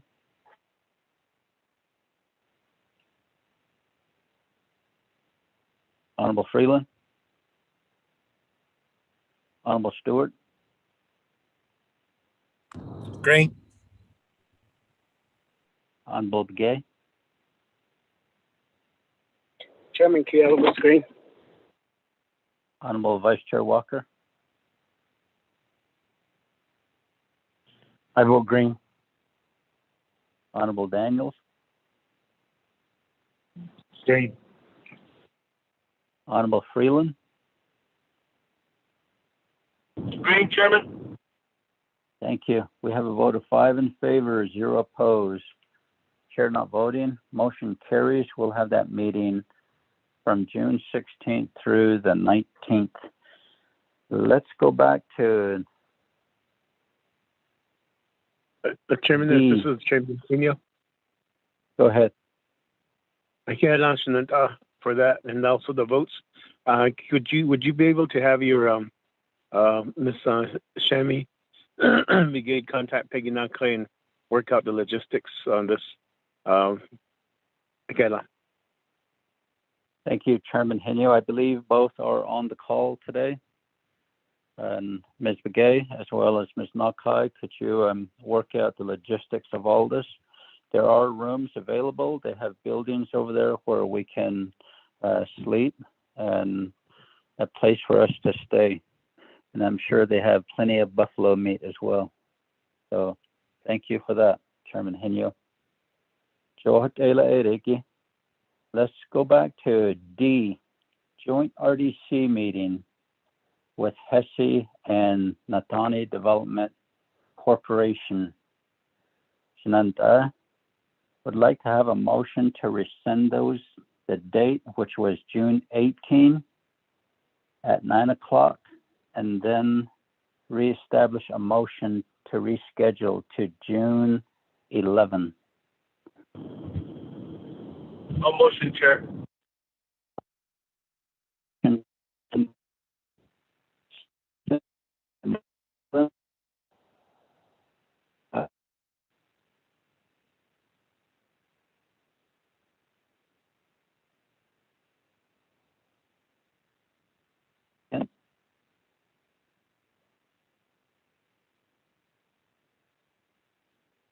Honorable colleagues.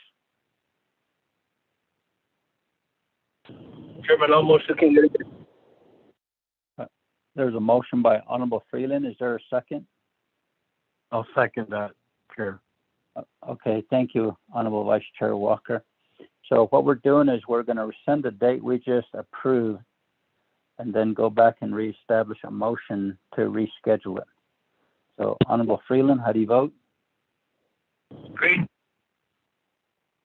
Honorable Stewart?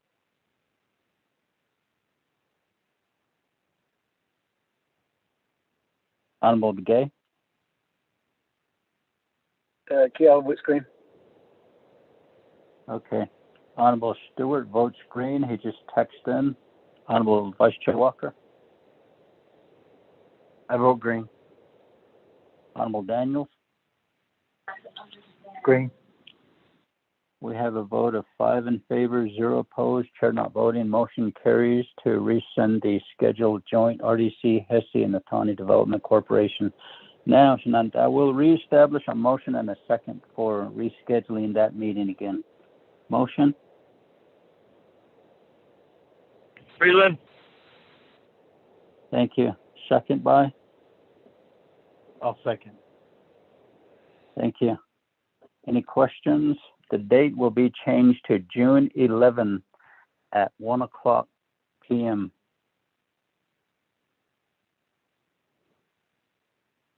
None? Honorable Freeland, how do you vote, sir? Green. Honorable Stewart? Green. Honorable Begay? Chairman Kiel votes green. Thank you. Honorable Vice Chair Walker? I vote green. Honorable Daniels? Green. We have a vote of 5 in favor, 0 opposed, chair not voting. Motion carries. We'll have it on June 11 at 1 o'clock. Thank you, Shananta. Old business, new business, conclusion of our committee meetings. Any announcements? Honorable Freeland?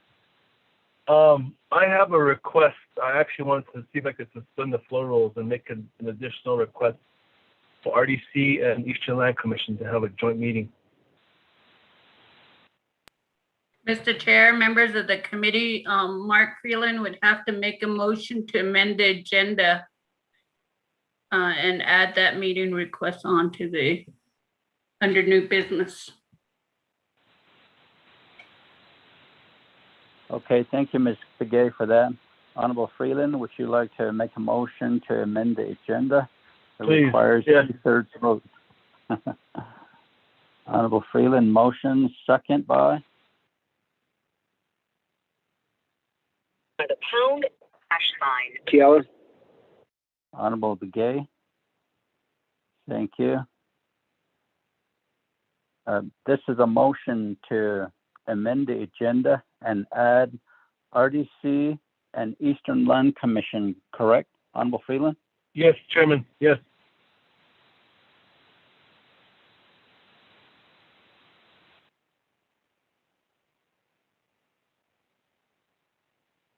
Honorable Freeland, is it a leadership meeting? Yeah, it would be better to have a joint meeting, Chairman. Yeah, leadership meeting. How we go? A joint leadership meeting requested to add to amend the agenda. Thank you. Any questions, Nanta? None. Honorable Freeland, how do you vote, sir? Green. Honorable Stewart? Green. Honorable Begay? Green. This will be item F. So, Honorable Vice Chair Walker? I vote green. Honorable Daniels? Green. Thank you. We have a vote of 5 in favor, 0 opposed, chair not voting. Motion carries. We amended the agenda to add RDC and Eastern Land Commission joint leadership meeting. So we've added F. F will be scheduling RDC and Eastern Land Commission joint leadership meeting. Honorable Freedom, what will this meeting be about? Chairman, thank you. Colleague Masenegi, I appreciate the request or the amendment on the agenda. I wanted to see if we could get together related to have a discussion with Eastern Land Commission. I don't know if my Honorable Che still on the line, but also Honorable Henyo. Regarding the Nelly and Chaco Canyon issues, to have a discussion related to those two items. Okay, thank you for that. I'd like to establish a motion and a second.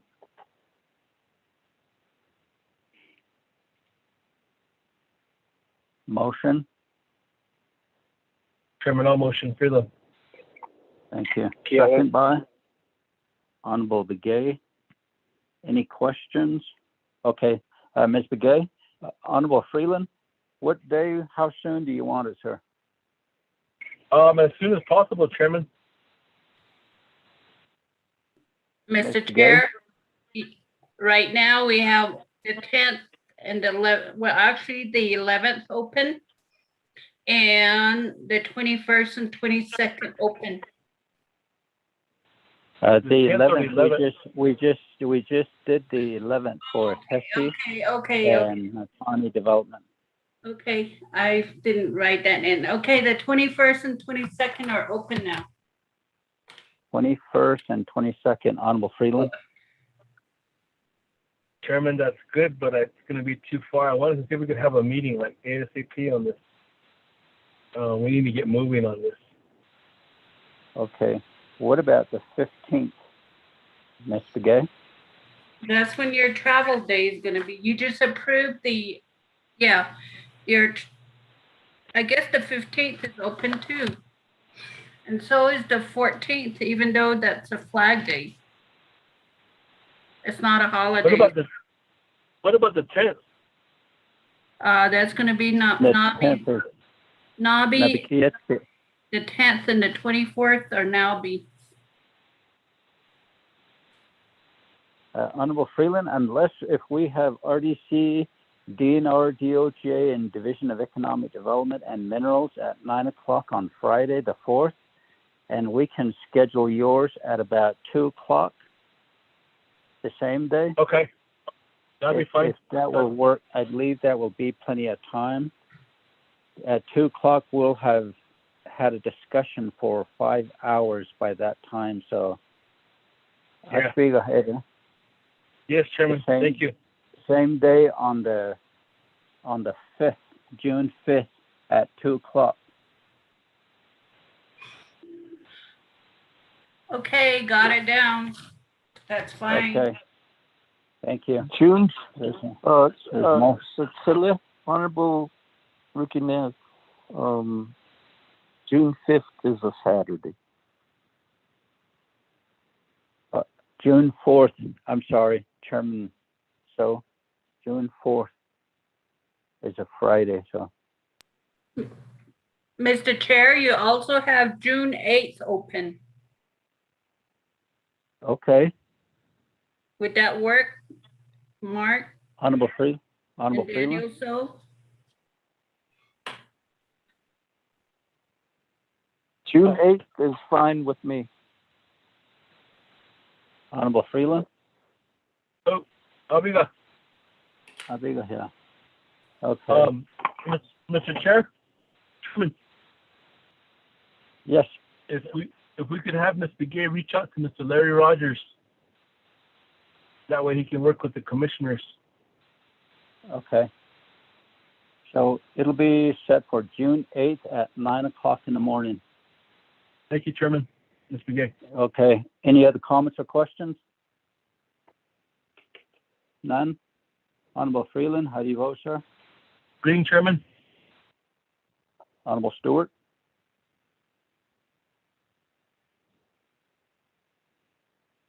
Honorable Begay?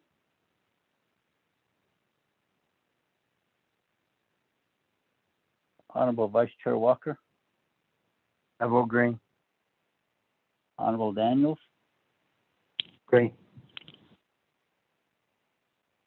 Honorable Stewart?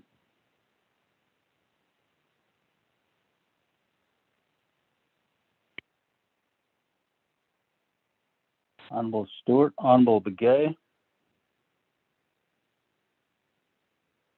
We have a vote of 3 in favor, 0 opposed, chair not voting, motion carries. We'll have that meeting June 8th. Thank you, Shananta. Any announcements? We're down to the conclusion of our committee meetings. Let me change the vote. I just received a text here from Honorable Stewart. He votes green, so the vote is now 4 in favor, 0 opposed, chair not voting. Motion carries for that last item F. Number 8, conclusion of committee meeting. Any announcements, Shananta?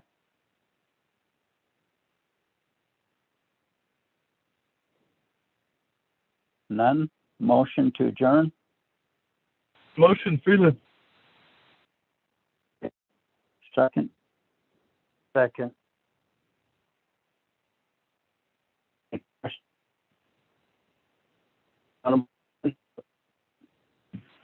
Green, Chairman.